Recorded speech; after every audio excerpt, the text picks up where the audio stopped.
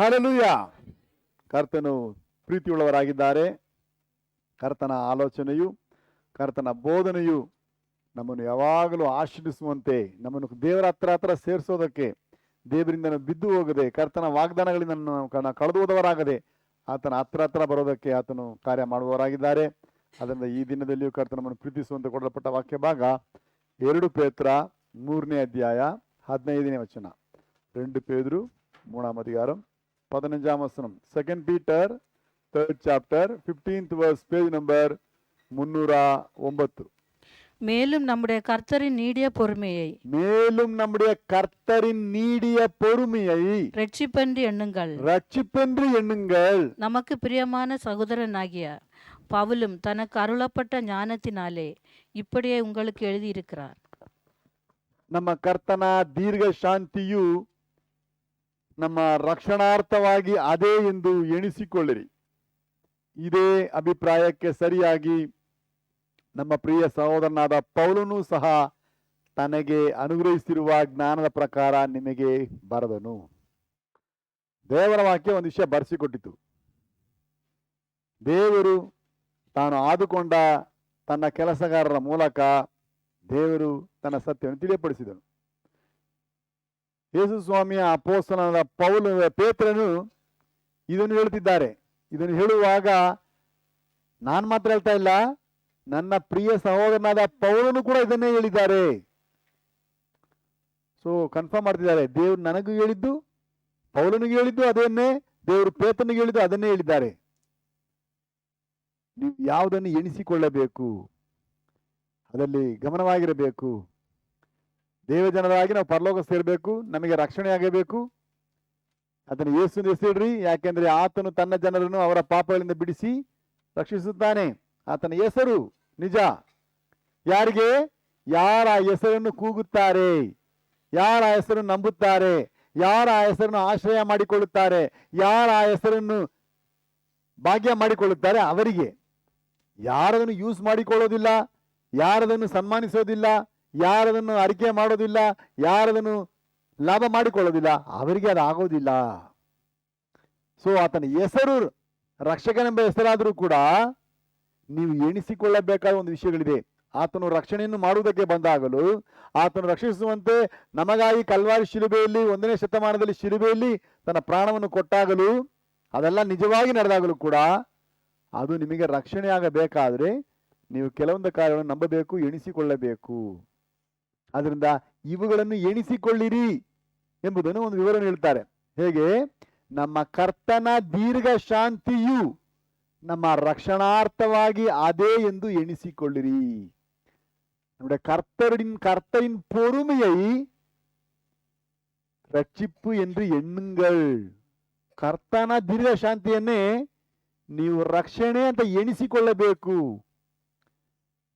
ಯೇಸು ಸ್ವಾಮಿ ನಮಗೆ ಮಾದರಿಯನ್ನು ತೋರಿಸಿ ಹೋಗಿದ್ದಾರೆ. ಯೇಸು ಸ್ವಾಮಿ ಏನೆಲ್ಲ ಮಾಡ್ತಾರೆ, ನಾವು ಅದನ್ನು ಕೈಗೊಳ್ಳುವಂತೆ, ನಾವು ಅದನ್ನು ಹಿಂಬಾಲಿಸಿ ಬರುವಂತೆ. ನಾನು ನಿಮಗಾಗಿ ಹಿಂಬಾಲಿಸಿ ಬರಬೇಕಾದ ಹೆಜ್ಜೆ ಬಿಟ್ಟು ಹೋಗಿದ್ದೇನೆ, ಅದನ್ನು ಮಾದರಿಯಾಗಿ ಹಿಂಬಾಲಿಸಿರಿ ಅಂತ ಹೇಳಿದ್ದಾರೆ. ಸೊ ಕರ್ತನ ದೀರ್ಘ ಶಾಂತಿ ರಕ್ಷಣೆಯಾಗಿರ್ತದೆ. ಆದ್ರಿಂದ ನಾವು ಕೂಡ ನಮ್ಮ ದೀರ್ಘ ಶಾಂತಿಯ ಬಗ್ಗೆ ನಾವು ಜಾಗ್ರತೆ ವಹಿಸಬೇಕು. ದೀರ್ಘ ಶಾಂತಿ ಅಂತ ಹೇಳಿದ್ರೆ ಏನು ಮಾಡಬೇಕು? ಸ್ವಲ್ಪ ವೆಯ್ಟ್ ಮಾಡಬೇಕು, ಅವಸರ ಪಡಬಾರ್ದು, ಆತರ ಪಡಬಾರ್ದು. ಯಾಕಂದ್ರೆ ರೋಡಲ್ಲಿ ಹೋಗುವ ಲಾರಿಗಳ ಹಿಂದೆ ಹಾಕಿರ್ತಾರೆ, ಅಪಘಾತಕ್ಕೆ ಅವಸರವೇ ಕಾರಣ. ಅಷ್ಟು ಅರ್ಜೆಂಟ್ ಆಗಿ ಹೋಗಿ ಏನ್ ಮಾಡ್ಬಿಡ್ತೀಯ?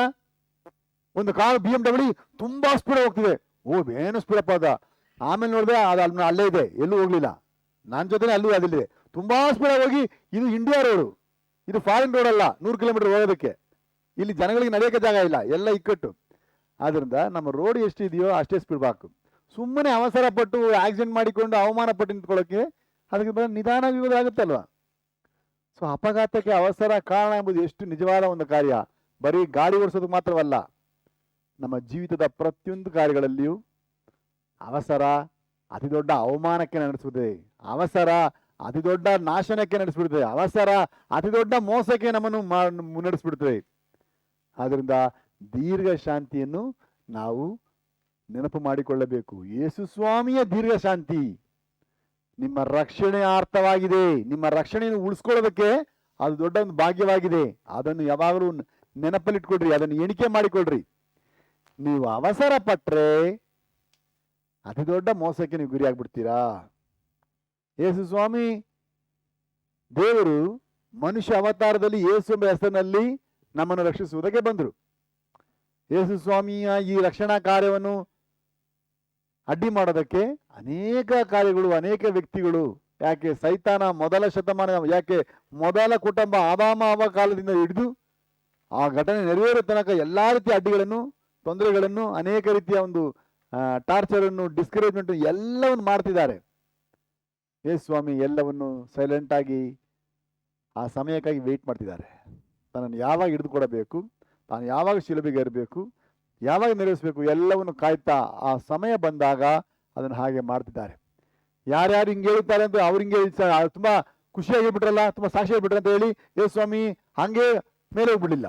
ಯಾರು ಅದನ್ನು ಹೊಗಳಿದಾಗಲೂ ಆವಾಗಲೂ ಹಂಗೆ, ಯಾರು ಅದನ್ನು ತೆಗಳಿದಾಗಲೂ ಆವಾಗಲೂ ಹಂಗೆ. ಯಾಕಂತ ಹೇಳಿದ್ರೆ ಮನುಷ್ಯ ಗೊತ್ತಾ, ಯಾರೋ ನಮ್ಮನ್ನು ಪ್ರೈಸ್ ಮಾಡ್ಬಿಟ್ರೆ ನಾವು ಹಂಗೇ ಆಕಾಶದಲ್ಲಿ ನಿಂತ್ಕೊಂಡ್ಬಿಡ್ತೀವಿ. ಯಾರೋ ನಮ್ಮನ್ನು ಕೆಳಗೆ ಮಾಡ್ಬಿಟ್ರೆ ಕೆಳಗೆ ಭೂಮಿ ಬಿದ್ದು ಬಿಡ್ತೀವಿ. ಅದಲ್ಲ, ಅದು ಸುಳ್ಳೋದು. ನೀನು ಅರ್ಥ ಮಾಡಿಕೋ, ಇವರು ಹೇಳೋ ಮಾತು ಎಷ್ಟು ಮಾತ್ರ ನಿಜ, ಇವರು ಏನು ಉದ್ದೇಶದಿಂದ ಇದು ಹೇಳ್ತಿದ್ದಾರೆ. ವೆಯ್ಟ್ ಮಾಡು, ಅವಸರ ಪಡಬೇಡ. ಅವಸರ ಪಟ್ರೆ ಮೋಸ ಆಗ್ಬಿಡ್ತೀವಿ. ದೇವ ಜನರು ಕೂಡ ಈ ಸತ್ಯವೇದವನ್ನು ಪ್ರೀತಿಸಿ ಯೇಸು ಸ್ವಾಮಿಯನ್ನು ಇಷ್ಟಪಟ್ಟು ಸಭೆಗೆ ಸೇರ್ಕೊಳ್ತಾರೆ, ಸುವಾರ್ತೆಯಲ್ಲಿ ಭಾಗಿಯಾಗ್ತಾರೆ. ಅನೇಕರು ಬೇಗನೆ ದೊಡ್ಡ ದೊಡ್ಡ ಕಾರ್ಯ ಮಾಡಕ್ಕೆ ನೋಡ್ತಿರ್ತಾರೆ. ಕೆಲವರು ಸುಮ್ಮನೆ ನಿಧಾನವಾಗಿರ್ತಾರೆ, ತುಂಬ ಸ್ಪೀಡಲ್ಲಿ ಇರೋಲ್ಲ, ತುಂಬ ನಿಧಾನವಾಗಿರ್ತಾರೆ. ಸ್ವಲ್ಪ ದಿವಸ ಗಮನಿಸಿ ನೋಡಿದಾಗ ಏನಪ್ಪ ಅವರು ತುಂಬ ಏನೇನು ಹೇಳ್ತಾರೆ, ಇವಾಗೆಲ್ಲ ಅಡ್ರೆಸ್ ಇಲ್ಲ, ಎಲ್ಲಿ ಕಳೆದೋಗ್ಬಿಟ್ರು, ಏನಾಗ್ಬಿಟ್ರು, ಏನೋ ಆಕ್ಸಿಡೆಂಟ್ ಆಯಿತು, ಸ್ಪೀಡಾಗಿ ಹೋಗಿ ಏನಾಯಿತು. ಇದು ಮಕ್ಕಳಾದ ನಮಗೆ ಯಾವುದು ನೆನಪಿಸ್ತದೆ? ಸ್ಕೂಲಲ್ಲಿ ಟೀಚರ್ ಕೊಟ್ಟಿದ್ದಾರಲ್ಲ, ರನ್ನಿಂಗ್ ರೇಸ್ ಬಿಟ್ರಂತೆ, ಮೊಲಕ್ಕೂ ಆಮೆಗೂ. ಈ ಆಮೆ ಏನ್ ಮಾಡುತ್ತೆ, ನಿಧಾನವಾಗಿ, ಅದಕ್ಕೆ ಓಡಕ್ಕಾಗೋದಿಲ್ಲ, ಅದರ ಬಾಡಿ ಫಿಟ್ನೆಸ್ ಓಡಕ್ಕಾಗಲ್ಲ, ಅದು ನಿಧಾನವಾಗಿ ಚಲಿಸಕ್ಕಾಗುತ್ತೆ. ಆದ್ರೆ ಮೊಲ ಅದು ನಡೆಯಕ್ಕಾಗೋದಿಲ್ಲ, ಅದು ಎಲ್ಲಕ್ಕೂ ಜಿಗಿದು ಹಂಗೆ ಜಂಪ್ ಮಾಡಿ ಹೋಗುತ್ತೆ. ಆದ್ರಿಂದ ಮೊಲಕ್ಕೆ ದೊಡ್ಡ ನೆನಪು, ಈ ಆಮೆ ಎಲ್ಲ ನನ್ನನ್ನು ಗೆಲ್ಲಕ್ಕಾಗತ್ತಾ? ಅದು ಚರಿತ್ರೆಯಲ್ಲಿದೆಯಾ? ನನ್ನ ಸ್ಪೀಡ್ ಏನು, ನನ್ನ ಪರ್ ಕಿಲೋಮೀಟರ್ ಎಷ್ಟು ಹೋಗ್ತೀನಿ, ಇವನು ಏನು ಕತೆ, ಅಜಗಜಾಂತರ ಒಂದು ವ್ಯತ್ಯಾಸ ಇದೆಯಲ್ಲ ಅಂತ ಹೇಳಿ ಮೊಲ ಸ್ಪೀಡಾಗಿ ಹೋಗಿ ಮುಕ್ಕಾಲು ಭಾಗ ಆಗ್ಬಿಟ್ಟು ಸೇರಿ ಆ ಸೋಮ್ಯಾರಿಕ ಆಮೆ ಬರಕ್ಕೆ ಏನಾಗುತ್ತೆ, ತುಂಬಾ ಲೇಟ್ ಆಗುತ್ತೆ, ನಾನು ಅಷ್ಟೊತ್ತು ನಿಂತ್ಕೊಂಡು ವೇಟ್ ಮಾಡೋಕ್ಕಾಗಲ್ಲ, ಸ್ವಲ್ಪ ಮಾಡೋಣ, ನಿದ್ದೆ ಮಾಡೋಣ ಅಂತ ನಿದ್ದೆ ಮಾಡಿಬಿಡ್ತು. ನಿದ್ದೆ ಮಾಡಿ ಕಣ್ಣು ತೆರೆದು ನೋಡುವಾಗ ಹಿಂದೆ ತಿರುಗಿ ನೋಡಿದ್ರೆ ಯಾರಿಲ್ಲ, ಆಮೆ ಇಲ್ಲ. ಆಮೆ ನಿಧಾನವಾಗಿ ಬಂದು ಕೊನೆಗೆ ಆಮೆ ಗೆದ್ಬಿಡ್ತು. ಅವಸರ ಪಟ್ಟು ಹೋಗಿ ತಪ್ಪರ್ಥ ಮಾಡಿಕೊಂಡು ಅನೇಕರನ್ನು ತಪ್ಪಾದ ಮಿಸ್ಕ್ಯಾಲ್ಕುಲೇಷನ್ ಮಾಡಿ ಅವಮಾನ ಪಟ್ಟು ನಿಂತೋಯ್ತು. ಸೊ ಇದು ಕತೆ ಮಾತ್ರವಲ್ಲ, ನಮ್ಮ ಜೀವಿತದಲ್ಲಿ ಇದನ್ನು ಅಳವಡಿಸಿಕೊಳ್ಳಬೇಕಾದ ತುಂಬಾ ಕಾರ್ಯಗಳಿದೆ. ಯಾಕೆಂದ್ರೆ ಕ್ರಿಸ್ತನಿಗಾಗಿ ಓಡುವುದಕ್ಕೆ ಬಂದ ಎಷ್ಟೋ ಜನರ ಕತೆಗಳ ಹಿಂಗೆ ಆಗಿದೆ. ಏನೋ ಅಂತ ಎನಿಸಿಕೊಂಡಾಗಲ್ಲ ಏನಾಗಿದೆ, ಎಲ್ಲಿ ಮೋಸವಾಗಿದೆ ಅಂದ್ರೆ ಕರ್ತನ ದೀರ್ಘ ಶಾಂತಿಯನ್ನೇ ರಕ್ಷಣೆ ಎಂದು ಎಣಿಸಿಕೊಳ್ಳೋದಕ್ಕೆ ಗೊತ್ತಿಲ್ಲದೆ ಹೋಗ್ಬಿಟ್ಟಿದ್ದಾರೆ. ಎಲ್ಲಿ ನಾವು ಸ್ವಲ್ಪ ವೆಯ್ಟ್ ಮಾಡಬೇಕು, ಎಲ್ಲಿ ನಾವು ತಾಳ್ಕೊಂಡಿರ್ಬೇಕು, ಎಲ್ಲಿ ನಾವು ಸಹನೆಯಾಗಿರ್ಬೇಕು, ಎಲ್ಲಿ ನಾವು ಸೈರಣೆಯನ್ನು ಉಳಿಸ್ಕೊಳ್ಳುವವರಾಗಬೇಕು, ಎಲ್ಲಿ ನಾವು ತಾಳ್ಮೆ ತೋರಿಸಬೇಕು, ಎಲ್ಲಿ ನಾವು ಕಾಯುವುದಕ್ಕೆ ಕಲ್ತ್ಕೊಳ್ಬೇಕು. ಈ ಒಂದು ಪ್ರೋಸೆಸ್ ನಮ್ಗೆ ಅರ್ಥವಾಗಲಿಲ್ಲ ಅಂದ್ರೆ ಯೇಸು ಸ್ವಾಮಿ ನಮ್ಮನ್ನು ರಕ್ಷಿಸಕ್ಕೆ ಬಂದ ಕಾರ್ಯಗಳೆಲ್ಲ ವೇಸ್ಟ್ ಆಗ್ಬಿಡುತ್ತೆ. ಮೊಳ ನಿಜವಾಗ್ಲೂ ಶಕ್ತಿಶಾಲಿಯೇ, ಅದು ಹಿಡಿಯೋಕೆ ಆಗೋದಿಲ್ಲ. ನಾವು ಈ ಊರಿಗೆ ಬರುವಾಗ ಇಲ್ಲಿ ಯಾವ ಮನೆಗಳಿಲ್ಲ, ಇದೆಲ್ಲ ಬರೀ ತೋಪುಗಳು ಮಾತ್ರ. ನಾವು ಒಂಟಿ ಮನೆ ಆಗಿದ್ದಾಗ ಇಲ್ಲೆಲ್ಲ ಮೊಳ ಹಿಡಿಯೋಕೆ ಜನ ಬಳೆಗಳು ಇಟ್ಕೊಂಡು ಯಾರು ಬರ್ತಾ ಇದ್ರು, ಯಾವುದೋ ಜನಗಳೆಲ್ಲ ಮೊಳ ಹಿಡಿಯಕ್ಕೆ ಬರ್ತಾ ಇದ್ರು. ಅದನ್ನ ನೋಡಕ್ಕೆ ಆಗೋದಿಲ್ಲ, ಎಷ್ಟು ಸ್ಪೀಡಾಗಿ ಹೋಗುತ್ತೆ, ಎಷ್ಟು ಹಿಂದೆ ಹೊಡೆದು ಅದು ಯಾವ್ದೋ ಹಳೆಗಳಿಗೆ ಬಚ್ಚಿಕೊಡ್ತೇವೆ, ಹಿಡಿಯೋಕೆ ಆಗಲ್ಲ, ಬಳೆಯೆಲ್ಲ ಹಾಕಿಡ್ಬೇಕು, ಅಷ್ಟು ಸ್ಪೀಡ್ ನಿಜಾನೇ. ಹಾಗೆ ದೇವರ ಮನುಷ್ಯರೇ ಮಕ್ಕಳೇ, ನೀವು ತುಂಬಾ ಸ್ಪೀಡೇ. ದೇವರನ್ನು ಪ್ರೀತಿಸುವುದರಲ್ಲಿ, ದೇವರನ್ನು ಹುಡುಕೋದ್ರಲ್ಲಿ, ದೇವರ ವಾಕ್ಯವನ್ನು ಕಲಿಯುವುದರಲ್ಲಿ, ಸತ್ಯವನ್ನು ಗ್ರಹಿಸಿಕೊಳ್ಳುವುದರಲ್ಲಿ ತುಂಬಾ ಸ್ಪೀಡೇ. ಆದರೆ ಅದನ್ನು ಬುದ್ಧಿಯಾಗಿ ನೀವು ಯೂಸ್ ಮಾಡಲಿಲ್ಲ ಅಂದ್ರೆ ನಿಮ್ಮ ಸ್ಪೀಡು ನಿಮಗೆ ದೊಡ್ಡ ನಾಚಿಕೆಯನ್ನು ಉಂಟು ಮಾಡಿಬಿಡುತ್ತದೆ ಎಂಬುದನ್ನು ಮರಿಬೇಡ್ರಿ. ನಿಮ್ಮ ರಕ್ಷಣೆ ಯೇಸು ಸ್ವಾಮಿ ಏನು ಕೊಟ್ಟಿದ್ದಾರೆ ಅದನ್ನು ಉಳಿಸಿಕೊಳ್ಳಬೇಕಾದ, ನೀವು ಎಣಿಸಿಕೊಳ್ಳಬೇಕಾದ ಕಾರ್ಯ ನಮ್ಮ ಕರ್ತನ ದೀರ್ಘ ಶಾಂತಿಯನ್ನೇ ರಕ್ಷಣೆ ಎಂದು ಎಣಿಸಿಕೊಳ್ಳಕ್ಕೆ ನೀವು ಕಲ್ತಿರ್ಬೇಕು. ಈ ಪಾಠ ಒಬ್ಬನು ಕಲ್ತ್ಕೊಳ್ಳಿಲ್ಲ ಅಂದ್ರೆ ನಾಚಿಕೆ, ಅವಮಾನ, ಸೋಲು ಮಾತ್ರವೇ ನಮ್ಮ ರಿಸಲ್ಟ್ ಆಗಿರುತ್ತದೆ ಎಂಬುದನ್ನು ಮರಿಬಾರದು. ಆದ್ದರಿಂದ ಈ ಒಂದು ಸಂದೇಶವನ್ನು ಪ್ರಶ್ನೆಯ ಶೀರ್ಷಿಕೆಯಾಗಿ ಕಲಿಯೋಣ. ಸಂದೇಶದ ಶೀರ್ಷಿಕೆ: ಪಾಪಿಗಳಾದ ನಮ್ಮನ್ನು ರಕ್ಷಿಸಲು ಬಂದ ಯೇಸು ಕ್ರಿಸ್ತನ ಕ್ರಿಯೆಗಳಲ್ಲಿ ಯಾವುದನ್ನು ರಕ್ಷಣೆ ಎಂದು ಎಣಿಸಿಕೊಳ್ಳುವಂತೆ ಬರೆಸಲ್ಪಟ್ಟಿದೆ. ಪಾಪಿಗಳಾದ ನಮ್ಮನ್ನು ರಕ್ಷಿಸಲು ಬಂದ ಯೇಸು ಕ್ರಿಸ್ತನ ಕ್ರಿಯೆಗಳಲ್ಲಿ ಯಾವುದನ್ನು ரட்சணை என்று எண்ணிக்கொள்ளுವಂತೆ ಬರೆಸಲ್ಪಟ್ಟಿದೆ. பாவிகளான நம்மை ரட்சிக்க வந்த இயேசு கிறிஸ்துவின் கிரியைகளில் எதை ரட்சிப்பு என்று எண்ணும்படி எழுதப்பட்டிருக்கிறது. The works of Jesus Christ, who came to save sinners like us, what is written to be considered as salvation. ಯಾವುದನ್ನು ನೀನು ರಕ್ಷಣೆ ಅಂತ ನೀನು ಎಣಿಕೆ ಮಾಡಬೇಕು. ಯೇಸು ಸ್ವಾಮಿ ಬಗ್ಗೆ ತಿಳ್ಕೊಂಡಿದ್ಯಾ? ಸತ್ಯವೇದ ಬಗ್ಗೆ ತಿಳ್ಕೊಂಡಿದ್ಯಾ? ಪಾಸ್ಟರ್ ಬಗ್ಗೆ ತಿಳ್ಕೊಂಡಿದ್ಯಾ? ಸಭೆ ಬಗ್ಗೆ ತಿಳ್ಕೊಂಡಿದ್ಯಾ? ಆ ವಿವರ ತಿಳ್ಕೊಂಡಿದ್ಯಾ? ಇದೆಲ್ಲ ತಿಳ್ಕೊಂಡಿದ್ಯಾ? ಇದೆಲ್ಲ ತಿಳ್ಕೊಂಡು ನೀನು ಮರ್ತು ಬಿಟ್ಟಿದ್ಯಾ? ನಿನ್ನನ್ನು ಮರ್ತು ಬಿಟ್ಟು ಈ ರೇಸಲ್ಲಿ ಸೋತೋಗ್ಬಿಡ್ತಾ ಇದೆಯಾ? ಯಾವ್ದಾವುದನ್ನು ಯಾವಾಗ ಮಾಡಬೇಕು ಎಂಬ ಅರಿವು ನಮ್ಗೆ ಇರಬೇಕು. ನಮ್ಮನೇಲಿ ಸ್ಟವ್ ಇದೆ ಎಂಬುದಾಗಿ ಎಲ್ಲವನ್ನು ಎಲ್ಲ ಟೈಮಲ್ಲಿ ಮಾಡಂಗಿಲ್ಲ. ಸ್ಲೋ ಫ್ಲೇಮ್ ಯಾವ ಮಾಡಬೇಕು, ಹೈ ಫ್ಲೇಮ್ ಯಾವ ಮಾಡಬೇಕು, ಸ್ವಲ್ಪ ಜ್ಞಾನ ಇರಬೇಕು. ಇಲ್ಲ ಅಂದ್ರೆ ಅಷ್ಟು ಖರ್ಚು ಮಾಡಿ ಆಹಾರ ಏನಾಗುತ್ತೆ, ಓಡುತ್ತೆ. ಕೆಲವೊಂದು ಕಾರ್ಯಗಳನ್ನು ನಿಧಾನವಾಗಿಯೇ ಮಾಡಬೇಕು. ನಿಧಾನವಾಗಿ ಮಾಡಿದ್ರೆ ರುಚಿ. ಒಂದು ತುಪ್ಪವನ್ನು ನೀವು ಕಾಯಿಸ್ಬೇಕಾದ್ರೆ ನೀವು ಹೈ ಫ್ಲೇಮ್ ಎಲ್ಲ ಮಾಡಿದ್ರೆ ತುಪ್ಪ ಚೆನ್ನಾಗಿ ಬರಲ್ಲ. ಅದನ್ನು ಸ್ಲೋ ಮೀಡಿಯಂ ಫ್ಲೇಮ್ ಹಂಗೇ ಮಾಡಿದ್ರೆ ಅದು ಆರೋಗ್ಯವಾದ ಒಳ್ಳೆಯ ಕ್ವಾಲಿಟಿ ತುಪ್ಪ ಸಿಗೋದು. ಸೊ ದೇವ ಜನರು ಕೂಡ ಈ ರಕ್ಷಣಾ ಮಾರ್ಗದಲ್ಲಿ ಸ್ಲೋ ಅಂಡ್ ಸ್ಟಡಿ, ನಿಧಾನವಾಗಿರ್ಬೇಕು. ಆದ್ರೆ ಮುಂದೆ ಮುಂದೆ ಮುಂದೆ ಮುಂದೆ ಹೋಗ್ತಾ ಇರಬೇಕು. ವಿಶ್ವಾಸಿಯೇ, ನಿನ್ನ ಆತ್ಮಿಕ ಯಾತ್ರೆ ಹೇಗಿದೆ ಎಂದು ಯೋಚನೆ ಮಾಡಿದ್ಯಾ? ನಿಧಾನವಾಗಿ ಮುನ್ನಡಿ ಅಂತ ಹೇಳಿದ್ದಾರೆ. ಕೆಲವು ನಿಧಾನವಾಗಿ ಸ್ಟಾಪ್ ಆಗಿಬಿಟ್ಟಿದ್ದಾರೆ. ಎಷ್ಟೋ ವರ್ಷಗಳಿಂದ ಅದೇ ಸ್ಥಿತಿಯೇ. ಏನಾದ್ರು ಮಾರ್ಪಾಟಿದೆಯಾ? ಏನಾದ್ರು ವ್ಯತ್ಯಾಸವಿದೆಯಾ? ಏನಾದ್ರು ಬೆಳವಣಿಗೆ ಇದೆಯಾ? ಹೋದ ವರ್ಷಕ್ಕಿಂತ 24ಕ್ಕಿಂತ 25 ಏನಾದ್ರೂ ಇಂಪ್ರೂವ್ಮೆಂಟ್ ಆಗಿದೆಯಾ? ಆ ನೆನಪೇ ಇಲ್ಲ. ದೀರ್ಘ ಶಾಂತಿಯಿಂದ ಮುನ್ನಡೆಯೇ ಕೇಳಿದ್ದಾರೆ ಹೊರತು ದೀರ್ಘ ಶಾಂತಿಯಿಂದ ನೀವು ಹಿಂದೆ ಹೋಗಕ್ಕೆ ಕೇಳಲಿಲ್ಲ, ಸ್ಟಾಪ್ ಆಗ ಕೇಳಲಿಲ್ಲ. ನೀವು ಅವಮಾನ ಪಟ್ಟಾಗ ನೀವು ನಿಂತ್ಕೊಳ್ಳೋಗಲ್ಲ. ನೀವು ಕರ್ತನ ದೀರ್ಘ ಶಾಂತಿಯನ್ನು ರಕ್ಷಣೆಯಾಗಿ ಎಣಿಸಿಕೊಳ್ಳೋದಕ್ಕೆ ನೀವು ಎಣಿಸಿಕೊಂಡು ಅದನ್ನು ನಮ್ಮ ಜೀವಿತದಲ್ಲಿ ಅಳವಡಿಸಿಕೊಳ್ಳಲಿಲ್ಲ ಅಂದ್ರೆ ನಮ್ಮ ರಕ್ಷಣೆ ಇನ್ವ್ಯಾಲಿಡ್ ಆಗ್ಬಿಡುತ್ತೆ ಎಂಬುದನ್ನು ಮರಿಬೇಡ್ರಿ. ಇದನ್ನೇ ಪೌಲನು ಇದನ್ನೇ ಒತ್ತಿ ಹೇಳ್ತಾರೆ, ಇದನ್ನೇ ಪೇತ್ರನು ತಿರುಗಿ ಹೇಳ್ತಾರೆ. ಅಂದ್ರೆ ಒಂದು ವಿಷಯವನ್ನು ತಿರುಗಿ ಹೇಳುವಾಗ ತುಂಬಾ ಸೀರಿಯಸ್ ಆಗಿ ತಗೋಬೇಕು. ಅನೇಕ ಜನರು ದೇವರಿಗಾಗಿ ಓಡುತ್ತೇನೆ ಅಂತ ಹೇಳಿಕೊಂಡು ಏನೋ ಮಾಡ್ಬಿಡ್ತಾರೆ. ಏನೋ ಮಾಡ್ತಾರೆ ಅಂತ ಹೇಳಿದ್ರೆ ಈ ಅವಸರ, ಇವಾಗ ಗಾಡಿನ ಅವಸರವಾಗಿ ಅರ್ಧೇನು ಸ್ಪೀಡಾಗಿ ಓಡಿಸಿ ಬಿಡೋದು. ಹಾಗಾದ್ರೆ ನಾವೆಲ್ಲ ಡ್ರೈವರ್ಸಾ? ಇಲ್ಲ ಸ್ಕೂಲ್ ಡ್ರೈವರ್ಸಾ? ಇಲ್ಲ ವ್ಯಾನ್ ಡ್ರೈವರ್ಸಾ? ಇಲ್ಲಿ ಕುತ್ಕೊಂಡಿದ್ದೀವಿ. ನಮ್ಗೆ ಬೇರೆ ಬೇರೆ ಕೆಲಸ ಇದೆಯಲ್ಲ, ನಾವು ಬರೀ ಸ್ಪೀಡನ್ನು ಓಡ್ತಾ ಇಲ್ವಲ್ಲ. ಅಂದರೆ ಈ ಸ್ಪೀಡು ಓಡಿಸೋದು ಮಾತ್ರ ಅಲ್ಲ, ಈ ಸ್ಪೀಡು ಮಾತಾಡುವುದರಲ್ಲಿ, ಈ ಸ್ಪೀಡು ಕ್ರಿಯೆಗಳು ಮಾಡುವುದರಲ್ಲಿ, ಈ ಸ್ಪೀಡು ರಿಯಾಕ್ಟ್ ಮಾಡುವುದರಲ್ಲಿ, ಈ ಸ್ಪೀಡು ದೇವರ ಚಿತ್ತ ಮಾಡುವುದರಲ್ಲಿ, ಇನ್ನು ಅನೇಕ ವಿಷಯಗಳಲ್ಲಿ ಈ ಕಾರ್ಯ ಬಂದ್ಬಿಡುತ್ತೆ. ದೀರ್ಘ ಶಾಂತಿಯನ್ನು ರಕ್ಷಣೆಯಿಂದ ಎಣಿಸಿಕೊಳ್ಳಕ್ಕೆ ಯಾರೆಲ್ಲ ಕರ್ಕೊಳ್ಳಿಲ್ಲ ಅವರೆಲ್ಲರೂ ಕೂಡ ರಕ್ಷಣೆಯನ್ನು ಮೋಸ ಮಾಡ್ಕೊಳ್ತಾರೆ ಎಂಬುದನ್ನು ತಿಳ್ಕೊಳ್ಳಬೇಕು. ಆದ್ರೆ ಎಣಿಸಿಕೊಳ್ಳಬೇಕಾದ್ರೆ ಅದನ್ನು ಪಡಿಬೇಕು. ಯಾರು ಕೊಡ್ತಾರೆ? ಲೋಕ ಕೊಡೋಕ್ಕಾಗುತ್ತಾ? ನಿಮ್ಮ ತಂದೆ ತಾಯಿಗಳು ಕೊಡೋಕ್ಕಾಗುತ್ತಾ? ನಿಮ್ಮ ಮನೆ ಕಳ್ಸ್ಕೊಡಕ್ಕಾಗುತ್ತಾ? ಇವನ್ನೆಲ್ಲ ಯಾಕೆ ಕಳ್ಸ್ಕೊಡಕ್ಕಾಗಲ್ಲ? ಮಣ್ಣಿನಿಂದ ಬಂದವರು ಮಣ್ಣಿಗೆ ಹೋಗೋದಕ್ಕೆ ಮಾತ್ರ ಬುದ್ಧಿ ಕೊಡ್ತಾರೆ, ಬೇರೆ ಏನು ಕೊಡಲ್ಲ. ಬೇರೆ ಏನು ಕಳ್ಸ್ಕೊಡಕ್ಕಾಗಲ್ಲ. ಯಾಕಂದ್ರೆ ಆದಾಮನು ಎಲ್ಲಿಂದ ಬಂದವನಾಗಿದ್ದಾನೆ? ಮಣ್ಣಿನಿಂದ ಬಂದವನು. ಅವನ ಹೊಟ್ಟೆಯಿಂದ ಬಂದ ಎಲ್ಲರೂ ಕೂಡ ಅದೇ ಜನನೇ. ನೀನು ಮಣ್ಣಿಗೆ ಹೇಗೆ ಸೇರೋದು ಮಾತ್ರ ಕಳ್ಸ್ಕೊಡ್ತಾ ಹೊರತು ಹೇಗೆ ನೀನು ಪರಲೋಕ ಸೇರೋದನ್ನು ಕಳ್ಸ್ಕೊಡೋದಿಲ್ಲ. ಆದ್ರಿಂದ ಜನ್ಮ ಬುದ್ಧಿ ಅಂತ ಬರುತ್ತೆ ನೋಡಿ, ಎತ್ತವರ ಗುಣ ಹಾಗೆ ಮಕ್ಕಳಲ್ಲಿ ಹಂಗೇ ಬರ್ತಾ ಇರುತ್ತೆ. ಅದು ದೇವ್ರನ್ನ ಮೆಚ್ಚಿಸುವುದಕ್ಕಲ್ಲ, ದೇವ್ರನ್ನ ರೇಗಿಸುವ ಗುಣಗಳನ್ನೇ ಮಾಡ್ತಾ ಇರ್ತೀವಿ. ನಾವು ಏನೋ ಮಾಡ್ತೀವಿ ತಿಳ್ಕೊಂಡು ನಮಗೆ ನಾವು ಕೇಡು ಮಾಡ್ಕೊಳ್ತಾ ಇರ್ತೀವಿ. ಕರ್ತನ ದೀರ್ಘ ಶಾಂತಿಯನ್ನು ಎಣಿಸುವುದಕ್ಕೆ ಬುದ್ಧಿ ಇಲ್ಲದವರಾಗಿ ನಾವು ಮೋಸ ಮಾಡ್ಕೊಳ್ತೀವಿ. ಅಪಘಾತಕ್ಕೆ ಅವಸರ ಕಾರಣ ಎಂಬುದು ಹಾಗೆ ಅತಿ ದೊಡ್ಡ ಅಪಘಾತವನ್ನು ನಮ್ಮ ಆತ್ಮೀಯತೆಯಲ್ಲಿ ಮಾಡಿಬಿಟ್ಟು ಮುಂದೆ ಹೋಗದ ಹಾಗೆ, ರಿಪೇರಿ ಮಾಡೋಕ್ಕಾಗದ ಹಾಗೆ, ಅದನ್ನು ಸರಿಪಡಿಸಿಕೊಳ್ಳಕ್ಕಾಗದೆ ಮತ್ತೆ ತಿರುಗಿ ನರಕಕ್ಕೂ ಹೋಗಲ್ಲ, ಇಲ್ಲಿ ಹಿಂಗೂ ಹೋಗಲ್ಲ, ಅದು ಹಂಗೆ ನಡು ಬೀದಿಯಲ್ಲಿ ನಿಂತ್ಕೊಳ್ಳೋ ಸ್ಥಿತಿ. ಎಷ್ಟು ದೊಡ್ಡ ಒಂದು ವೇದನೆಯ ಕಾರ್ಯ. ಕಾರಣವೇನೆಂದ್ರೆ ನೀನು ಯಾವುದನ್ನು ರಕ್ಷಣಾರ್ಥವಾಗಿದೆ ಎಂಬುದನ್ನು ನೀನು ಗಮನಿಸಲಿಲ್ಲ. ಪೌಲನು ಅದೇ ಹೇಳ್ತಾರೆ, ಪೇತ್ರನು ಅದೇ ಹೇಳ್ತಿದ್ದಾರೆ. ಇದನ್ನೇ ಬರೆಸಲ್ಪಟ್ಟಿದೆ. ಹಾಗಾದ್ರೆ ಈ ಸತ್ಯವೇ ಇದಕ್ಕಾಗಿಯೇ ಬರೆಸಲ್ಪಟ್ಟಿದೆ. ನೀನು ನಿನ್ನ ಆತ್ಮಯಾತ್ರೆಯಲ್ಲಿ ಮೋಸ ಆಗಬಾರ್ದು. ನೀನು ಅವಸರ ಪಟ್ಟು ನೀನು ಏಮಾರ್ಬಿಡಬಾರ್ದು. ನೀನು ತುಂಬಾ ಬುದ್ಧಿವಂತನು, ಜ್ಞಾನಿ ಅಂತ ನೆನೆಸಿಕೊಂಡು ನೀನು ಹಾಳಾಗಿ ಹೋಗ್ಬಾರ್ದು. ನೀನು ಆತ್ಮಯಾತ್ರೆಯಲ್ಲಿ ನಿಧಾನವಾಗಿ ಮುಂದೆ ಮುಂದೆ ಮುಂದೆ ನಡೆಯೋದಕ್ಕೆ ಕಾರ್ಯ ಮಾಡಬೇಕು. ಉದಾಹರಣೆಗೆ ನೋಡಿ, ಅಲ್ಲಿ ಒಂದು ಏನಿದೆ, ಮೇಲೆ ಹೋಗ್ಬೇಕಾದ್ರೆ ಏನ್ ಮಾಡ್ಬೇಕು?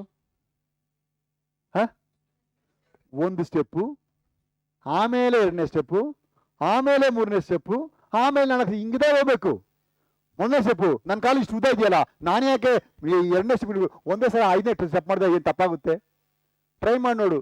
ನೀನು ಕಾಲು ಸಿಕ್ಕಿಕೊಂಡು ಏನಾಗ್ತೀಯಾ? ಕಾಲು ಮುರ್ಕೊಂಡು ಅವನಾಗಿ ಹಾಸ್ಪಿಟಲ್ಗೆ ಸೇರ್ತೀಯ. ಹೀಗೆ ಅನೇಕ ಸಮಯದಲ್ಲಿ ನಾವು ಸ್ಟೆಪ್ ಬೈ ಸ್ಟೆಪ್ ಇರಬೇಕು. ಅಗಲ ಕಾಲ ವಿಕ್ಕಾದೆ, ದೊಡ್ಡ ಹೆಜ್ಜೆ ಇಡಬೇಡ, ನಿಮಗೆ ಮೋಸ ಬಿಡುತ್ತೆ. ಕೆಲವೊಂದು ಕಾಲಗಳು ಗಮನಿಸುವಾಗ ನಮಗೆ ತುಂಬಾ ಖುಷಿ ಆಗುತ್ತೆ. ಇಷ್ಟೇನಾ ಇದು ಈಸಿಯಾಗಿ ಮಾಡ್ಬಿಡ್ತೀನಿ, ಈಸಿಯಾಗಿ ಹೇಳ್ಬಿಡ್ತೀನಿ, ಇಷ್ಟೇನಾ, ಸುಲಭ ಅಂತ ನೆನೆಸ್ಕೊಳ್ತೀವಿ. ಆದರೆ ನಾವು ದೀರ್ಘ ಶಾಂತಿಯನ್ನು ಕಾಪಾಡಿಕೊಳ್ಳಬೇಕಾದ ರಹಸ್ಯವನ್ನು ಅರ್ಥ ಮಾಡಿಕೊಳ್ಳಲ್ಲ ಅಂದ್ರೆ ನಿನ್ನ ರಕ್ಷಣೆ ಮೋಸ ಆಗ್ತಿದೆ ಎಂಬುದನ್ನು ಮರಿಬೇಡ. ಆದ್ರಿಂದ ನಿನ್ನ ಕುಟುಂಬ, ನಿನ್ನ ತಂದೆ ತಾಯಿಗಳು, ನಿನ್ನ ಮನೆತನ, ನಿನ್ನ ಜನ್ಮ ಇದು ನಿಮಗೆ ಕಳಿಸಿಕೊಡಲ್ಲ. ಆದ್ರಿಂದಲೇ ಪೌಲನು ಪೇತ್ರ ಹೇಳ್ತಾರೆ, ಯಾವ್ದನ್ನು ನೋಡ್ರಿ, ನಮ್ಮ ಕರ್ತನ ದೀರ್ಘ ಶಾಂತಿಯನ್ನು, ಯೇಸು ಸ್ವಾಮಿಯ ದೀರ್ಘ ಶಾಂತಿಯನ್ನೇ ನೀವು ಎಣಿಕೆ ಮಾಡ್ರಿ, ಬೇರೆ ಯಾವ್ದು ಮಾಡಕ್ ಹೋಗ್ಬೇಡ್ರಿ. ಯಾಕಂದ್ರೆ ಅವರೆಲ್ಲ ಮಣ್ಣಿಗೆ ಸೇರಿದವರಾಗಿ ಮಣ್ಣಿಗೆ ಹೋಗ್ತಿದ್ದಾರೆ. ನಿನಗೆ ಸ್ವಲ್ಪ ಬುದ್ಧಿ ಇರಬೇಕು, ನಿನಗೆ ಸ್ವಲ್ಪ ಬೆನ್ನುಮೂಳೆ ಇರಬೇಕು. ಯಾರಾದ್ರೂ ಹೇಳ್ಕೊಡುವಾಗ ಇದು ಸರಿನಾ, ಇದು ತಪ್ಪಾ, ಇದು ದೇವ್ರು ಮೆಚ್ತಾರಾ, ದೇವ್ರ ಯಾಕೆ ಒಪ್ಕೊಳ್ತದ, ನ್ಯಾಯ ತೀರ್ಪಿನಲ್ಲಿ ನನ್ನ ಮನೆ ನಿಂತ್ಕೊಳ್ತಾರ, ಯೇಸು ಸ್ವಾಮಿ ನಿಂತ್ಕೊಳ್ತಾರ, ಯೋಚನೆ ಮಾಡು. ಸರಿಯಾದ ತಿಳುವಳಿಕೆ ನಿಂತ್ಕೋ. ಯಾಕಂತ ಹೇಳಿದ್ರೆ ಅವತ್ತು ಗುಂಪು ಗುಂಪಾಗಿ ಹೋಗಿ ನಿಂತ್ಕೊಂಡು ಅಲ್ಲಿ ನ್ಯಾಯ ತೀರ್ಪು ಮಾಡಕ್ಕಾಗಲ್ಲ. ನಿನ್ನ ಹೆಸರು ಕರೆಯುವಾಗ ನೀನು ಮಾತ್ರವೇ ನಿಂತ್ಕೊಳ್ಳಬೇಕಾಗುತ್ತದೆ.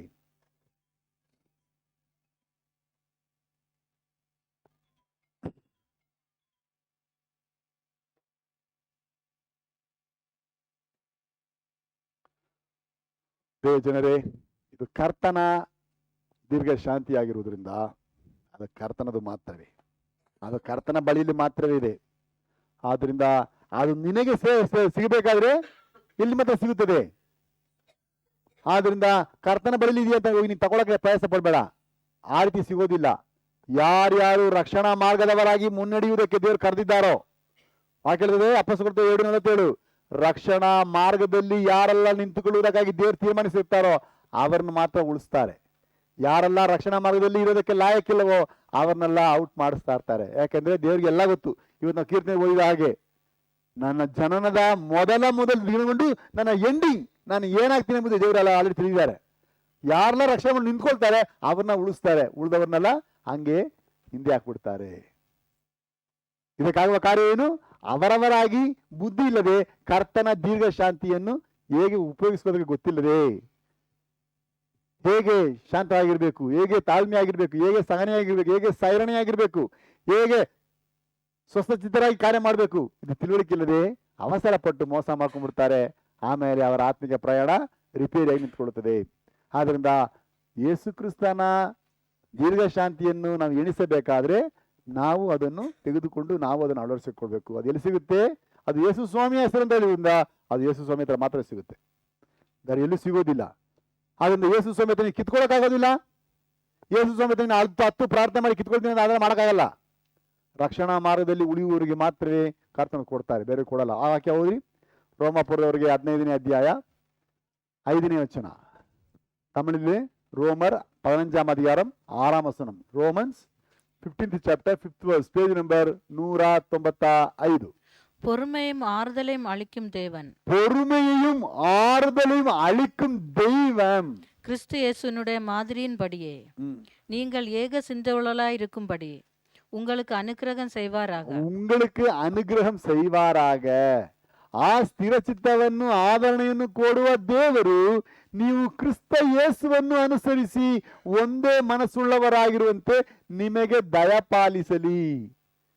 ಇದು ದೇವರು ಮಾತ್ರ ಕೊಡಕ್ಕಾಗುತ್ತೆ, ಯಾವ ಮನುಷ್ಯರು ಕೊಡಕ್ಕಾಗಲ್ಲ, ಯಾವ ಕೌನ್ಸಿಲರ್ ಕೊಡಕ್ಕಾಗೋದಿಲ್ಲ, ಕರ್ತನ ಮಾತ್ರ ಕೊಡಕ್ಕಾಗುತ್ತೆ. ಯಾಕಂದ್ರೆ ಇದು ಕರ್ತನ ದೀರ್ಘ ಶಾಂತಿ. ಆದ್ರಿಂದ ಇಲ್ಲಿ ಪ್ರಾರ್ಥನೆ ಏನು ಗೊತ್ತಾ? ದೇವರು ನಿಮಗೆ ದಯಪಾಲಿಸಲಿ. ಯಾರಿಗೆ? ನೀನು ರಕ್ಷಣಾ ಮಾರ್ಗದವನಾಗಿರುವುದಕ್ಕೆ ದೇವರು ನಿನ್ನನ್ನು ಕರೆದಾದ್ರೆ ದೇವರು ನಿನಗೆ ಕೊಡ್ತಾರೆ. ಏನ್ ಮಾಡಬೇಕು? ನಿನ್ನನ್ನು ಇರಿಟೇಟ್ ಮಾಡುವಾಗ, ನಿನ್ನನ್ನು ಕೋಪವನ್ನು ಎಬ್ಬಿಸುವಾಗ, ನಿನ್ನ ಕಾಲನ್ನು ತುಳಿಯುವಾಗ, ನಿನ್ನನ್ನು ಅವಮಾನ ಪಡಿಸುವಾಗ, ನಿನ್ನನ್ನು ನಿಂದಿಸುವಾಗ, ನಿನಗೆ ಕಷ್ಟಪಡಿಸುವಾಗ ನೀನು ಈ ಆಯುಧವನ್ನು ಉಪಯೋಗಿಸಬೇಕಾಗಿದೆ. ಎಲ್ಲಿ ಸೈಲೆಂಟ್ ಆಗಿರ್ಬೇಕು ಅಲ್ಲಿ ಸೈಲೆಂಟ್ ಆಗಿರ್ಬೇಕು. ಎಲ್ಲಿ ಮಾತಾಡಬೇಕು ಅಲ್ಲಿ ಮಾತಾಡಬೇಕು. ಎಲ್ಲಿ ಮಾತಾಡಬಾರ್ದು ಅಲ್ಲಿ ಮಾತಾಡಬಾರ್ದು. ಎಲ್ಲಿ ಕೋಪಿಸ್ಕೊಳ್ಬಾರ್ದು ಅಲ್ಲಿ ಕೋಪಿಸ್ಕೊಳ್ಬಾರ್ದು. ಇದೆಲ್ಲ ದೇವರ ಆಯುಧ. ಇದು ನೀವು ಒಪ್ಪಿಸಿಕೊಳ್ಳಿ, ದಯಪಾಲಿಸಲಿ. ಯಾರು ಕೊಡ್ತಾರೆ? ಆ ಸ್ಥಿರ ಚಿತ್ತ, ಅಂದ್ರೆ ಆ ಸಹನೆ, ಆ ತಾಳ್ಮೆ, ಆ ದೀರ್ಘಶಾಂತಿ. ಸ್ಥಿರ ಚಿತ್ತವನ್ನು ಆದರನ್ನು ಕೊಡುವ ದೇವರು ಯಾಕೆ ಕೊಡ್ತಾರೆ? ನೀವು ಕ್ರಿಸ್ತ ಯೇಸುವನ್ನು ಅನುಸರಿಸುವಂತೆ, ಬೇರೆ ಯಾರನ್ನೂ ಅಲ್ಲ. ಕ್ರೈಸ್ತರು ಅನುಸರಿಸಬೇಕಾದ ವ್ಯಕ್ತಿಗಳು ಯಾರು ಮಾತ್ರ? ಯಾರನ್ನು ಮಾತ್ರಮ್ಮ? ಕ್ರಿಸ್ತ ಯೇಸುವನ್ನು ಮಾತ್ರ ಅನುಸರಿಸಬೇಕು.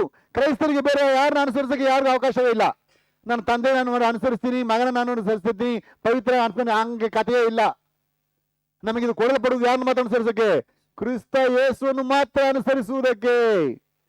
ಅದರಲ್ಲಿ ನಾನಾ ರೀತಿಯ ಉದ್ದೇಶವಾಗಿ ಅಲ್ಲ, ಕ್ರಿಸ್ತನನ್ನು ಅನುಸರಿಸಿ ಒಂದೇ ಮನಸ್ಸುಳ್ಳವರು, ಒಂದೇ ಮನಸ್ಸು, ಒಂದೇ ನಂಬಿಕೆ, ಒಂದೇ ತೀರ್ಮಾನ, ಒಂದೇ ದಾರಿ, ಒಂದೇ ಭಕ್ತಿ, ಬೇರೆ ಏನಿಲ್ಲ. ಇಲ್ಲಿ ಒಂದೇ ಮನಸ್ಸುಳ್ಳವರಾಗಿರುವಂತೆ ನಿಮಗೆ ದಯಪಾಲಿಸಲಿ. ಯಾಕೆಂದ್ರೆ ಯಾರ್ಯಾರೇ ಕರ್ತನ ದಯಪಾಲಿಸಿರುತ್ತಾರೆ ಅವರು ಕರ್ತನ ದೀರ್ಘಶಾಂತಿಯನ್ನು ತಮ್ಮ ರಕ್ಷಣಾರ್ಥವಾಗಿ ಉಪಯೋಗಿಸಿಕೊಳ್ಳಕ್ಕೆ ಅವಕಾಶ ಪಡ್ಕೊಳ್ತಾರೆ. ಯಾರ್ಯಾರೇ ಕರ್ತನ ದಯಪಾಲಿಸಲಿಲ್ಲ ಅವರು ಎಡವಿ ಬಿಡ್ತಾರೆ, ಅವರು ಮೋಸ ಮಾಡ್ಕೊಂಡ್ಬಿಡ್ತಾರೆ, ಅವರು ತಮ್ಮ ಸ್ಥಿತಿಯನ್ನು ಮರ್ತು ಬಿಡ್ತಾರೆ, ತಮ್ಮ ಸ್ಥಾನವನ್ನು ಮರ್ತು ಬಿಡ್ತಾರೆ, ತಮ್ಮ ಕಾರ್ಯವನ್ನು ಮರ್ತು ಬಿಡ್ತಾರೆ. ಏನೋ ಮಾಡಕ್ಕೆ ಪ್ರಯಾಸ ಪಟ್ಟು ಮೂಗು ಡ್ಯಾಮೇಜ್ ಆಗಿ ರಿಪೇರಿಗೆ ಬಿಡ್ತಾರೆ. ಬಾಯಿ ಕೊಟ್ಟು ಮೂಗು ಡ್ಯಾಮೇಜ್ ಮಾಡ್ಕೊಂಡ್ರೆ ಮಾತಿದೆಯಲ್ಲ, ಇದರಲ್ಲಿ ಸಿಕ್ಕಿ ಬಿಡ್ಬಿಡ್ತಾರೆ. ಯಾಕಂದ್ರೆ ಮರಣವು ಜೀವವು ಎಲ್ಲಿದೆ? ನಿನ್ನ ಮರಣ, ನಿನ್ನ ಜೀವ ನಿನ್ನ ನಾಲಿಗೆಯಲ್ಲಿದೆ. ಅದನ್ನು ನೀನು ಯೋಚನೆ ಮಾಡಬೇಕು. ಇದನ್ನು ಮಾತಾಡ್ಬೇಕಾ, ಇದನ್ನು ಮಾತಾಡಬಾರ್ದಾ, ಇದನ್ನು ಮಾತಾಡಿದ್ರೆ ಏನೆಲ್ಲ ಆಗುತ್ತೆ, ಇದು ಹೆಂಗೆ ಆಗುತ್ತೆ, ಇದನ್ನೆಲ್ಲ ತಿಳ್ಕೊಳ್ಳೋಕೆ ಕರ್ತನ ದೀರ್ಘಶಾಂತಿ ನಮಗೆ ಬೇಕು. ಅದು ಯಾರು ಕರ್ತನ ದಯಪಾಲಿಸಿರ್ತಾನೆ ಅವ್ರಿಗೆ ಮಾತ್ರ ತಗೊಳಕಾಗುತ್ತೆ. ಯಾರಿಗೆ ಕರ್ತನ ದಯಪಾಲಿಸಲಿಲ್ಲ ಅವರು ಅದು ಯೂಸ್ ಮಾಡೋಕ್ಕಾಗದವರಾಗಿ ತಮ್ಮ ರಕ್ಷಣೆಯ ಅರ್ಥವನ್ನು ಗೊತ್ತಿರದೆ ಮೋಸ ಮಾಡಿಕೊಳ್ಳುತ್ತಾರೆ. ಆದ್ರಿಂದ ಕರ್ತನು ಇದನ್ನು ದಯಪಾಲಿಸ್ತಾರೆ. ಯಾರಿಗೆ? ರಕ್ಷಣಾ ಮಾರ್ಗದಲ್ಲಿ ಇರುವುದಕ್ಕೆ ಕರೆಯಲ್ಪಟ್ಟವರಿಗೆ. ಯಾಕೆಂದ್ರೆ ಅವರು ತಮ್ಮ ರಕ್ಷಣೆಯನ್ನು ಎಲ್ಲಾ ಕಾಲದಲ್ಲಿಯೂ ಅದನ್ನು ಉಳಿಸಿಕೊಳ್ಳುವುದಕ್ಕೆ. ಯಾಕೆಂದ್ರೆ ಕರ್ತನ ರಕ್ಷಣೆ ಶಾಶ್ವತವಾದದ್ದು. ಅದು ಶಾಶ್ವತವಾಗಿ ನೀನು ಅಲ್ಲಿ ಮುನ್ನಡೆಯುವುದಕ್ಕೆ ದೇವರು ಒದಗಿಸಿಕೊಡ್ತಾನೆ. ಆದ್ರಿಂದ ಆ ಸ್ಥಿರ ಚಿತ್ತವನ್ನು, ಆದರಣೆಯನ್ನು ಕೊಡುವ ದೇವರು, ನೀವು ಯೇಸು ಕ್ರಿಸ್ತನನ್ನು ಅನುಸರಿಸಿ. ಯೇಸು ಏನು ಅನುಸರಿಸಬೇಕು? ಯೇಸು ಸ್ವಾಮಿ ದೀರ್ಘಶಾಂತಿಯನ್ನು ಶಿಲುಬೆಯಲ್ಲಿ ಅನುಸರಿಸಿ ತೋರಿಸಿರು.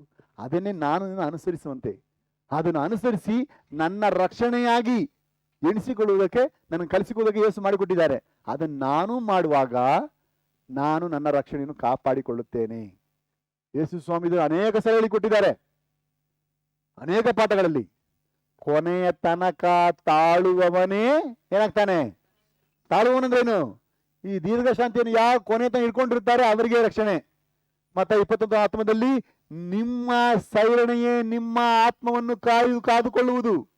ಯಾರ್ಯಾರಿಗಿಲ್ಲ ಅವರ ಆತ್ಮವನ್ನು ಅವ್ರು ನಷ್ಟಪಡಿಸ್ಕೊಂಡ್ಬಿಡ್ತಾರೆ, ಮೋಸ ಮಾಡ್ಕೊಂಡ್ಬಿಡ್ತಾರೆ. ಯಾವ ಸಾಯಿ ಹೇಳುವುದರಿಂದ ಅದು ಸಹಾಯ ಆಗೋದಿಲ್ಲ. ನಿಜವಾದ ಮಾನಸದಿಂದ ದೇವರು ದಯ ತೋರಿಸಲಿಲ್ಲ ಅಂದ್ರೆ ಕೃಪೆ ಸಿಗೋದೇ ಇಲ್ಲ. ಕೊನೆಯ ತನಕ ತಾಳುವುದಕ್ಕೆ ಯಾರು ರಕ್ಷಣಾ ಮಾರ್ಗದವರು ಅವರಿಗೆ ಭಾಗ್ಯ. ಕರ್ತನ ಇದನ್ನು ರಕ್ಷಣಾ ಮಾರ್ಗದವರಿಗೆ ಕೊಡ್ತಾನೆ. ಆದ್ರಿಂದ ನಮ್ಮ ಪ್ರಾರ್ಥನೆ, ಯೇಸಪ್ಪ ನೀವು ನಮಗೆ ದಯ ಪಾಲಿಸಬೇಕು. ನಾನು ಯಾವುದನ್ನು ಮಾತ್ರ ರಕ್ಷಣೆ ಎಂದು ಅರ್ಥ ಮಾಡಿಕೊಳ್ಳುವನಾಗಿ ನಡೆಯೋದಕ್ಕೆ ನಾನು ದೀರ್ಘಶಾಂತಿಯನ್ನು ಉಪಯೋಗಿಸಬೇಕು. ಯಾಕೆಂದ್ರೆ ನನ್ನ ಯೇಸು ಸ್ವಾಮಿ ಹಾಗೆ. ಅವ್ರು ಕೇಳಿದ್ರು ಪಿಲಾತನು, ನೀನು ಮಾತಾಡದೇ ಇಲ್ವಾ? ನೀನು ಮಾತಾಡಕ್ ಬರಲ್ವಾ? ನಿನ್ ಮನೇಲಿ ಆ ಎಲೆ ಕಳ್ಸ್ಕೊಟ್ಟಿಲ್ವಾ? ಯಾಕೆ ಮಾತಾಡ್ತಾ ಇಲ್ಲ? ಯಾಕೆ ಉತ್ತರಿಸ್ತಾ ಇಲ್ಲ? ಯೇಸು ಸೈಲೆಂಟ್ ಆಗಿದ್ರು. ಯೇಸು ಮಾತಾಡ್ಕೊತಿಲ್ವಾ? ಯೇಸು ಸ್ವಾಮಿಯ ಮಾತಿನ ಮುಂದೆ ಈ ಭೂಮಿಯಲ್ಲಿ ಯಾರಾದ್ರೂ ಆತನ ವಿರೋಧ ನಿಂತ್ಕೊಳಕ್ಕಾಗುತ್ತಾ? ಆತನ ಜ್ಞಾನದ ಮುಂದೆ ಯಾರಾದ್ರೂ ಆತನನ್ನು ಡೌನ್ ಮಾಡೋಕ್ಕಾಗುತ್ತಾ? ಯೇಸು ಸ್ವಾಮಿ ಸೈಲೆಂಟ್ ಆಗೇ ಇದ್ರು. ಮಾತಾಡಬೇಕಾದ ಕಾರ್ಯದಲ್ಲಿ ಮಾತ್ರ ಮಾತಾಡಬೇಕು, ಮಾತಾಡಬಾರಲ್ಲಿ ಮಾತಾಡಬೇಡ. ಯಾಕೆಂದ್ರೆ ಅದು ಕರ್ತನ ದೀರ್ಘಶಾಂತಿ. ದೇವ ಜನರನ್ನು ಪ್ರೂವ್ ಮಾಡುವುದೇ ನಾವು ಅನಾವಶ್ಯಕವಾದ ಕಾರಣ ಮಾತಾಡದೇ ಇರುವುದರಿಂದ ಮಾತ್ರ. ನಾವು ಏನೋ ಮಾತಾಡಕ್ಕೆ ಹೋಗಿ ಸೈತನ್ಗೆ ಅವಕಾಶ ಕೊಟ್ಟು ನಮ್ಮ ರಕ್ಷಣೆಯನ್ನು ಮೋಸ ಮಾಡಿಕೊಂಡು ನಾವು ಹಾಳಾಗಿ ಹೋಗುವುದು ದೇವರ ಉದ್ದೇಶವಿಲ್ಲ. ಆದ್ರಿಂದಲೇ ಪೌಲನು ಮತ್ತು ಈವನ್ ಪೇತ್ರನು ಸಹ ಇದನ್ನೇ ಸಭೆಯವರು ಖಂಡಿತವಾಗಿ ಮಾಡಬೇಕಂತ ಹೇಳಿ ಬರೆಸಿಕೊಟ್ಟಿದ್ದಾರೆ. ಆದ್ರಿಂದ ಈ ಸತ್ಯವನ್ನು ಓದುವುದಕ್ಕೆ, ಈ ಸತ್ಯವನ್ನು ತನ್ನ ಭಾಗ್ಯವನ್ನು ಎಣಿಸುವ ಪ್ರತಿಯೊಬ್ಬರು ಇದನ್ನು ಓದಿ ಕಲಿಯುವ ನಾನು ನೀನು ಮಾಡಬೇಕಾದ ಕಾರ್ಯ ಕರ್ತನ ದೀರ್ಘ ಶಾಂತಿಯನ್ನು ನಾನು ರಕ್ಷಣಾರ್ಥವಾಗಿ ಎಣಿಸುವುದಕ್ಕೆ ಕರೆಯಲ್ಪಟ್ಟಿದ್ದೇನೆ. ಇದನ್ನೇ ನಾವು ಕ್ರಿಸ್ತ ಯೇಸುವಿನಲ್ಲಿ ಕಂಡಿದ್ದೇವೆ. ಆದ್ದರಿಂದ ಕ್ರಿಸ್ತ ಯೇಸುವನ್ನೇ ನಾನು ಅನುಸರಿಸುವನಾಗಿ ನಾನು ಬಾಯಿ ಕೊಟ್ಟು ಡ್ಯಾಮೇಜ್ ಮಾಡಿಕೊಳ್ಳದೆ ನನ್ನ ದೀರ್ಘ ಶಾಂತಿಯನ್ನು ಯೇಸು ಸ್ವಾಮಿ ಹೇಗೆ ಮಾಡುವುದು ಅದನ್ನು ಮಾಡೋಕ್ಕೆ ನಾನು ಕಲಿಯಬೇಕು. ಆದ್ರಿಂದಲೇ ಈ ಸಂದೇಶವನ್ನು ಉಪಶೀರ್ಷಿಕೆಯಾಗಿ ಕಲಿಯೋಣ. ಸಂದೇಶದ ಉಪಶೀರ್ಷಿಕೆ, ಕ್ರಿಸ್ತ ಯೇಸುವನ್ನು ಅನುಸರಿಸಲು ದಯಪಾಲಿಸಿರುವ 7 ದೀರ್ಘ ಶಾಂತಿಯನ್ನು ರಕ್ಷಣೆ ಎಂದು ಎಣಿಸಿಕೊಳ್ಳಬೇಕು. கிறிஸ்து இயேசுவை மாதிரியாக்கும்படி அனுகிரகம் செய்யப்பட்ட 7 பொறுமைகளை ರಕ್ಷಿಪಾಗ ಎಣ್ಣ வேண்டும். ಕ್ರಿಸ್ತ ಯೇಸುವನ್ನು ಅನುಸರಿಸಲು ದಯಪಾಲಿಸಿರುವ 7 ದೀರ್ಘ ಶಾಂತಿಯನ್ನು ರಕ್ಷಣೆ ಎಂದು ಎಣಿಸಿಕೊಳ್ಳಬೇಕು. ನನ್ನ ದೀರ್ಘ ಶಾಂತಿಯನ್ನು ಎಲ್ಲೆಲ್ಲಿ ಹೇಗೆ ಯೂಸ್ ಮಾಡಬೇಕು ಗೊತ್ತಿಳ್ಕೊಳ್ಬೇಕು. ಎಲ್ಲೆಲ್ಲಿ ಮಾಡಬೇಕು, ಎಲ್ಲೆಲ್ಲಿ ಮಾಡಬಾರ್ದು, ಎಲ್ಲೆಲ್ಲಿ ಅದು ಎಷ್ಟು ಮಾತ್ರ ಮಾಡಬೇಕು, ಯಾಕೆ ಮಾಡಬೇಕು ಎಂಬ ವಿವರವನ್ನು ಸತ್ಯ ಬರೆಸಿಕೊಟ್ಟಿದೆ. ಇದರ ಮೂಲಕ ನೀನು ನಿನ್ನ ರಕ್ಷಣೆಯನ್ನು ಕಾಪಾಡಿಕೊಳ್ತಾ ಇದ್ದೀಯಾ, ಉಳಿಸ್ಕೊಳ್ತಾ ಇದ್ದೀಯಾ. ಯಾಕೆಂದ್ರೆ ಕರ್ತನ ದೀರ್ಘ ಶಾಂತಿಯನ್ನೇ ನೀನು ರಕ್ಷಣೆ ಎಂದು ಎಣಿಸೋದಕ್ಕೆ ನೀನು ಭಾಗ್ಯ ಪಡೆದಿದ್ದೀಯಾ. ದೇವರ ಮುಂದೆ ಕೇಳಿಕೊಳ್ಳ್ರಿ. ಮನುಷ್ಯರಿಗಿಂತ ಪ್ರಾಣಿಗಳು ಎಷ್ಟು ಉತ್ತಮ ಗೊತ್ತಾ? ಅವುಗಳಿಗೆ ಪಾಪವೇ ಇರುವುದಿಲ್ಲ. ಯಾವುದೋ ಹಾವು ಒಂದು ಮಗುವನ್ನ ಕಚ್ಬಿಟ್ಟಾಗ ಆ ಮಗು ಸತ್ತೋದ್ಬಿಟ್ರೆ ಯಾಕೆ ಪೊಲೀಸ್ ಬಂದು ಆ ಹಾವನ್ನ ಅರೆಸ್ಟ್ ಮಾಡಿ ಯಾಕೆ ಅದಕ್ಕೆ ಮರಣ ಶಿಕ್ಷೆ ಕೊಡಲ್ಲ? ಕೊಲೆ ಮಾಡ್ತಾನೆ. ಒಂದು ಹಾವು ಒಂದು ಮಗುನ ಕಚ್ಬಿಟ್ರೆ ಸತ್ತೋಗ್ಬಿಟ್ರೆ ಅದು ಕೊಲೆ ತಾನೆ. ಯಾಕೆ ಕೊಲೆ ಮಾಡಿದಾಗ ಯಾಕೆ ಹಾವಿಗೆ ಶಿಕ್ಷೆ ಕೊಡಲ್ಲ? ಅದಕ್ಕೆ ಪಾಪ ಎಂಬ ಅರಿವು ಗೊತ್ತಿಲ್ಲ. ಅದು ಕಚ್ಚಿದ್ದು ತನ್ನನ್ನು ಉಳಿಸ್ಕೊಳ್ಳೋಕೆ, ತನ್ನನ್ನು ಕಾಪಾಡ್ಕೊಳ್ಳೋಕೆ. ಯಾಕಂದ್ರೆ ಅದು ಭೂಮಿ ಮೇಲೆ ಇದೆ, ಅದು ಆಕಾಶ ಕುತ್ಕೊಳ್ಳೋಕ್ಕಾಗಲ್ಲ. ಯಾರೋ ಅದನ್ನು ತುಳಿದು ಬಿಟ್ಟಾಗ ಅದು ಭಯಪಟ್ಟು ಮಾಡಿದ ಹೊರತು ಅದು ಗೊತ್ತಿಲ್ಲ. ಆದ್ರೆ ಮನುಷ್ಯನ ಹೇಳಕ್ಕಾಗುತ್ತಾ? ನಾನು ಗೊತ್ತಿಲ್ಲದೆ ನಾನು ಗೊತ್ತಿಲ್ಲದೆ ಚುಚ್ಬಿಟ್ಟೆ ಸ್ವಾಮಿ, ಬೋಟಿ ಬಂದ್ಬಿಡ್ತು ಗೊತ್ತಾಗಿಲ್ಲ, ಏನೋ ಪೈಪ್ ಅನ್ನು ನೆನೆಸ್ಕೊಂಡ್ಬಿಟ್ಟೆ, ನೋಡಿದ ಸಾರಿ ಅಂತ ಹೇಳಿದ್ರು ಆಗುತ್ತಾ? ಒಪ್ಕೊಳ್ತಾರ? ಆದ್ರೆ ಅವುಗಳ ಪಾಪ ಯಾಕೆ ಮಾಡಲ್ಲ? ಅವುಗಳ ಏನಿಲ್ಲ, ಮಾತಾಡಕ್ಕೆ ಏನಿಲ್ಲ. ಅದಕ್ಕೆ ಊಟ ಮಾಡಕ್ ಬಾಯಿದೆ, ಮಾತಾಡಕ್ ಇಲ್ಲ. ನಿನಗೇನಿದೆ? ಊಟ ಮಾಡಕ್ ಮಾತ್ರ ಅಲ್ಲ, ಯಾವುದು ಕೂಡ ಇದೆ, ಮಾತಾಡಕ್ಕಿದೆ. ಅಲ್ಲೇ ಸಮಸ್ಯೆ ಬರ್ತಾ ಇರೋದು. ನಿನ್ನ ರಕ್ಷಣೆ ನನ್ನ ರಕ್ಷಣೆ ವ್ಯತ್ಯಾಸ. ಅಲ್ಲಿ ನೋಹನ ನಾವೆಯಲ್ಲಿ ಬರೀ ನೋಹನ ಮನೆಯವರು ಮಾತ್ರವೇ, ಆದ್ರೆ ಎಲ್ಲಾ ಪ್ರಾಣಿಗಳು ಇದೆ. ಜಾಸ್ತಿ ಪ್ರಾಣಿಗಳಿಗೆಲ್ಲ ಅವಕಾಶ ಸಿಕ್ಕಿದ್ದು, ಮನುಷ್ಯರಿಗೆ ಬಂದ ಕೆಲವೇ ಜನರಿಗೆ ಮಾತ್ರ. ಹುಷಾರು. ಮರಣವು ಜೀವು ನಮ್ಮ ನಾಲಿಗೆಯಲ್ಲಿರುವಾಗ ನಮ್ಮ ದೀರ್ಘ ಶಾಂತಿಯನ್ನು, ಕರ್ತನು ಕೊಟ್ಟ ದೀರ್ಘ ಶಾಂತಿಯನ್ನು ನಾವು ಉಪಯೋಗಿಸಕ್ಕೆ ಮರ್ತೋಗ್ಬಿಟ್ರೆ, ಅದನ್ನು ನಾವು ತಪ್ಪಾಗಿ ಯೂಸ್ ಮಾಡಿಬಿಟ್ರೆ ಆಕ್ಸಿಡೆಂಟ್ ಆಗ್ಬಿಡ್ತೇವೆ ನಮ್ಮ ಆತ್ಮಿಕ ಯಾತ್ರೆ ಎಂಬುದನ್ನು ನಾವು ಎಚ್ಚರಿಕೆ ವಹಿಸಬೇಕು. ಆದ್ರಿಂದ ಕರ್ತನು ಸತ್ಯದಲ್ಲಿ 7 ದೀರ್ಘ ಶಾಂತಿಯನ್ನು ಯಾವ ಯಾವ ಸಂದರ್ಭದಲ್ಲಿ ಹೇಗೆ ಉಪಯೋಗಿಸಬೇಕೆಂದು ಕೇಳಿಕೊಟ್ಟಿದ್ದಾರೆ. ಅದನ್ನು ನಾವು ಹಿಂಬಾಲಿಸುವ ಮೂಲಕ ನಾನು ಯೇಸು ಸ್ವಾಮಿನ ಅನುಸರಿಸ್ತಾ ಇದ್ದೀನಿ, ಯೇಸು ಸ್ವಾಮಿನ ಹಿಂಬಾಲಿಸ್ತಾ ಇದ್ದೀನಿ, ನಾನು ಈ ಭೂಮಿಯಲ್ಲಿ ಯೇಸು ಸ್ವಾಮಿಯಾಗಿ ಜೀವಿಸ್ತಾ ಇದ್ದೀನಿ. ಆದ್ರಿಂದಲೇ ನನ್ನ ತಂದೆ ತಾಯಿ ನನಗೆ ಒಂದು ಹೆಸರಿಟ್ಟಾಗಲೂ ಕೂಡ ದೇವರು ಒಂದು ಹೆಸರು ಕೊಟ್ಟಿದ್ದಾರೆ, ನಾನು ಕ್ರೈಸ್ತನು, ನಾನು ಕ್ರೈಸ್ತಳು. ಅಂದ್ರೆ ನಾನು ಈ ಭೂಮಿಯಲ್ಲಿ ನನ್ನ ಮನುಷ್ಯ ತಂದೆಯ ಮಕ್ಕಳಾಗಿ ಜೀವಿಸೋಕೆ ಒಂದು ಭಾಗ್ಯ, ದೇವರ ಮಕ್ಕಳಾಗಿ ನಡೆಯುವುದಕ್ಕೆ ದೇವರು ಒಂದು ಹೆಸರು ಕೊಟ್ಟಿದ್ದಾರೆ, ಕ್ರೈಸ್ತನು, ಕ್ರೈಸ್ತಳು. ಯಾವ್ದ್ರ ಮೂಲಕ? ನಾನು ಯೇಸು ಸ್ವಾಮಿಗೆ ಸೇರಿದವನು, ನಾನು ಯೇಸು ಸ್ವಾಮಿನ ಅನುಸರಿಸಿಕೆ ಬಂದವನು, ಯೇಸು ಸ್ವಾಮಿಯ ದೀರ್ಘ ಶಾಂತಿಯನ್ನು ನನ್ನ ರಕ್ಷಣಾರ್ಥವಾಗಿ ಎಣಿಸೋದಕ್ಕೆ ಕರೆಯಲ್ಪಟ್ಟವನೆಂದು ತೋರಿಸೋಕೆ, ಪ್ರೂವ್ ಮಾಡಕ್ಕೆ ಇಲ್ಲಿ ಬಂದಿದ್ದೀಯಾ. ಅದರಿಂದ ಎಲ್ಲಕ್ಕೂ ರಿಯಾಕ್ಟ್ ಮಾಡಕ್ ಹೋಗ್ಬೇಡಿ. ರಿಯಾಕ್ಟ್ ಮಾಡಕ್ಕೆ ನಿನ್ನ ಬೇಕಾದಷ್ಟು ಆನ್ಸರ್ ಇರ್ಬೋದು, ಉತ್ತರ ಹೇಳಕ್ಕೆ ಅನೇಕ ಕಾರ್ಯಗಳಲ್ಲಿ ನಿನ್ನ ಮುಂದೆ ಇರ್ಬೋದು. ದೇವ್ರು ಕೇಳಿ, ಏಸಪ್ಪ ನನ್ನ ಬಾಯಿಗೆ ಕಡಿವಾಣ ಹಾಕಿ ಇದನ್ನು ಹೇಳಿ ಆಗೋ ಪ್ರಯೋಜನ ಏನಿಲ್ಲ. ನಾನು ಕರ್ತನ ದೀರ್ಘ ಶಾಂತಿಯನ್ನು ಕಾಪಾಡಿಕೊಳ್ಬೇಕು. ಇದನ್ನು ಕೇಳಕ್ ಹೋದ್ರೆ ಏನು ಹೇಳ್ತಾರೆ, ಇನ್ನು ಹೇಳಕ್ ಹೋದ್ರೆ ಏನಾಗುತ್ತೆ? ಬೇಡ, ಕರ್ತನ ಮೈಂಡ್ ಮಾಡು, ಕರ್ತನ ರಕ್ಷಣೆಯನ್ನು ನಡೆಸ್ತಾರೆ. ಅದರಿಂದ ಯೇಸು ಸ್ವಾಮಿನ ಅನುಸರಿಸುವ ಆ 7 ಅನುಭವಗಳು ಓದೋಣ. ಮೊದಲನೇದಾಗಿ ಲೂಕನ ಬರೆದ ಸುವಾರ್ತೆ 8ನೇ ಅಧ್ಯಾಯ 15ನೇ ವಚನ. ಲೂಕ 8ாம் அதிகாரம் 15ாம் வசனம். Luke 8 chapter 15 towards page number 78. நல்ல நிலத்தில் விதைக்கப்பட்டவர்கள், நல்ல நிலத்தில் விதைக்கப்பட்டவர்கள் வசனத்தை கேட்டு அதை உண்மையும் நன்மையுமான இருதயத்திலே காத்து பொறுமையுடனே ಹಾಲೆಲೂಯ. ಕರ್ತನ ಕೃಪೆ, ದೇವರ ಸೇವೆಯಲ್ಲಿ ನಮಗೆ ಸಹಾಯ ಮಾಡ್ತಿದ್ದಾರೆ. ಇಂಟರ್ನೆಟ್ನಿಂದ ತೊಂದರೆ ಆಗಿರುತ್ತದೆ, ದೇವರು ಸಹಾಯ ಮಾಡ್ತಾರೆ. ಕೆಲವರು ವಾಕ್ಯವನ್ನು ಕೇಳಿ ಸುಗುಣವುಳ್ಳ ಒಳ್ಳೆಯ ಹೃದಯದಲ್ಲಿ ಇಟ್ಟುಕೊಂಡು ತಾಳ್ಮೆಯಿಂದ ಫಲವನ್ನು ಕೊಡುತ್ತಾರೆ. ಇವರೇ ಬೀಜ ಬಿದ್ದ ಒಳ್ಳೆಯ ನೆಲವಾಗಿರುವವರು. ಯಾರೆಲ್ಲ ತಾಳ್ಮೆಯಿಂದ ಫಲ ಕೊಡಲ್ಲ, ಅವರು ಒಳ್ಳೆಯ ನೆಲ ಅಲ್ಲ. ಅಂದ್ರೆ ಒಳ್ಳೆಯ ಕ್ರೈಸ್ತರಲ್ಲ, ಅವರು ಒಳ್ಳೆಯ ವಿಶ್ವಾಸಿಗಳಲ್ಲ, ಅವರು ಪರಲೋಕಕ್ಕಾಗಿ ಕರೆಯಲ್ಪಟ್ಟವರಲ್ಲ. ಅವರು ಕೂಡ ಸಭೆಯಲ್ಲಿ ಕುತ್ಕೊಳ್ಬಹುದು, ಪಾಠ ಕಲಿಬಹುದು, ಕ್ರೈಸ್ತರಾಗಿ ಎಲ್ಲ ಮಾಡಬಹುದು. ಸ್ವಾಮಿ ಅಲ್ಲಿ ಕೂಡ ನೀರು ಹಾಕ್ಬೋದು, ಎಲ್ಲಿ ಬೀಜ ಹಾಕ್ಬೋದು, ಎಲ್ಲ ಮಾಡ್ಬೋದು. ಆದ್ರೆ ಒಳ್ಳೆಯ ಕ್ರೈಸ್ತರನ್ನು ಕರೆಸಿಕೊಳ್ಳುವುದಕ್ಕೆ ಅವಕಾಶವಿಲ್ಲ. ಯಾಕೆಂದ್ರೆ ಆ ಉಳಿದ 3 ಜನರಿಗೆ ಕರ್ತನ ದೀರ್ಘ ಶಾಂತಿಯನ್ನು ಉಪಯೋಗಿಸಕ್ಕೆ ಗೊತ್ತಿಲ್ಲ, ಅವಸರ ಪಟ್ಟು ಹೋಗ್ಬಿಟ್ರು. ಆದರೆ ಒಳ್ಳೆಯ ನೆಲವಾದವರೇ ತಾಳ್ಮೆಯಿಂದ ಆ ಹೃದಯದಲ್ಲಿ ಬಿತ್ತಲ್ಪಟ್ಟ ಬೀಜವನ್ನು ತಾಳ್ಮೆಯಿಂದ ಸ್ವೀಕರಿಸಿ ಅದನ್ನು ನಿಧಾನವಾಗಿ ಫಲ ಕೊಡುವವರಾಗಿ ಮುನ್ನಡೆಯುತ್ತಾರೆ. ಈ ಫಲ ಕೊಡುವವರೇ ಒಳ್ಳೆಯ ನೆಲವಾಗಿರುವ ಜನ. ಅವರಿಗೆ ಎಲ್ಲರಿಗೂ ಬೀಜಲ್ಪಡಿತು, ಅವ್ರಿಗೂ ಬಿತ್ತಲ್ಪಡಿತು. 4 ಜನರಲ್ಲಿ 3 ಜನ ವೇಸ್ಟ್ ಆದಾಗ ಒಬ್ಬರು ಮಾತ್ರ ನಿಂತ್ಕೊಳ್ತಾರೆ, ಬರೀ ಕಾಲ್ ಭಾಗ ಮಾತ್ರ. ಅಂದ್ರೆ ಇವರು ಬೆಳೆಯುವುದರಲ್ಲಿ ಅವಸರ ಪಡೋದಿಲ್ಲ. ಫಲ ಕೊಡುವುದೇನು? ಒಂದು ಗಿಡ ಇಡ್ತೀವಿ, ಒಂದು ಬೀಜ ಹಾಕ್ತೀವಿ, ಆ ಬೀಜ ಗಿಡವಾಗುತ್ತದೆ, ಎಲೆಗಳು ಬರುತ್ತದೆ, ಹೂವು ಬರುತ್ತದೆ, ಆಮೇಲೆ ಏನಾಗುತ್ತದೆ? ಫಲ. Step by step. ಯಾವುದು ಅವಸರ ಇಲ್ಲ. ಅಪಘಾತ ಅವಸರ ಎಂಬ ಗಾದೆ ಚೆನ್ನಾಗಿ ಅರ್ಥ ಮಾಡಿಕೊಂಡಿರುವ ಜನ ಸ್ಟೆಪ್ ಬೈ ಸ್ಟೆಪ್ ಆಗಿ ಹೋಗ್ತಾರೆ. ಇವರು ನಿಧಾನವಾಗಿ ದೇವರ ಚಿತ್ತ ಮಾಡುವವರಾಗಿ ಫಲ ಕೊಡುವವರಾಗುವುದರಿಂದ ಬೀಜ ಬಿತ್ತಿದ ಕರ್ತನು ಸಂತೋಷ ಪಡ್ತಾರೆ. ಅವರ ವಿಷಯದಲ್ಲಿ ಇವರೇ ಒಳ್ಳೆಯ ನೆಲ ಅಂತ ಹೇಳಿ ಸರ್ಟಿಫಿಕೇಟ್ ಕೂಡ ಕೊಡ್ತಾರೆ.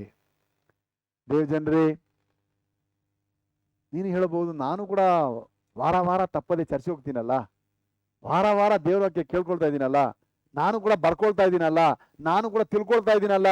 ಹೌದು, 100 ಜನರು ಅದೇನೇ ಮಾಡಿದ್ರು. ಅದರಲ್ಲಿ 75 ಜನ ಒಳ್ಳೆಯವರಲ್ಲ ಅಂತ ದೇವರಿಗೆ ಬರ್ಸ್ಬಿಟ್ಟಿದೆ. ಯಾಕಂದ್ರೆ ಕರ್ತನ ದೀರ್ಘ ಶಾಂತಿಯನ್ನು ರಕ್ಷಣಾರ್ಥವಾಗಿ ಉಪಯೋಗಿಸುವುದಕ್ಕೆ ಗೊತ್ತಿಲ್ಲದವರಾಗಿ ಮೋಸ ಮಾಡಿಕೊಂಡ ಜನ. ನೀನು ಹೇಗೆ? ನಿನ್ನ ಮಾತಿನಲ್ಲಿ ಸತ್ಯವಿದೆಯಾ? ನಿನ್ನ ಮಾತಿನ ನೀತಿ ಇದೆಯಾ? ನಿನ್ನ ತೀರ್ಮಾನದಲ್ಲಿ ದೇವರ ಭಯ ಇದೆಯಾ? ನೀನು ಮಾಡುವುದಲ್ಲಿ ದೇವರು ಸಂತೋಷ ಪಡ್ತಾರಾ? ಏನೋ ಯೋಚನೆ ಇದೆಯಾ? ಎಲ್ಲ ಅವಸರ ಡಿಸಿಷನ್, ಅವಸರ ತೀರ್ಮಾನ, ಅವಸರವಾಗಿ ಕಾರ್ಯ, ಆಮೇಲೆ ಔಟ್. ಈ ರೀತಿ ಮಾಡ್ಬೋದಾ? ಈ ರೀತಿ ಹೇಳ್ಬೋದಾ? ಈ ರೀತಿ ನಡ್ಕೊಳ್ಬೋದಾ? ಈ ರೀತಿ ಮಾಡೋ ಸರಿಯಾ? ಚಿಂತನೆ ಇಲ್ಲ, ಯೋಚನೆ ಇಲ್ಲ.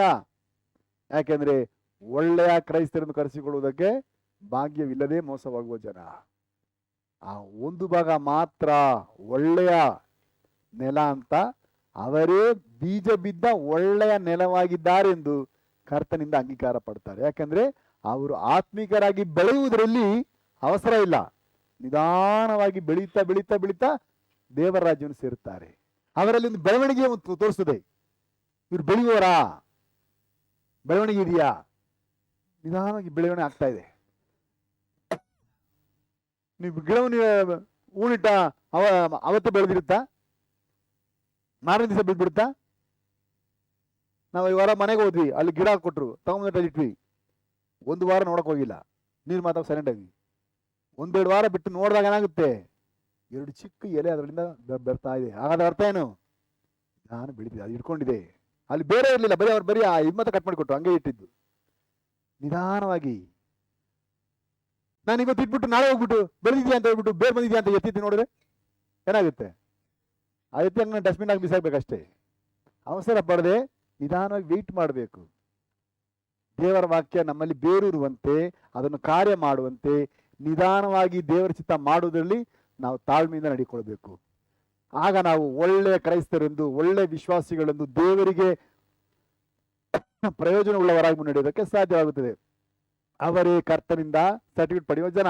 ಹಾಗಾಗಿ ನಾವು ಕಲಿಯುವ ಮೊದಲನೆಯ ಪಾಠ, ದೇವರ ವಾಕ್ಯದಿಂದ ಆತ್ಮೀಯರಾಗಿ ಬೆಳೆಯುವುದರಲ್ಲಿ ದೀರ್ಘ ಶಾಂತಿಯನ್ನು ರಕ್ಷಣೆ ಎಂದು ಎಣಿಸಿಕೊಳ್ಳಬೇಕು.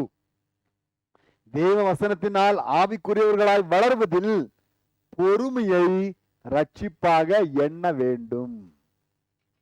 ಆತ್ಮೀಯರಾಗಿ ನೀನು ಬೆಳೀತಾ ಇದೆಯಾ ಇಲ್ವಾ? ನಿನ್ನ ಬೆಳವಣಿಗೆ ಏನ್ ಹೇಳ್ತದೆ? ನೀನು ಬೆಳೆದಿದ್ಯಾ ಅಂತ ನಿನ್ನ ಕುಟುಂಬ ಒಪ್ಕೊಳ್ತದ? ನಿನ್ನ ಮನೆಯವರು ಒಪ್ಕೊಳ್ತಾರಾ? ನಿನ್ನ ಮಕ್ಕಳು ಒಪ್ಕೊಳ್ತಾರಾ? ನಿನ್ನ ಕೆಲಸದವರು ಒಪ್ಕೊಳ್ತಾರಾ? ನಿನ್ನ ಫ್ರೆಂಡ್ಸ್ ಒಪ್ಕೊಳ್ತಾರಾ? ನೀನು ಆತ್ಮೀಯ ಬೆಳೀತಾ ಇದೀಯಾ ಅಥವಾ ಇನ್ನೂ ಕಷ್ಟವೇ? ಅವ್ರ ಮಾತು ಬೇಡಪ್ಪ, ತುಂಬಾ ಕಷ್ಟ, ಅವ್ರು ಬರೋದಕ್ಕಿಂತ ಬರದೇ ಇರೋದು ಉತ್ತಮ ಅಂತ ಯಾರೋ ಹೇಳ್ತಾರ? ನೋಡ್ಕೋ, ನೀನು ಎಷ್ಟು ಮಾತ್ರಕ್ಕೆ ನೀನು ಪ್ರಯೋಜನವುಳ್ಳವನಾಗಿದೆ, ಎಷ್ಟು ಮಾತ್ರಕ್ಕೆ ನೀನು ದೇವರ ಚಿತ್ತ ಮಾಡುವನಾಗಿದೆ ಯೋಚನೆ ಮಾಡಿಕೋ. ನಿನ್ನ ಬಗ್ಗೆ ಇರೋ ಫೀಡ್ಬ್ಯಾಕ್ ಅನ್ನು ತಿಳ್ಕೋ. ನಿನ್ನ ಬಗ್ಗೆ ಜನ ಏನ್ ಹೇಳ್ತಾರೆ, ನಿನ್ನ ಬಗ್ಗೆ ಜನರು ಏನಂತ ಕಲ್ತ್ಕೊಂಡಿದ್ದಾರೆ ನೋಡ್ಕೋ. ನೀನು ಆತ್ಮೀಯನಾಗಿ ಬೆಳೀತಾ ಇದೀಯಾ ಅಥವಾ ಆತ್ಮೀಯನಾಗಿ ಹಂಗೆ ಸ್ಟಿಲ್ ಆಗಿ ಹಂಗೆ ಈ ಮಕ್ಕಳು ಆಟ ಆಡ್ತಾರ, ಸ್ಟಿಲ್ ಆಕ್ಷನ್ ಏನ್ ಮಾಡ್ತಾರಲ್ಲ ಹಂಗೆ ಹಂಗೆ ನಿಂತ್ಕೊಳ್ತಾರಲ್ಲ. ಕೆಲವು ಸ್ಟ್ಯಾಚ್ಯೂ ಸ್ಟ್ಯಾಚ್ಯೂ அந்த காலத்துல அப்படியே ஒரு ஆட்டம் ஆட்டம் இல்லை. வசனம் கேட்டதுதான் விதைச்சதுதான், ಸ್ಟ್ಯಾಚ್ಯೂ தான். ತುಂಬಾ ಕಷ್ಟ. ಆತ್ಮೀಯರಾಗಿ ಬೆಳೆಯುವುದರಲ್ಲಿ ನಿಧಾನವಾಗಿ ಬೆಳೆಯುತ್ತಾ ಬೆಳೆಯುತ್ತಾ ಬರಬೇಕು. ಅದೇ ಬೆಳವಣಿಗೆ. ಇವತ್ತು ಗಿಡ ಇಟ್ಟು ಮಾರನೇ ದಿವಸ ಕೂಡ ಮರ ಇರಿದ್ರೆ ಅದೇನರ್ಥ? ಅದೇನು ಜೀವ ಮರ, ಅದು ನಿಜವಾದ ಮರ ಅಲ್ಲ. ಅದಾಯ್ತಾ? ಗಿಡ ಅಂದ್ರೆ ಏನ್ಬೇಕು? ನಿಧಾನ ಬೆಳೆದ ಅದು ಒರಿಜಿನಲ್ ಅಂತ ಅರ್ಥ. ಹಾಗೆ ವಿಶ್ವಾಸಿಗಳ ನಿಧಾನವಾದ ಬೆಳವಣಿಗೆ, ಅದು ಗ್ರಾಜುಯಲ್ ಆಗಿ ಬೆಳೀತಾ ಇದ್ದಾರೆ ಅಂತ ಅರ್ಥ. ಅವರ ಕರ್ತನಿಂದ ಆತ್ಮೀಯರಾಗಿ ಬೆಳೆಯುವುದಕ್ಕೆ ಭಾಗ್ಯ ಮಾಡಿಕೊಂಡ ಜನ. ಒಂದೇ ದಿವಸದಲ್ಲಿ ಏನೋ ಹೇಳ್ತಾರೆ, ಏನೋ ಮಾಡ್ತಾರೆ, ಆಮೇಲೆ ನೋಡಿ ಟೊಸ್ ಅಂತ ಗಾಳಿ ಬೇಡ ಬಲು ಡಬಾರ್ ಅಂತ ಹೊಡೆದಂಗೆ ಏನು ಪ್ರಯೋಜನ ಇಲ್ಲ. ದೇವರ ವಿಷಯದಲ್ಲಿ, ದೇವರ ವಾಕ್ಯದಲ್ಲಿ ಆತ್ಮೀಯರಾಗಿ ಬೆಳೆಯುವುದರಲ್ಲಿ ದೀರ್ಘ ಶಾಂತಿಯನ್ನೇ ನಿಮ್ಮ ರಕ್ಷಣೆ ಎಂದು ಎಣಿಸಿಕೊಳ್ಳಕ್ಕೆ ಕಲಿತಿರಬೇಕು. ಎರಡನೇದಾಗಿ, ಎರಡನೇ ಸಂದರ್ಭ ಅಪೊಸ್ತಲರ ಕೃತ್ಯಗಳು 26ನೇ ಅಧ್ಯಾಯ 3ನೇ ವಚನ. ಅಪೊಸ್ತಲರು 26ಾம் அதிகாரம் 3ாம் வசனம். Acts 26th chapter 3rd verse, page number 173. விசேஷமாய் நீர் யூதருடைய சகல முறைமைகளையும் தர்க்கங்களையும் அறிந்தவரானதால் அப்படி எண்ணுகிறேன். ஆகையால் நான் சொல்வதை பொறுமையோட கேட்கும்படி, நான் சொல்வதை பொறுமையோட கேட்கும்படி உம்மை வேண்டிக் கொள்கிறேன். ನಾನು ಯಾಕೆಂದ್ರೆ ಯಹೂದ್ಯರಲ್ಲಿರುವ ಎಲ್ಲಾ ಆಚಾರಗಳನ್ನು ವಿವಾದಗಳನ್ನು ನೀನು ಚೆನ್ನಾಗಿ ಬಲ್ಲವನಾಗಿರುತ್ತಿ. ನನ್ನ ಮಾತುಗಳನ್ನು ಸಹನದಿಂದ ಕೇಳಬೇಕೆಂದು ಬೇಡಿಕೊಳ್ಳುತ್ತೇನೆ. ಪೌಲನು ತನ್ನನ್ನು ವಿಚಾರಿಸುವ ಆ ಅಧಿಪತಿ ಹತ್ರ ಹೇಳ್ತಿದ್ದಾರೆ, ನೀವೆಲ್ಲ ಗೊತ್ತಿದೆಯಲ್ಲ, ಇವ್ರು ಯಾರು ನನ್ನ ಮಾತಾಡಕ್ಕೆ ಬಿಡ್ತಾ ಇಲ್ಲ, ನನ್ನ ಮಾತನ್ನು ಕೇಳ್ತಾನೆ ಇಲ್ಲ, ನನ್ನ ಮಾತಾಡಕ್ ಮುಂಚೆವೇ ಬಾಯಿ ಮುಚ್ಚಕ್ಕೆ ನೋಡ್ತಿದ್ದಾರೆ. ಆದ್ರಿಂದ ನಾನು ಏನು ಹೇಳ್ತೀನಿ ಅವ್ರಿಗೆ ಅರ್ಥನೇ ಆಗ್ತಾ ಇಲ್ಲ. ಅವ್ರು ಅವಸರ ಪಡೆದಿದ್ದಾರೆ. ಸುಮ್ಮನೆ ನನ್ನ ಕೊಲ್ಲಬೇಕು ಕೂಗಾಡ್ತಾರೆ ಹೊರತು ಸುಮಾರು ದಿವಸ ನನ್ನ ಜೈಲಲ್ಲಿ ಇಟ್ಟಿದ್ದಾರೆ. ಇದಕ್ಕೆ ಪರಿಹಾರ ಕೊಡೋಕ್ಕೂ ಆಗ್ತಾ ಇಲ್ಲ, ನನ್ನ ಬಿಡುಗಡೆ ಮಾಡೋಕ್ಕಾಗ್ತಾ ಇಲ್ಲ, ನನ್ನ ಸಹಿಸ್ಕೊಳಕ್ಕಾಗ್ತಾ ಇಲ್ಲ. ಯಾಕೆಂದ್ರೆ ನಾನು ಹೇಳೋದನ್ನ ಫಸ್ಟ್ ಕೇಳಕ್ಕೆ ರೆಡಿ ಇಲ್ಲ.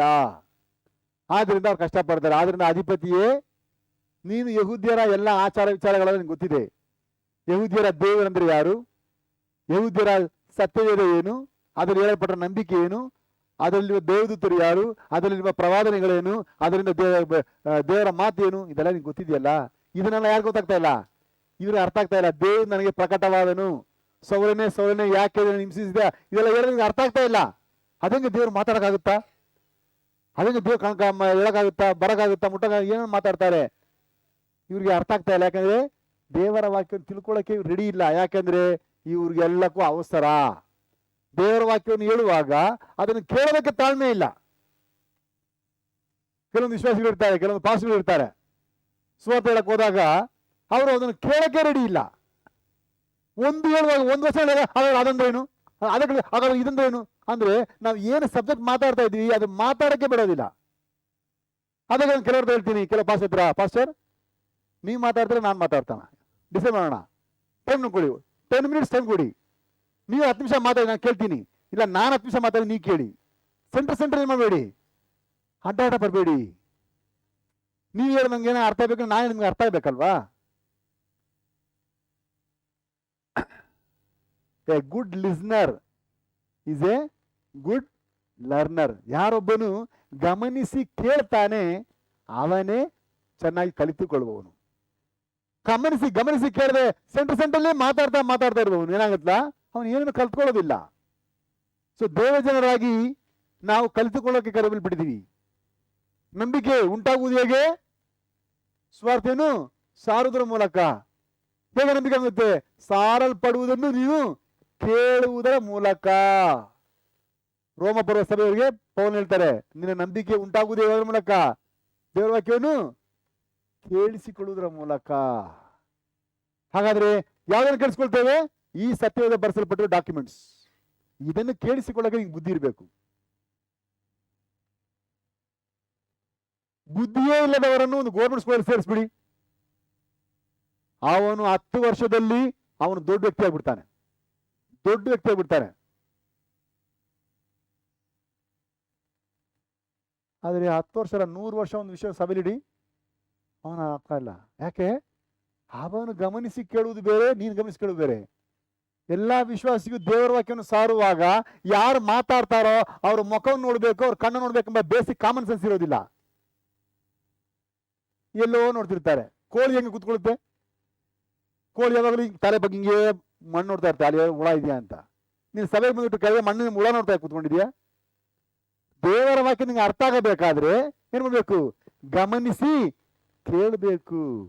ಯಾರೊಬ್ಬನು ಗಮನಿಸಿ ಕೇಳ್ತಾನೆ ಅವನು 4 ಜನರಿಗೆ ಹೇಳಕ್ಕೆ ಅವನು ಕಲ್ತ್ಕೊಂಡ್ಬಿಡ್ತಾನೆ. ನಿನ್ನ ಗಮನವೆಲ್ಲ ಬೇರೆ ಎಲ್ಲೋ ಇರುವಾಗ 100 ವರ್ಷ ನೀನು ವಿಶ್ವಾಸ ಆದ್ರೂ ಕೂಡ ನಿನಗೆ ಸಣ್ಣ ಸಣ್ಣ ವಿಷಯ ಕೂಡ ನಿಮ್ಗೆ ಗೊತ್ತಿಲ್ಲದೆ ಕಷ್ಟಪಡ್ತಿರ್ತೀವಿ, ಒದ್ದಾಡ್ತೀಯ, ಕಲ್ತ್ಕೊಳಕ್ಕೆ ಆಗೋದಿಲ್ಲ. ನಾನು ಮೊನ್ನೆ ನನ್ನ ಸೈಕಲ್ ರಿಪೇರಿ ಮಾಡೋಕ್ಕೆ ಹೋಗಿದ್ದೆ. ಕೊಡ್ತಿ ಗೌರ್ಮೆಂಟ್ ಸ್ಕೂಲ್ ಮುಂದೆ. ಅವರಪ್ಪ ಮೆಕ್ಯಾನಿಕ್ ಶಾಪು, ಆದರೆ ರಿಪೇರಿ ಮಾಡಿದ್ರು ಅವರಲ್ಲ, ಅವ್ರ ಮಗ. ಎಷ್ಟನೇ ಕ್ಲಾಸು? 8ನೇ ಕ್ಲಾಸ್ ಹುಡುಗ. ಅವನು ನನ್ನ ಸೈಕಲ್ ರಿಪೇರಿ ಮಾಡ್ತಾನೆ. ನಾನು ಸುಸ್ತಾಗ್ಬಿಟ್ಟೆ.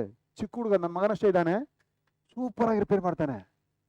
ಯಾರೋ ಏನೋ ಏನಂತ ಎಲ್ಲ ಕೇಳಿದಾಗ ನಾನು ಹೇಳಿದೆ, ನೀನು ದೊಡ್ಡವನಾಗ್ಬಿಟ್ರೆ ಏನಾಗ್ತೀಯಾ? ಅವನು ಏನೋ ಹೇಳ್ದ, ಏನೋ ಇಂಜಿನಿಯರ್ ಹೇಳ್ದಪ್ಪ, ನನಗೆ ಹೆಸರು ಬರ್ತಾ ಇಲ್ಲ.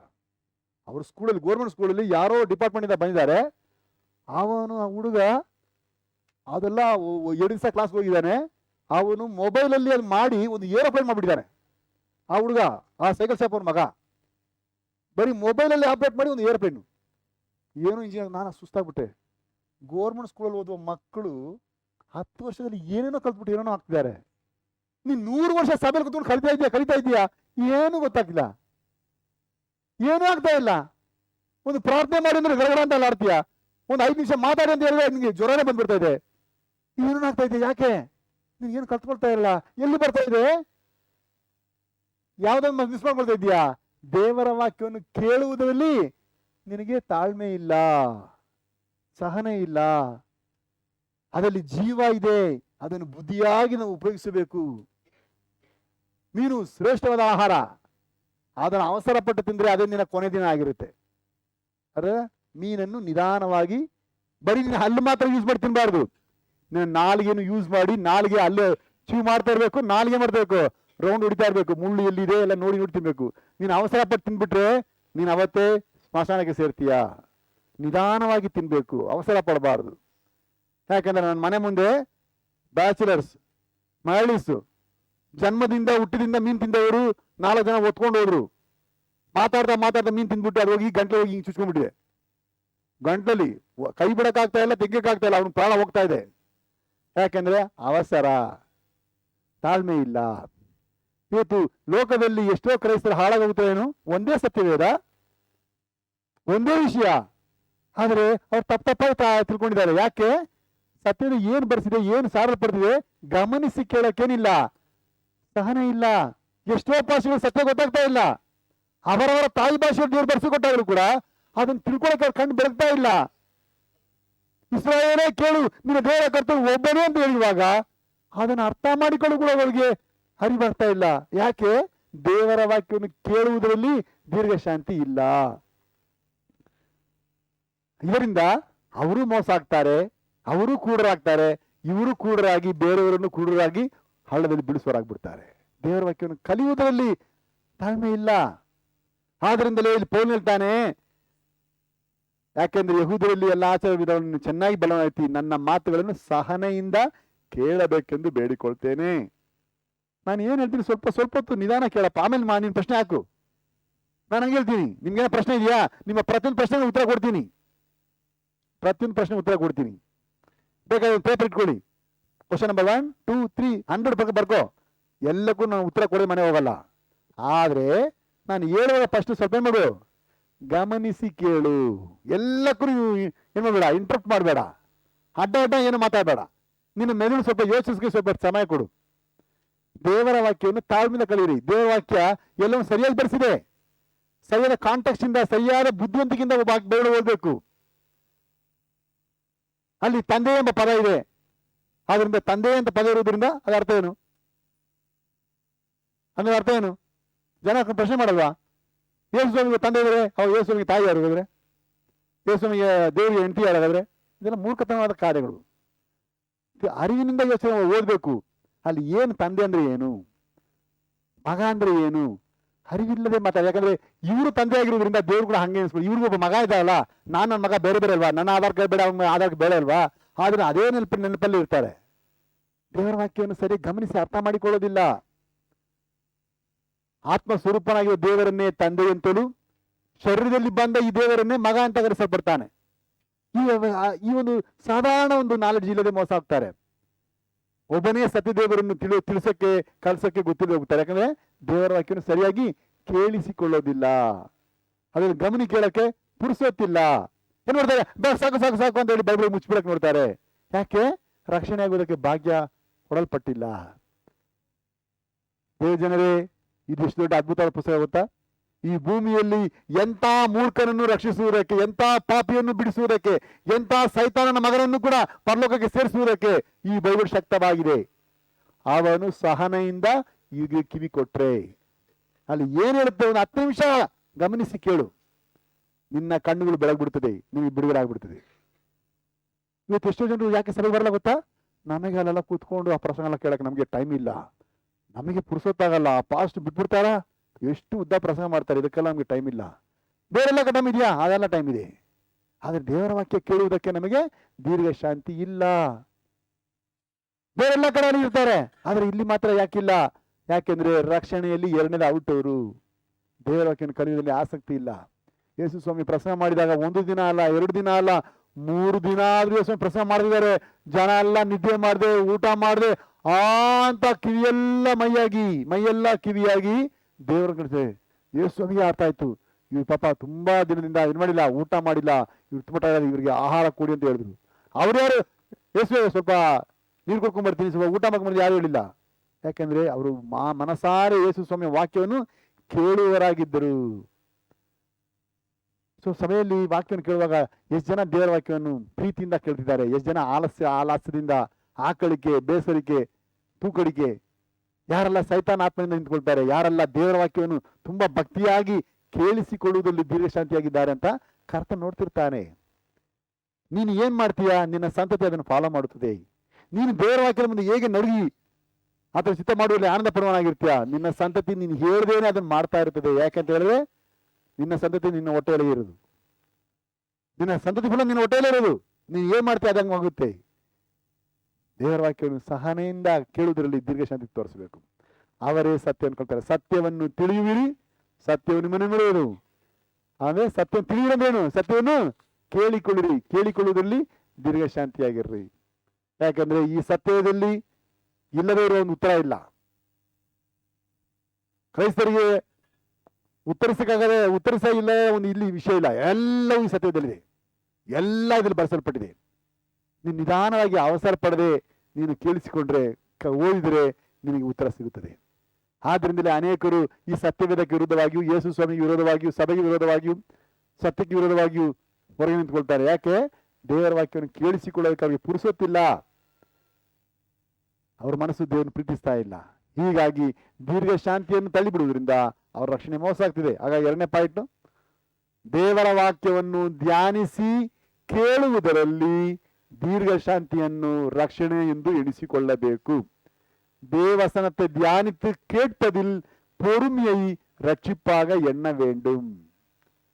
ದೇವರ ವಾಕ್ಯವನ್ನು ಧ್ಯಾನಿಸಿ ಕೇಳುವುದರಲ್ಲಿ ದೀರ್ಘ ಶಾಂತಿಯನ್ನು ರಕ್ಷಣೆ ಎಂದು ಎಣಿಸಿಕೊಳ್ಳಬೇಕು.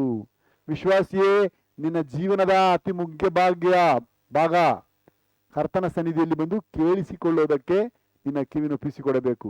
ನೀನು ಜೀವಂತವಾಗಿರುವಾಗ ನಿನ್ನ ಶರೀರ ಇದನ್ನು ಅಭ್ಯಾಸ ಮಾಡಿಕೊಳ್ಳುವುದಾದರೆ ಒಂದು ದಿನ ನೀನು ಸತ್ತೋದ ಮೇಲೂ, ನಿನ್ನ ಶರೀರವೆಲ್ಲ ಹಾಳಾಗಿ ಹೋದ ಮೇಲೂ, ಎಲ್ಲ ಹುಳ ತಿಂದು ಮಣ್ಣು ಮಣ್ಣಾದು ಹೋಗ್ಬಿಟ್ರು ಕೂಡ ಕರ್ತರು ಇದೇ ಮೇಘದ ಇಳಿದು ಬರುವಾಗ ನಿನ್ನ ಹೆಸರನ್ನು ಕೂಗ್ತಾನೆ.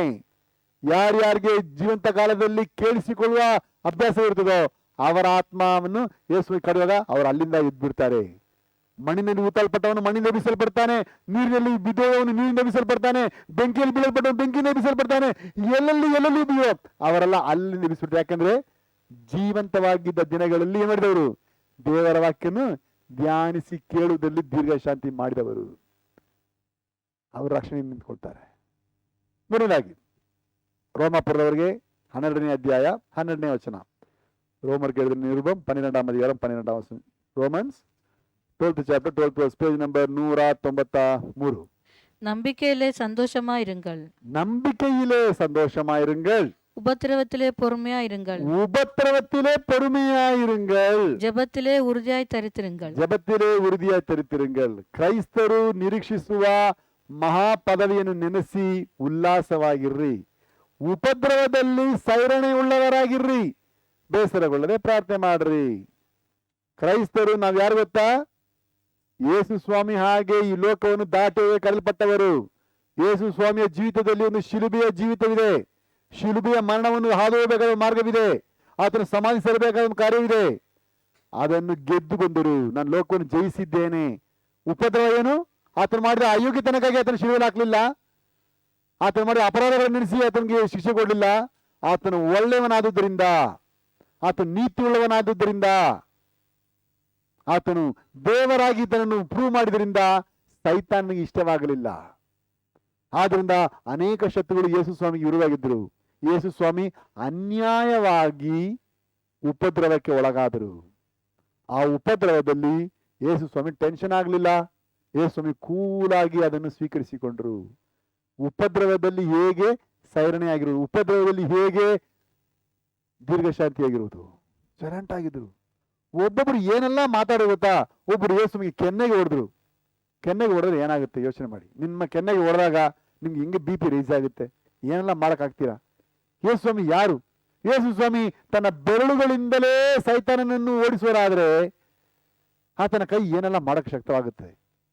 ಕೆನ್ನೆಗೆ ಹೊಡೆದಾಗ, ಆತನ ಮುಖಕ್ಕೆ ಉಗುಳಿದಾಗ, ಆತನ ತಲೆಯಲ್ಲಿ ಕುಟ್ಟಿದಾಗ, ಆತನು ಗೇಲಿ ಮಾಡಿದಾಗ, ಆತನನ್ನು ಅವಮಾನ ಪಡಿಸಿ ಆತನನ್ನು ಕಮೆಂಟ್ ಮಾಡುವಾಗ ಯೇಸು ಸ್ವಾಮಿ ಏನ್ ಮಾಡಿದ್ರು?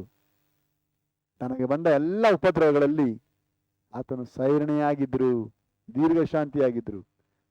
ಒಬ್ಬ ಯೇಸುವೇ ಅಂತ ಹೇಳಿ ಬಂದು ಕೆನ್ನೆಗೆ ಮುತ್ಕೊಡ್ತಿದ್ದಾನೆ. ಅವಾಗಲೂ ದ್ರೋಹಿ ಅಂತ ಕರೆದ್ರ? ಚೆನ್ನಾಗಿ ಗೊತ್ತು ನನ್ನ ಜೊತೆ ಯಾರಿದ್ದಾರೆ, ಇವರು ಯಾವ ಉದ್ದೇಶಕ್ಕಾಗಿ ನನ್ನ ಜೊತೆ ಇದ್ದಾರೆ, ಏನು ಕಾರ್ಯ ಮಾಡಿ ಎಲ್ಲ ಗೊತ್ತು. ಆದ್ರೂ ಕೂಡ ಯೇಸು ಸ್ವಾಮಿ ಎಷ್ಟು ದೀರ್ಘಶಾಂತಿಯಿಂದ ಅದನ್ನೆಲ್ಲ ದಾಟಿ ಬರ್ತಾರೆ. ಇದು ಯೇಸು ಸ್ವಾಮಿ ಜೀವಿತದಲ್ಲಿ ಆಯ್ತು. ಯಾಕೆ? ಯೇಸು ಹೇಳಿದ್ರು, ನನಗೆ ಏನೆಲ್ಲ ಆಗಿದೆಯೋ ಅದು ನಿಮಗೂ ಏನಾಗುತ್ತದೆ ಆಗುವುದು. ದೇವರ ಮಕ್ಕಳಾಗಿ ನೀವು ಪರಲೋಕಕ್ಕೆ ಹೋಗ್ಬೇಕಾದ್ರೆ ನಿಮ್ಮ ಜೀವಿತದಲ್ಲಿ ಉಪದ್ರವ ಇರುತ್ತದೆ. ಉಪದ್ರವಿಸುವುದಕ್ಕೆ ಅನೇಕ ದೇವರು ಇಟ್ಟಿರ್ತಾರೆ. ನೀವು ಮಾಡಬೇಕಾದ ಕಾರ್ಯವನ್ನು ನಿಮಗೆ ಸಂಭವಿಸುವ ಉಪದ್ರವದಲ್ಲಿ ದೀರ್ಘ ಶಾಂತಿಯಾಗಿರೋದಕ್ಕೆ ಕಲ್ತ್ಕೊಳ್ಬೇಕು. ಆಗ ನೀವು ಏನು ರಿಯಾಕ್ಟ್ ಮಾಡಕ್ ಹೋಗ್ಬೇಡ್ರಿ. ಸಾಧ್ಯವಾದ್ರೆ ಒಂದು ಟೇಪ್ ತಗೊಂಡು ಬಾಯಿಗೆ ಕಟ್ಕ ಕೊಡ್ರಿ, ಮಾತಾಡ್ಬೇಡ್ರಿ, ಏನು ಹೇಳಕ್ ಹೋಗ್ಬೇಡ್ರಿ, ಸೈಲೆಂಟ್ ಆಗಿ ಇರ್ಬಿಡ್ರಿ. ಒಂದು ದಿವಸ ಜನಗಳಿಗೆ ಬುದ್ಧಿ ಬರುತ್ತೆ. ಯೇಸು ಸ್ವಾಮಿ ಅವತ್ತು ಸೈಲೆಂಟ್ ಆಗಿದ್ದರಿಂದಲೇ ಇವತ್ತು ಇಡೀ ಲೋಕ ಮಾತಾಡ್ತಾ ಇದೆ. ಯಾರ ಬಗ್ಗೆ? ಯೇಸು ತರ ದೇವ್ರು ಯಾರಪ್ಪ ಇದ್ದಾರೆ, ನಿನ್ನ ಹಾಗೆ ದೇವ್ರು ಯಾರಿದ್ದಾರೆ ಅಂತ ಹೇಳಿ ಯಾಕೆ ಜನ ಎಲ್ಲ ಮಾತಾಡ್ತಾರೆ? ಯಾಕಂದ್ರೆ ಆತ ಮಾತಾಡೋದು ಸೈಲೆಂಟ್ ಆಗಿದ್ರೆ ಇವತ್ತು ಎಲ್ಲರ ಬಾಯಿ ಓಪನ್ ಆಗಿದೆ. ವೆಯ್ಟ್ ಮಾಡು, ಕಾಲ ಎಲ್ಲವನ್ನು ಚೇಂಜ್ ಮಾಡುತ್ತದೆ. ನಿನಗೆ ಬರುವ ಉಪದ್ರವಗಳಲ್ಲಿ ಸೈರಣಿ ಆಗಿರುವುದಕ್ಕೆ ನೀನು ಕಲಿತುಕೊಳ್ಳಬೇಕು. ಯಾಕಂದ್ರೆ ಕ್ರೈಸ್ತರಿಗೆ ಉಪದ್ರವ ಬರುತ್ತದೆ, ಕ್ರೈಸ್ತರಲ್ಲದವರಿಗೆ ಉಪದ್ರವ ಬರುವುದಿಲ್ಲ. ಕ್ರೈಸ್ತರಲ್ಲದವ್ರು ಬರೋಲ್ಲ, ಚೆನ್ನಾಗಿ ತಿಳ್ಕೊಳ್ಳಿ. ಲೋಕದಲ್ಲಿ ಉಪದ್ರವ ಬರೋದಿಲ್ಲ. ನೀನು ದೇವರ ಮಗುವನಾಗಿದ್ರೆ, ದೇವರ ಮಗಳಾಗಿದ್ರೆ, ನೀನು ನೀತಿ ನ್ಯಾಯಕ್ಕಾಗಿ ವೈರಾಗ್ಯ ತೋರಿಸಿದ್ರೆ ನಿನಗೆ ಹಿಂಸೆ ಮಾಡೋಕ್ಕೆ ಕಾರ್ಯಗಳಿರುತ್ತದೆ. ಅವಾಗ ಏನ್ ಮಾಡ್ಬೇಕು? ನಿನ್ನ ಕಾರ್ಯವೇನು? ಕರ್ತನ ದೀರ್ಘ ಶಾಂತಿಯನ್ನು ಆಯುಧವಾಗಿ ಉಪಯೋಗಿಸಿಕೊಳ್ಳಬೇಕು. ಅದರಿಂದ ನಿನ್ ಗೆದ್ದು ನಾನು ಲೋಕವನ್ನು ಜಯಿಸಿದ್ದೇನೆ. ಇನ್ನೊಬ್ಬರಿಗೂ ಹೆದರಬೇಡ್ರಿ, ನಿಮಗೂ ಈ ಧೈರ್ಯ ಸಿಗುತ್ತೆ ಅಂತ ಹೇಳಿ ಯೇಸು ಹೇಗೆ ನಮಗೆ ಧೈರ್ಯ ಹೇಳಿಕೊಟ್ರೋ ಹಾಗೆ ಬೇರೆಯವ್ರಿಗೂ ಧೈರ್ಯ ಹೇಳಿಕೊಡೋಕೆ ನಮ್ಮನ್ನು ದೇವರು ಪಳಗಿಸುತ್ತಿದ್ದಾರೆ. ನಮ್ಮ ಜೀವಿತದಲ್ಲಿ ಉಪದ್ರವ ಬರ್ತದೆ. ಉಪದ್ರವನ್ನ ಜೀವಿತದಲ್ಲಿ ಬರಲಿಲ್ಲ ಅಂತ ಹೇಳಿದ್ರೆ ನೀನು ಕ್ರೈಸ್ತನಲ್ಲ, ನೀನು ಪರಲೋಕಕ್ಕೆ ಸೇರಿದವನಲ್ಲ. ಯಾರ್ಯಾರು ಯೇಸುವಿನವರೋ ಅವರಿಗೆಲ್ಲ ಉಪದ್ರ ಆಗುತ್ತದೆ. ಆದ್ರಿಂದ ಯಾಕೆ ಯಾಕೆ ಉಪದ್ರವ? ನಿನಗೆ ಮಹಾಪದವಿಯನ್ನು ಕೊಡಕ್ಕೆ ದೇವರು ಕರೆದಿದ್ದಾರೆ. ಯಾವ ಮಹಾಪದವಿ? ಇಲ್ಲಿ ಇರುವ ಭೂಮಿಯಲ್ಲಿರುವ MLA, MP, minister, prime minister, president ಅವೆಲ್ಲ ಇವೆಲ್ಲ ಕೊಡ್ತಾರೆ, ಆಮೇಲೆ ಕಿತ್ತಾಕ್ಬಿಡ್ತಾರೆ, ಆಮೇಲೆ ಓಡಿಸ್ಬಿಡ್ತಾರೆ. ಪ್ರಯೋಜನ ಇಲ್ಲದ ಕಾರ್ಯ. ಆದ್ರೆ ಪರಲೋಕ ಕೊಡುವ ಮಹಾಪದವಿ ಅದು ಯಾರು ಕಿತ್ತುಕೊಳ್ಳಕ್ಕಾಗೋದಿಲ್ಲ. ಅಂತ ಒಂದು ಮಹಾಪದವಿ ನಿನ್ನ ಕೊಡುವುದಕ್ಕೆ ಕರೆದಿದ್ದಾರೆ. ಅದು ಯಾರಿಗೆ ಗೊತ್ತಾ? ಯಾರ್ಯಾರು ಕರ್ತನ ದೀರ್ಘ ಶಾಂತಿಯನ್ನು ಉಪಯೋಗಿಸಿ ಗೆದ್ಕೊಳ್ಳಕ್ಕೆ ಕಲ್ತ್ಕೊಂಡಿದೆ ಅವರಿಗೆ. ಅದು ಯಾವಾಗ? ನಿನಗೆ ಸಂಭವಿಸುವ ಉಪದ್ರವಗಳಲ್ಲಿ ನೀನು ಸೈರಣೆಯನ್ನು ಕಾಪಾಡಿಕೊಳ್ಳುವಾಗ. ಹಾಗಾಗಿ ಕಲಿಬೇಕಾದ ಮೂರನೆಯ ಪಾಠ, ಯೇಸುವಿನ ಹೆಸರಿನಿಂದುಂಟಾಗುವ ಉಪದ್ರವದಲ್ಲಿ ದೀರ್ಘ ಶಾಂತಿಯನ್ನು ರಕ್ಷಣೆ ಎಂದು ಎಣಿಸಿಕೊಳ್ಳಬೇಕು. இயேசுவின் நாமத்து நிமித்தம் உண்டாகும் உபத்திரத்தில் பொறுமையை ரட்சிப்பாக எண்ண வேண்டும். ದೇವಜನರೇ, ಯೇಸುವಿನ ಹೆಸರಿನಿಂದ ಮಾತ್ರವೇ ನಿಮಗೆ ಉಪದ್ರ ಬರುತ್ತೆ, ಇಲ್ಲಾಂದ್ರೆ ಬರಲ್ಲ. ನೀನು ಯೇಸುವಿನ ಹೆಸರಿನಲ್ಲ, ಯೇಸುವಿನ ಹೆಸರಿನಲ್ಲದವನಾದ್ರೆ ನೀನು ಯಾರು ವಿರೋಧಿಸೋದೇ ಇಲ್ಲ. ನಿನ್ ಜೊತೆ ಎಲ್ಲರೂ ಕ್ಲೋಸ್ ಆಗಿರ್ತಾರೆ, ನಿನ್ ಜೊತೆ ಎಲ್ಲರೂ ಪ್ರೀತಿಯಾಗಿರ್ತಾರೆ, ನಿನ್ ಜೊತೆ ಎಲ್ಲರೂ ಆಯ್ಕೆಯಾಗಿ ಇಷ್ಟಪಡ್ತಾರೆ. ಆದ್ರೆ ನೀನು ಯೇಸುವಿನವನಾಗಿರುವುದಾದ್ರೆ ನಿನ್ನ ಜೊತೆಗೆ ಸೈತಾನನ ಮಕ್ಕಳು ಸೇರ್ಕೊಳ್ಳಕ್ಕಾಗಲ್ಲ. ನರಕಕ್ಕೆ ಹೋಗಬೇಕಾದ್ರೆ ಯಾರು ಕೂಡ ನಿನ್ನ ಒಪ್ಪಿಕೊಳ್ಳಕ್ಕಾಗಲ್ಲ, ಆಯ್ಕೆ ಆಗಲ್ಲ. ಅವರೆಲ್ಲ ಮುಂದೆ ನೀನು ಶತ್ರು ಆಗ್ತೀಯ. ಹಾಗಾದ್ರೆ ಅವರು ಅನೇಕ ಉಪದ್ರವಗಳನ್ನು ನಿನ್ನ ಮುಂದೆ ಇಡ್ತಾರೆ. ನೀನು ಅವುಗಳನ್ನ ದಾಟುವುದಕ್ಕೆ ಏನ್ ಮಾಡ್ಬೇಕು? ದೀರ್ಘ ಶಾಂತಿಯನ್ನು ಹೋಗ್ಬೇಕು. ಉಪದ್ರವದಲ್ಲಿ ನಿಮಗೆ ಸ್ಮೈಲ್ ಮಾಡಕ್ಕೆ ನಿಮಗೆ ಬಾಳಾಗಬೇಕು. ನಗನಗುತ್ತಾ ಅದನ್ನು ಪಾಸ್ ಆಗೋದಕ್ಕೆ, ಈಸಿಯಾಗಿ ಗೆಲ್ಲುವುದಕ್ಕೆ ದೇವರ ಕೂರ್ಸಬೇಕು. ಅದಕ್ಕೆ ಕರ್ತನಿಂದ ನೀನು ಅನುಗ್ರಹ ಪಡೆಯಬೇಕು. ಯೇಸು ಅದೇ ಕೊಡ್ತಾರೆ, ಅವರಿಗೆ ಅನುಗ್ರಹ ಮಾಡ್ತೇನೆ. ದೇವರು ಅವ್ರಿಗೆ ಅದು ಕೊಡ್ತಾರೆ. ವಿಶ್ವಾಸಿಯೇ, ನೀನು ಒಳ್ಳೆಯ ದಿನಗಳಲ್ಲಿ, ಅನುಕೂಲವಾದ ದಿನಗಳಲ್ಲಿ, ನೀನು ಸಂತೋಷದ ದಿನದಲ್ಲೆಲ್ಲ ನೀನು ಕ್ರೈಸ್ತನ ಪ್ರೂವ್ ಮಾಡಿ, ನಿಮಗೆ ಕಷ್ಟ ಬರುವ ದಿನದಲ್ಲಿ ನೀನು ಕ್ರೈಸ್ತನಲ್ಲ ಅಂತ ಪ್ರೂವ್ ಆಗ್ಬಿಟ್ಟು ಹೋಗ್ಬಿಟ್ರೆ ಹೋಯ್ತು, ಎಲ್ಲ ವೇಸ್ಟ್. ಒಂದು ಮಗು ಸ್ಕೂಲ್ಗೆ ಮೊದಲನೇ ದಿವಸದಿಂದ ಎಕ್ಸಾಮ್ ಆಗುವ ದಿನದವರೆಗೆ ಒಳ್ಳೆ ಸ್ಟೂಡೆಂಟ್, ಎಷ್ಟು good student, bright student, super. ಬರೀ ಪರೀಕ್ಷೆಯಲ್ಲಿ ಮಾತ್ರ ಫೇಲ್. ಏನು ಪ್ರಯೋಜನ ಇದೆಯಾ? ಬರೀ ಅವತ್ತು ಮಾತ್ರ ಒಳ್ಳೆಯವರಾಗಿದ್ದು ಪರೀಕ್ಷೆಯಲ್ಲಿ ಫೇಲ್ ಆಗಿ ವೇಸ್ಟ್ ಅಲ್ವಾ? ನೀನು ಅವತ್ತು ಕೆಟ್ಟವರಾಗಿದ್ರು ಕೂಡ ನೀವು ಪರೀಕ್ಷೆಯಲ್ಲಿ ಪಾಸ್ ಆಗಿಬಿಟ್ರೆ ಪಾಸ್ ಅಲ್ವಾ? ಸೊ ಕ್ರೈಸ್ತರು ತಮಗೆ ಅನುಕೂಲವಾಗಿರುವಾಗ, ತಮಗೆಲ್ಲ ಚೆನ್ನಾಗಿರುವಾಗ ಒಳ್ಳೆ ಕ್ರೈಸ್ತ ಕರ್ಸ್ಕೊಳ್ತಾರೆ. ಆದ್ರೆ ತಮ್ಮ ಉಪದ್ರವ ಬರುವ ದಿನಗಳಲ್ಲಿ, ತಮಗೆ ಕಷ್ಟ ಬರೋ ದಿನಗಳಲ್ಲಿ ಅವರು ದೀರ್ಘ ಶಾಂತಿಯನ್ನು ತೋರಿಸೋದ್ರಲ್ಲಿ ಫೇಲ್ ಆಗಿಬಿಟ್ರೆ ಎಲ್ಲ ಮೋಸ ಆಗುತ್ತಲ್ಲ. ಅದು ಮುಖ್ಯವಾಗಿ ಯೇಸುವಿನ ನಾಮದ ನಲ್ಲಿರುವವರಿಗೆ ಇದು ಅತಿ ದೊಡ್ಡ ಒಂದು ಶೋಧನೆ. ಯಾಕಂದ್ರೆ ಸೈತಾನ್ ಗೊತ್ತು ಯಾರನ್ನ ಟಾರ್ಚರ್ ಮಾಡಬೇಕು, ಯಾರನ್ನ ಹೇಗೆ ಹಿಂಸೆ ಕೊಡಬೇಕಂತ. ಆದರೆ ಉಪದ್ರವಗಳಲ್ಲಿ ಸೈರಣೆಯಾಗಿರುವುದಕ್ಕೆ ಕರ್ತನ ಅನುಗ್ರಹ ಪಡೆದವರು ಬುದ್ಧಿವಂತರಾಗುತ್ತಾರೆ. 4ನೇದಾಗಿ ದೀರ್ಘ ಶಾಂತಿಯನ್ನು ಉಪಯೋಗಿಸಬೇಕ ಸ್ಥಳ 2 ಕೊರಿಂಥದವರಿಗೆ 6ನೇ ಅಧ್ಯಾಯ 3-5 ವಚನಗಳು. 2 ಕೊರಿಂಥಿಯರ್ 6ஆம் அதிகாரம் 3-5 வசனங்கள். 2 Corinthians 6 chapter 3-5 verses. Page number 322. இந்த ஊழியம் குற்றப்படாதபடிக்கு நாங்கள் யாதொன்றிலும் இடரல் உண்டாக்காமல் எவ்விதத்தினாலேயும் எங்களை தேவ ஊழியராக விளங்க பண்ணுகிறோம். எங்களை தெய்வ ஊழியராக விளங்க பண்ணும்படி மிகுந்த பொறுமையிலும் உபத்திரவங்களிலும் நெருக்கங்களிலும் இடுக்கண்களிலும் அடிகளிலும் காவல்களிலும் கலகங்களிலும் பிரயாசங்களிலும் கண்விழிப்புகளிலும் உபவாசங்களிலும் ನಿಂದೆಗೆ ಅವಕಾಶ ಕೊಡದೆ ಎಲ್ಲಾ ಸಂಗತಿಗಳಲ್ಲಿ ದೇವರ ಸೇವಕರೆಂದು ನಮ್ಮನ್ನು ಸಮರ್ಥರಾಗ ಮಾಡಿಕೊಳ್ಳುತ್ತೇವೆ. ನಾವು ಸಂಕಟಗಳಲ್ಲಿಯೂ, ಕೊರತೆಗಳಲ್ಲಿಯೂ, ಇಕ್ಕಟ್ಟುಗಳಲ್ಲಿಯೂ, ಪೆಟ್ಟುಗಳಲ್ಲಿಯೂ, ಸೆರೆಮನೆಗಳಲ್ಲಿಯೂ, ಕಲಹಗಳಲ್ಲಿಯೂ, ಕಷ್ಟವಾದ ಕೆಲಸಗಳಲ್ಲಿಯೂ, ನಿದ್ದೆಗೇಡುಗಳಲ್ಲಿಯೂ, ಉಪವಾಸಗಳಲ್ಲಿಯೂ ಬಹು ತಾಳ್ಮೆಯನ್ನು ತೋರಿಸುತ್ತೇವೆ. 4ನೇದಾಗಿ ತೋರಿಸಬೇಕಾದ ಒಂದು ಕೆಲಸ, ದೇವರ ಸೇವೆ ಮಾಡುವವರಿಗೆ ಅವರು ತಾಳ್ಮೆಯನ್ನು ತೋರಿಸುವುದರಲ್ಲಿ ತುಂಬಾ ಜಾಗ್ರತೆ ವಹಿಸಬೇಕು. ಯಾಕೆ ಅಂತ ಹೇಳಿದ್ರೆ ಈ ಲೋಕದಲ್ಲಿ ತುಂಬಾ ರಿಸ್ಕ್. ಎಷ್ಟು ಕೆಲಸ ಅಂದ್ರೆ ದೇವರ ಸೇವೆ ತುಂಬಾ ರಿಸ್ಕ್. ಇದಕ್ಕಿಂತ ಕಷ್ಟವಾದ ಒಂದು ಕೆಲಸ ಈ ಭೂಮಿಯಲ್ಲಿ ಇನ್ನೊಂದು ಇರುವುದಿಲ್ಲ. ತುಂಬಾ ಡೇಂಜರ್. ಯಾವೇ ಕೆಲಸಕ್ಕೆ ಹೋಗು, ಒಂದು ಕಂಪನಿ ಕೆಲಸಕ್ಕೆ ಹೋಗು, ನೀನು ಒಂದು ಒಂದು ಒಂದು ಕಂಪನಿಯಲ್ಲಿ ಹೌಸ್ ಕೀಪಿಂಗ್ ಕೆಲಸಕ್ಕೆ ಹೋಗೋದು, ನಿನಗೂ ವರ್ಷ ಒಂದು ಅವರ್ ಕೊಡ್ತಾರಲ್ಲ, ಬೆಸ್ಟ್ ಎಂಪ್ಲಾಯ್ ಅಂತ ನೀವು ಕೊಟ್ಬಿಡ್ತಾರಲ್ಲ, ಕಣ್ಣು ಮುಚ್ಕೊಂಡು ಗುಡಿಸ್ಬಿಟ್ರೆ ಸಾಕು, ನಿಮ್ಗೆ ಅವರ್ ಕೊಡ್ತಾರೆ. ನೀನು ವಾಚ್ಮ್ಯಾನ್ ಕೆಲಸ ಮಾಡಿ ನೀವು ಅವರ್ ಕೊಡ್ತಾರೆ. ಲೋಕದಲ್ಲಿ ಎಲ್ಲರಿಗೂ ಎಲ್ಲ ಕೆಲಸ ಮಾಡಕ್ಕೆ ಆಪರ್ಚುನಿಟಿ ಇದೆ, ಆದರೆ ಪಾಸ್ಟ್ ವ್ಯಕ್ತಿ ಯಾವತ್ತೂ ಸಿಗೋದೇ ಇಲ್ಲ. ಅದು ಭಯ ಅನಿಸುತ್ತೆ. ಜನರು ಬೈಯೋರು ಜಾಸ್ತಿ ಆಗಿರ್ತಾರೆ, ಟೀಕೆ ಮಾಡೋರು ಜಾಸ್ತಿ ಆಗಿರ್ತಾರೆ, ಹಿಂಸೆಗಳು ಜಾಸ್ತಿ. ಯಾಕಂದ್ರೆ ಈ ವ್ಯಕ್ತಿ ಎಲ್ಲಾ ಕಾಲದಲ್ಲಿಯೂ ಅವರಿಗೆ ಹಿಡಿದಿರುವ ದೆವ್ವಗಳಿಂದ ಬಿಡಿಸೋದಕ್ಕೆ ಪ್ರಯಾಸ ಪಡ್ತಿರ್ತಾನೆ. ಆದ್ರಿಂದ ಸೈತಾನ ಎಲ್ಲಾ ಕಾಲದಲ್ಲಿ ಅವ್ರಿಗೆ ವಿರುದ್ಧವಾಗಿ ಕಾರ್ಯ ಮಾಡೋಕ್ಕೆ ಇರ್ತದೆ. ಅದರಿಂದ ವಿಶ್ವಾಸಿಗಳು ಎಲ್ಲಾ ಕಾಲದಲ್ಲಿ ಇರಿಟೇಷನ್ ಮಾಡುವುದರಲ್ಲಿ ಕರೆಕ್ಟಾಗಿ ತಮ್ಮ ಕೆಲಸ ಮಾಡ್ತಿರ್ತಾರೆ. ಹೇಗೆಲ್ಲ ಮಾಡಿ ಅದು ಕಷ್ಟ ಆಗುತ್ತೆ. ಒಂದು ಪ್ರಸಂಗ ಪ್ರಿಪೇರ್ ಮಾಡಬೇಕಾದ್ರೆ ಪ್ರಸಂಗ ಮಾಡುವವನು ಅವನು ಸಮಾಧಾನವಾಗಿರ್ಬೇಕು, ಅವನು ನೆಮ್ಮದಿಯಾಗಿರ್ಬೇಕು, ಅವನಿಗೆ ಎಲ್ಲವೂ ಕೂಡ ದೇವರ ವಾಕ್ಯ ಧ್ಯಾನಿಸಿ ಮಾಡೋಕ್ಕೆಲ್ಲ ಆಗಬೇಕು. ಅದು ಹೇಗೆ ಟಾರ್ಚರ್ ಮಾಡಬೇಕು ಅದಕ್ಕಾಲ ಒಂದು ಕಾರ್ಯವನ್ನು ವಿಶ್ವಾಸ ಮಾಡ್ತಿರ್ತಾರೆ.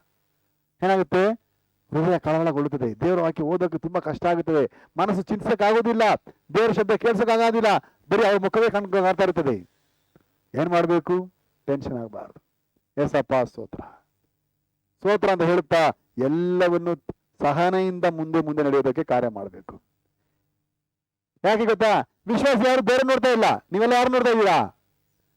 ಯಾಕೆ ನಿಮ್ಮ ಕಣ್ಣು ಬೇರೆ ಕಾಣ್ತಾ ಇಲ್ಲ, ಅದು ನನಗೆ ಮಾತ್ರ ಇಷ್ಟ ಕಾಣ್ತಾ ಇದೆ. ನಾವು ಯಾವ್ದನ್ನು ನೋಡ್ಲಿ ಯಾವ್ದನ್ನು ಬಿಡ್ಲಿ. ಸೊ ಎಲ್ಲವೂ ಕೂಡ ತುಂಬಾ ಟೆನ್ಷನ್ ಕಾರ್ಯ. ಇದರಲ್ಲಿ ನಾವು ದೇವರ ಸೇವಕರೆಂಬ ಸಮ್ಮತಿಯನ್ನು ಪಡೆಯಬೇಕು. ಅದು ಹೇಗೆ ಸಾಧ್ಯ? ನಮಗೆ ಉಂಟಾಗುವ ಸಂಕಟಗಳಲ್ಲಿ, ಕೊರತೆಗಳಲ್ಲಿ, ಇಕ್ಕಟ್ಟುಗಳಲ್ಲಿ, ಪೆಟ್ಟುಗಳಲ್ಲಿ, ಸೆರೆಮನೆಗಳಲ್ಲಿ, ಕಲಹಗಳಲ್ಲಿ, ಕಷ್ಟವಾದ ಕೆಲಸಗಳಲ್ಲಿ, ನಿದ್ದೆಗಡುಗಳಲ್ಲಿ, ಉಪವಾಸಗಳಲ್ಲಿ ಯಾವುದನ್ನು ತೋರಿಸಬೇಕು? ಬಹು ತಾಳ್ಮೆಯನ್ನು ತೋರಿಸಬೇಕು. ಇಲ್ಲವಾದರೆ ಅವರು ದೇವರ ಸೇವಕರೆಂದು ಸಮ್ಮತಿ ಪಡೆಯೋಕ್ಕಾಗಲ್ಲ. ಈ ಭೂಮಿಯಲ್ಲಿ ಯಾರಿಗಿಂತ ಇಂಥ ಕೆಲಸ ಇಲ್ಲ ರೀ. ಕಣ್ಣು ಮುಚ್ಕೊಂಡು ಬಾಯ್ಪಾಠ ಮಾಡಿ ಹೇಳ್ಕೊಂಡು ಹೋಗ್ಬಿಟ್ಟೆ ಮುಗಿದೈತೆ. ಕಣ್ಣು ಮುಚ್ಕೊಂಡು ಮಾಡಿದ್ರೆ ಸಾಕು, ಅವರ ಕೆಲಸ ಫಿನಿಶ್. ಈ ದಿವಸಕ್ಕೆ ಒಂದಿನಕ್ಕೆ ಮಾಡ್ಬಿಟ್ಟು ಮುಗಿದೋಯ್ತು. ಆದ್ರೆ ಪಾಸ್ಟಿಗೆ ಒಂದು ಲಿಮಿಟೇಷನ್ ಇಲ್ಲ, ಟಾರ್ಗೆಟ್ ಒಂದು ಕೊನೆಯೇ ಇಲ್ಲ, ಒಬ್ಬರಿಗೆ ಬುದ್ಧಿ ಹೇಳೋಕ್ಕೆ ಒಂದು ಲಿಮಿಟೇ ಇಲ್ಲ. ಹೇಳಿ ಹೇಳಿ ಹೇಳಿ ಹೇಳಿ ಹುಚ್ಚಾಗಬೇಕೇ ಹೊರತು ಅದಕ್ಕೆ ಒಂದು ಕಾರ್ಯವೇ ಇಲ್ಲ. ಎಷ್ಟೇ ಮಾಡಿದ್ರು ಕೂಡ ಇಷ್ಟೆಲ್ಲ ಮಾಡಿ ನಮ್ಮ ಜೀವಿತ ಉದ್ಧಾರ ಆಗುವುದಕ್ಕೆ ಕಾರಣದ ಮಾತು ಬರೋದಿಲ್ಲ. ದೈವಿಕರು ಎಲ್ಲಾ ಕೆಲಸ ಮಾಡ್ತಿರ್ತಾರೆ. ಯಾಕೆ? ಈ ವ್ಯಕ್ತಿಯೇ ಅವರ ಆತ್ಮವನ್ನು ಕಾಪಾಡಬೇಕಂತ, ನರಕದಿಂದ ಬಿಡಿಸಬೇಕಂತ, ಸೈತಾನದಿಂದ ರಕ್ಷಿಸಬೇಕಂತ ಎಷ್ಟು ಪಾಲ್ಪಡ್ತಿರ್ತಾನೆ. ಆದ್ರೆ ಆಗ ಮಾಡಿಸುವವನಿಗೆ ತಾಳ್ಮೆ ಕೆಟ್ಟು ಹೋಗುವ ಹಾಗೆ ಎಲ್ಲಾ ಕೆಲಸವನ್ನು ಮಾಡಿಸಿರ್ತಾನೆ ಸೈತಾನ. ಇದನ್ನೆಲ್ಲ ಗಮನಿಸಿಕೊಂಡು ನಾವು ಏನ್ ಮಾಡ್ಬೇಕು? ಧರಿಸಬಹುದು. ಮಾಡುತ್ತಿರುವುದು ಇವರಲ್ಲ, ನಮ್ಮ ಹೋರಾಟ ಮನುಷ್ಯರ ಸಂಗಡ ಅಲ್ಲ. ಇದನ್ನು ದೇವರ ಸೇವೆ ಕಲ್ತ್ಕೊಳ್ಬೇಕು. ನಾವು ಹೊರಡ್ತೀವಿ ಯಾರತ್ರಲ್ಲ, ಇವರ ಹಿಂದೆ ನಿಂತುಕೊಂಡಿರುವ ಯಾರ ಜೊತೆಗೆ? ಅಂಧಕಾರದ ಲೋಕಾಧಿಪತಿಗಳ ಜೊತೆಗೆ ನಮ್ಮ ಫೈಟ್. ಸೊ ಅವ್ರು ಸಾಧನೆ ಮಾಡ್ತಾ ಇಲ್ಲ. ಸೈತಾನ ಅವರ ಮೂಲಕ ಏನನ್ನು ಮಾಡಿ ಸೇವೆ ಮಾಡುವ ಮನಸ್ಸನ್ನು ಕೆಡಿಸಬೇಕು, ಅವ್ರ ಸಮಾಧಾನ ಕಲಿಸುವಂತೆ ಮಾಡಬೇಕು. ಅವ್ರು ಹೇಗೆ ನೊಂದುಕೊಳ್ಳಬೇಕು, ಅವ್ರು ಹೇಗೆ ಅವರು ಕಷ್ಟಪಡಬೇಕು, ಅವ್ರು ಹೇಗೆ ಸಂಕಟ ಪಡಬೇಕು, ಅವ್ರು ಹೇಗೆ ಸಮಾಧಾನ ನಷ್ಟಪಡ್ಕೋಬೇಕು, ಇದನ್ನೆಲ್ಲ ಸೈತಾನ ಹಿಂದೆ ಮಾಡಿಸ್ತಾನೆ. ದೇವರ ಸೇವೆ ಅರ್ಥ ಮಾಡಿಕೊಳ್ಳು. ಇವರೆಲ್ಲ ಇವರು ಬೆಳೆಸುವ ದುರಾತ್ಮ ಯಾವುದೊಂದು ಕಂಡು ಹಿಡಿದು ಅದನ್ನು ಗೆಲ್ಲುವುದಕ್ಕೆ, ಅದರಿಂದ ಅದನ್ನು ಬಿಡಿಸುವುದಕ್ಕೆ, ಅದನ್ನು ರಕ್ಷಿಸುವುದಕ್ಕೆ ಬಹು ತಾಳ್ಮೆಯನ್ನು ತೋರಿಸಿದ್ರೆ ಮಾತ್ರ ದೇವರ ಸೇವೆ ಮುಂದುವರಿತದೆ. ಇಲ್ಲ ಅಂದ್ರೆ 4 ದಿವಸದಲ್ಲಿ ಮುಚ್ಚಲ್ಬಿಟ್ಟು ಶಿಫ್ಟ್ ಆಗಿರುತ್ತೆ, ಬಾಗಿಲು ಬಿಚ್ಚಿರುತ್ತೆ ಅಷ್ಟೇ. ಲೋಕದಲ್ಲಿ ಎಷ್ಟೋ ಕಡೆ ಹಂಗಾಗಿದೆಯಲ್ಲ. ಯಾಕೆ? ಎಲ್ಲದರೂ ಸೂಪರ್, ಅವರು ಸೂಪರ್ ಪ್ರಸಂಗಿ, ಸೂಪರ್ ಅದು, ಸೂಪರ್ ಎಲ್ಲ ಸೂಪರ್. ಆದ್ರೆ ಈ ವಿಷಯದಲ್ಲಿ ಬಹು ತಾಳ್ಮೆಯನ್ನು ತೋರಿಸಬೇಕಾದ ವಿಷಯದಲ್ಲಿ ಮೋಸ ಮಾಡಿಕೊಂಡು ತಮ್ಮ ಯಾವುದೇ ರಕ್ಷಣೆ ಎಂಬುದನ್ನು ಎಣಿಸಕ್ಕಾಗದೆ ಬಿದ್ದೋಗ್ಬಿಡ್ತಾರೆ. ಹಾಗಾಗಿ ಕಲಿಬೇಕಾದ 4ನೇ ಪಾಠ, ದೇವರ ಸುವಾರ್ತೆ ಸಾರುವುದರಲ್ಲಿ ದೀರ್ಘ ಶಾಂತಿಯನ್ನು ರಕ್ಷಣೆ ಎಂದು ಎಣಿಸಿಕೊಳ್ಳಬೇಕು. தேவனுடைய சுவிசேஷத்தை அறிவிப்பதில் பொறுமையை ரட்சிப்பாக எண்ண வேண்டும். ನಾನು ಯಾರ ಹತ್ರ ಹೇಳ್ತಾ ಇದ್ದೀನಿ ನೋಡಿ, ದೇವಜನರೇ, ಸಂದೇಶ ಸಾರುವಾಗ ದೈವ ಭಯದಿಂದ ಕೇಳುವರು ಇರ್ತಾರೆ, ಸೈತಾನ ಆತ್ಮ ಬಂದವರು ಇಲ್ಲಿ ಇರ್ತಾರೆ. ಅವರ ಕ್ರಿಯೆಗಳನ್ನು ಗಮನಿಸಿ ಹೋಗಲು ಸಾಧ್ಯ ಆಗುತ್ತದೆ. ನನಗೆ ಅರ್ಥ ಆಗುತ್ತದೆ ಇವರ ಹಿಂದೆ ಯಾರು ಏನ್ ಮಾಡ್ತಿದ್ದಾರೆ.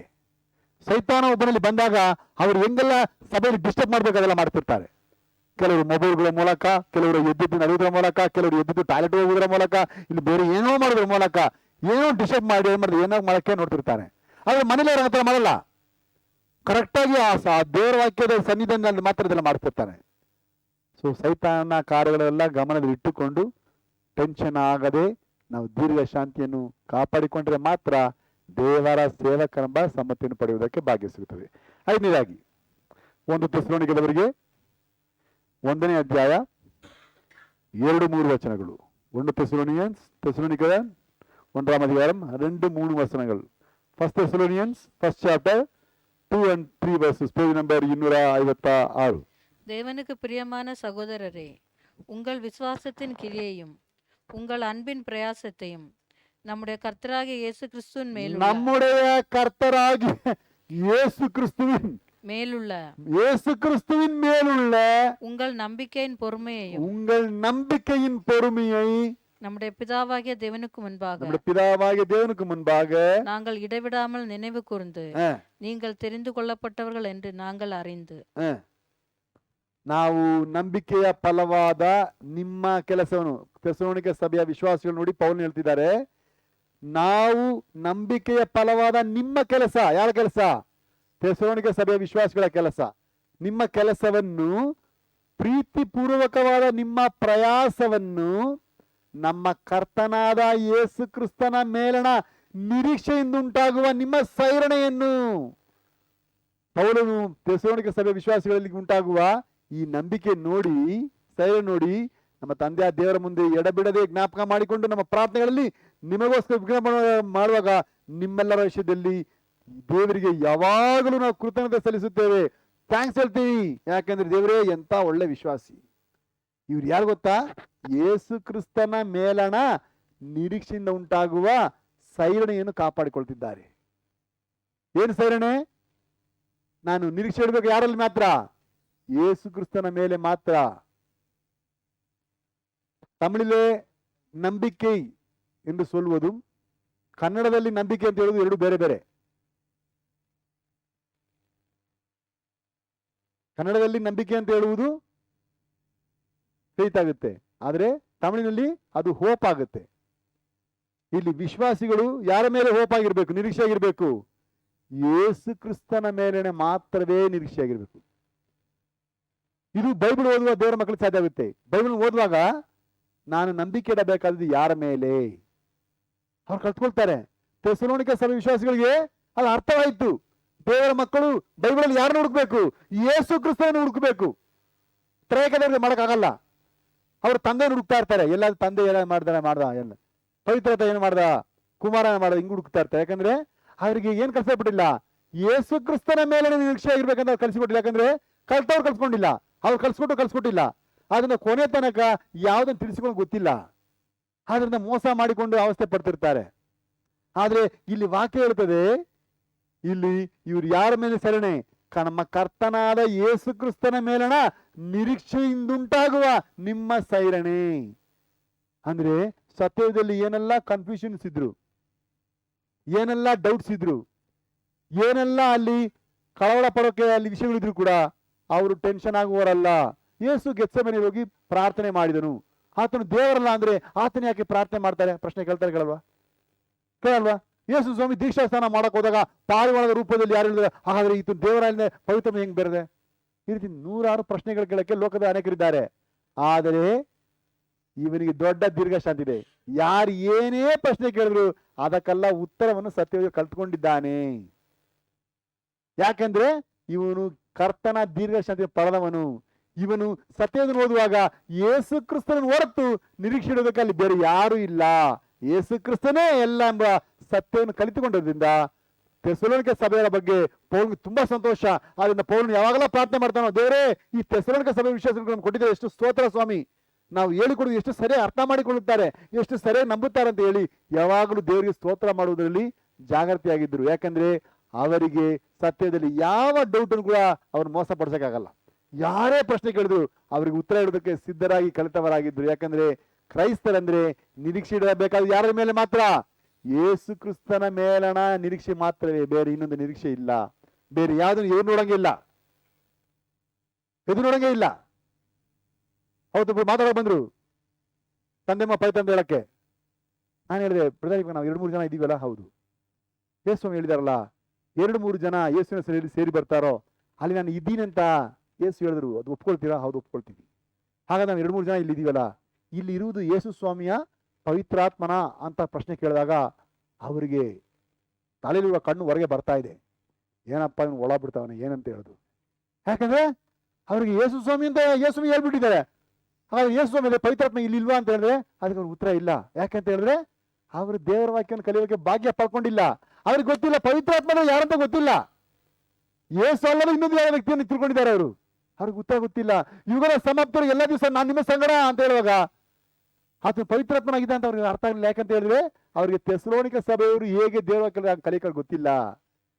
ಯಾಕಂದ್ರೆ ಅವರು ಯೇಸು ಕ್ರಿಸ್ತನನ್ನು ಬಿಟ್ಟು ಬೇರೆ ಅದನ್ನು ನಿರೀಕ್ಷಿಸುವುದಕ್ಕೆ ಅವರು ಮೋಸ ಮಾಡಿಕೊಂಡಿದ್ದಾರೆ. ಆದ್ರೆ ಥೆಸಲೋನಿಕ ಸಭೆಯವರು ಯೇಸು ಕ್ರಿಸ್ತನ ಮೇಲಣ ನಿರೀಕ್ಷೆ ಉಂಟಾಗುವ ಸೈರಣೆಯನ್ನು ನೋಡಿ ಅಪೋಸ್ತಲರಿಗೆ ತುಂಬಾ ಸಂತೋಷವಾಯಿತು. ದೇವಜನರೇ, ನೀನು ಯೇಸು ಸ್ವಾಮಿಯ ಮಕ್ಕಳಾದರೆ, ಪರಲೋಕಕ್ಕೆ ಸಂಬಂಧಪಟ್ಟವಾದರೆ ಈ ಸತ್ಯದಲ್ಲಿ ಯಾವ ಡೌಟ್ ನಿನ್ನನ್ನು ಏಮಾರ್ಸಕ್ಕಾಗೋದಿಲ್ಲ. ಫೋನ್ ಹೇಳ್ತಾ ಗೊತ್ತಾ, ನೋಡ್ರಿ ಇಲ್ಲಿ ಏನು ಬರ್ಸಲ್ಬೇಡ, ಅಷ್ಟು ಮಾತ್ರ ಕಲ್ತ್ಕೊಳ್ರಿ. ಏನು ತಿಳ್ಕೊಳಕ್ಕೆ ದೇವ್ರು ಕೊಟ್ಟಿದ್ರೆ ಅಷ್ಟು ಮಾತ್ರ ಕಲ್ತ್ಕೊಳ್ಳಿ.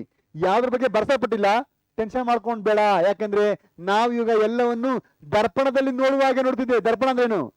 ಕನ್ನಡಿಯಲ್ಲಿ ನೋಡುವಾಗೆ. ಈಗ ಕನ್ನಡಿಯಲ್ಲಿ ನೋಡ್ತೀರಲ್ಲ, ಅಲ್ಲಿ ಯಾರು ಕಾಣ್ತಾರೆ? ಅಲ್ಲಿ ನೀನು ಇದೆಯಲ್ಲಿ ಅಲ್ವೇ ಆ ವ್ಯಕ್ತಿ ನೀನು ಗಿಳಕ್ಕಾಗುತ್ತಾ? ಓಡಕ್ಕಾಗುತ್ತಾ? ಅದನ್ನು ಕೊಲೆ ಮಾಡೋಕ್ಕಾಗುತ್ತಾ? ಯಾಕಾಗಲ್ಲ? ಯಾಕಾಗಲ್ಲ? ಅದು ಬರೀ ನಿನ್ನ ಪ್ರತಿಬಿಂಬ ಮಾತ್ರ, ಅದು ನೀನಲ್ಲ.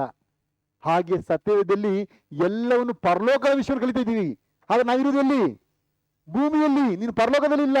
ಅದನ್ನ ಅನೇಕ ವಿಷಯ ನಿಮ್ಗೆ ಅರ್ಥವಾಗಲ್ಲ. ನಿನ್ನ ಮೆದುಳಿಗೆ ಕೆಲವೇ ಗ್ರಾಮ್ಗಳಿರುವ ಈ ಮೆದುಳಿಗೆ ಎಷ್ಟು ಅರ್ಥ ಆಗುತ್ತೆ ಅಷ್ಟು ಮಾತ್ರ ಅರ್ಥ ಆಗುತ್ತೆ. ಅದಕ್ಕೆ ಮೇಲೆ ಅರ್ಥ ಆಗೋದಿಲ್ಲ. ಆದ್ರಿಂದ ಪೌಲ್ ಹೇಳ್ತಾನೆ, ಈಗ ನಾವು ಇಷ್ಟರ ಮಟ್ಟಿಗೆ ತಿಳಿದಿದ್ದೇವೆ, ಇನ್ನು ಮುಂದೆ ನಾವು ಹೇಗಿರ್ತೇವೆ ಗೊತ್ತಿಲ್ಲ ಅಂತ ಪೌಲ್ ಹೇಳ್ತಿದ್ದಾನೆ. ಇಲ್ಲಿ ಏನು ನಿನ್ನ ತಾಯಿ ಭಾಷೆಯಲ್ಲಿ ಏನು ಬರ್ಸಲ್ಪಟ್ಟಿದೆ ಅದಕ್ಕೆ ಆಮೇಲೆ ಸ್ತೋತ್ರ ಅಂತ ಹೇಳಿ ಅಂಗೀಕರಿಸಿಕೊಳ್ಳಕ್ಕೆ ಮಾತ್ರ ಕಲ್ತ್ಕೋ. ಅದಕ್ಕೆ ಮೇಲೆ ಎಕ್ಸ್ಟ್ರಾ ಕಲಿಯಕ್ಕೆ ಹೋಗ್ಬೇಡ. ನೀನು ಏನು ಕಲ್ತ್ಕೋಬೇಕು ಅದನ್ನ ಮಾತ್ರ ಬರ್ಸಿದ್ದಾರೆ. ಏನು ಕಲಿಬಾರ್ದು ಅದರ ಬಗ್ಗೆ ಅಲ್ಲಿ ಹೇಳಲ್ಪಟ್ಟಿಲ್ಲ. ಆದ್ರಿಂದ ಥೆಸಲೋನಿಕೆ ಸಭೆಯವರು ಏನ್ ಮಾಡಿದ್ರು? ಸತ್ಯದಲ್ಲಿ ಯಾವ ಡೌಟ್ಗೂ ತಲೆ ಕೆಡಿಸಿಕೊಳ್ಳಲಿಲ್ಲ. ಯಾರೇ ಏನೇ ಪ್ರಶ್ನೆ ಮಾಡಿದ್ರು ಎಲ್ಲಕ್ಕೂ ದೇವರ ವಾಕ್ಯದಲ್ಲಿ ಯೇಸು ಕ್ರಿಸ್ತನ ಹುಡುಕಿದ್ರು. ಅವ್ರು ಏನ್ ಮಾಡ್ತಾರೆ? ಆದಿಕಾಂಡದಲ್ಲಿ ಹೋಗ್ತಾರೆ, 1ನೇ ಅಧ್ಯಾಯದಲ್ಲಿ ಹೋಗ್ತಾರೆ, ಅಲ್ಲಿ ಯೇಸು ಕ್ರಿಸ್ತ ನೋಡ್ತಾರೆ. 2ನೇ ಅಧ್ಯಾಯದಲ್ಲಿ ಯೇಸು ಸ್ವಾಮಿ ನೋಡ್ತಾರೆ. 3ನೇ ಅಧ್ಯಾಯದಲ್ಲಿ ಯೇಸು ಸ್ವಾಮಿ, ವಿಮೋಚನಾ ಕಾಂಡದಲ್ಲಿ ಯೇಸು ಸ್ವಾಮಿ, ಲೇವಿಗ ಯಾವ್ದ ಯೇಸು ಸ್ವಾಮಿ, ಸತ್ಯದ ಎಲ್ಲಾ ಭಾಗದಲ್ಲಿಯೂ ಅವ್ರು ಯೇಸು ಸ್ವಾಮಿಯನ್ನು ಮಾತ್ರ ಹುಡುಕುತ್ತಾರೆ ಹೊರತು ಬೇರೆ ಯಾರು ಹುಡುಕಲ್ಲ. ಯಾಕೆಂದ್ರೆ ನಿರೀಕ್ಷಿಸುವುದಕ್ಕೆ ಆ ಒಬ್ಬನೇ ದೇವರು ಮಾತ್ರವಿದ್ದಾರೆ. ಇದು ಥೆಸಲೋನಿಗೆ ಅರ್ಥವಾದಾಗ ಪೌಲನಿಗೆ ತುಂಬಾ ಸಂತೋಷ ಆಯ್ತು. ಎಷ್ಟೋ ಸಭೆಗಳು ಸ್ವಾರ್ಥ ಹೇಳಿದ್ದೀವಿ, ಆದ್ರೆ ಥೆಸಲೋನಿಕೆ ಸಭೆಯವರು ತುಂಬಾ ಸ್ಮಾರ್ಟ್ ಆಗಿದ್ದಾರೆ. ಅವರು ಯೇಸು ಕ್ರಿಸ್ತನ ಮೇಲಿನ ನಿರೀಕ್ಷೆಯಲ್ಲಿ ಅವರು ಸೈರಣೆ ಉಳ್ಳವರಾಗಿದ್ದಾರೆ ಅಂತ ಹೇಳಿ ದೇವರಿಗೆ ಸ್ತೋತ್ರ ಮಾಡುವುದಕ್ಕೆ ಭಾಗ್ಯ ಪಡ್ಕೊಂಡಿದ್ರು. ಹಾಗಾಗಿ 5ನೇ ಪಾಠ, ಯೇಸು ಕ್ರಿಸ್ತನ ಮೇಲಣ ನಿರೀಕ್ಷಿಸುವುದರಲ್ಲಿ ದೀರ್ಘ ಶಾಂತಿಯನ್ನು ರಕ್ಷಣೆ ಎಂದು ಎಣಿಸಿಕೊಳ್ಳಬೇಕು. ಯೇಸು ಕ್ರಿಸ್ತನ ಮೇಲೆ ನಿರೀಕ್ಷಿಸುವುದರಲ್ಲಿ ದೀರ್ಘ ಶಾಂತಿಯನ್ನು ರಕ್ಷಣೆ ನೆನೆಸಿಕೊಳ್ಳಬೇಕು. ಯೇಸು ಕ್ರಿಸ್ತುವಿನಿடம் நம்பிக்கையா இருப்பதில் பொறுமையை ரட்சிப்பாக எண்ண வேண்டும். ಯಾಕೆಂದ್ರೆ ಅವ್ರು ದೇವ್ರ ಜನ, ದೇವರ ವಾಕ್ಯ ಅವ್ರಿಗೆ ಗೊತ್ತಿದೆ. ಯಾಕೆಂದ್ರೆ ಅವ್ರು ಚೆನ್ನಾಗಿ ಗೊತ್ತು, ನಾನು ಆರಾಧಿಸೋ ದೇವರು ಸತ್ಯ, ನನ್ನ ದೇವರು ಏನು ಮಾಡಲ್ಲ, ಸುಳ್ಳು ಹೇಳೋದಿಲ್ಲ. ನಾನೇ ಕರ್ತನಂತ ಅಂತ ಹೇಳ್ಬಿಟ್ಟು, ನನ್ನ ಹೊರತು ಬೇರೆ ರಕ್ಷಕರು ಇಲ್ಲ ಅಂತ ಹೇಳ್ಬಿಟ್ಟು ಆಮೇಲೆ ಇನ್ನೊಂದು ರಕ್ಷಕ ಬಂದ್ಬಿಡ್ತಾರ? ಹಾಗೆ ಬಂದ್ಬಿಟ್ರೆ ಅರ್ಥ ಏನು? ದೇವರು ಸುಳ್ಳಾಡ್ಬಿಟ್ಟೆ ಅಂತ ಅರ್ಥ ಅಲ್ವಾ? ಕ್ರೈಸ್ತ ಚೆನ್ನಾಗಿ ಗೊತ್ತು, ನನ್ನ ದೇವರು ಸುಳ್ಳಾಡಲ್ಲ. ನನ್ನ ದೇವರು ಎಲ್ಲಿ ಕೂಡ ನಾನು ತ್ರಯೇಕವಾಗಿದ್ದೀನಿ ಅಂತ ಹೇಳಲೇ ಇಲ್ಲ, ನಾನು ಮೂವರಾಗಿದ್ದೀನಿ ಹೇಳಲೇ ಇಲ್ಲ, ನಾನು ಅನೇಕ ದೇವರಿಂದ ಹೇಳಲೇ ಇಲ್ಲ, ನಾನು ಒಬ್ಬನೇ ಅಂತ ಮತ್ತೆ ಹೇಳಿದ್ದಾರೆ. ಅದರಿಂದ ಆತ ಒಬ್ಬನೇ.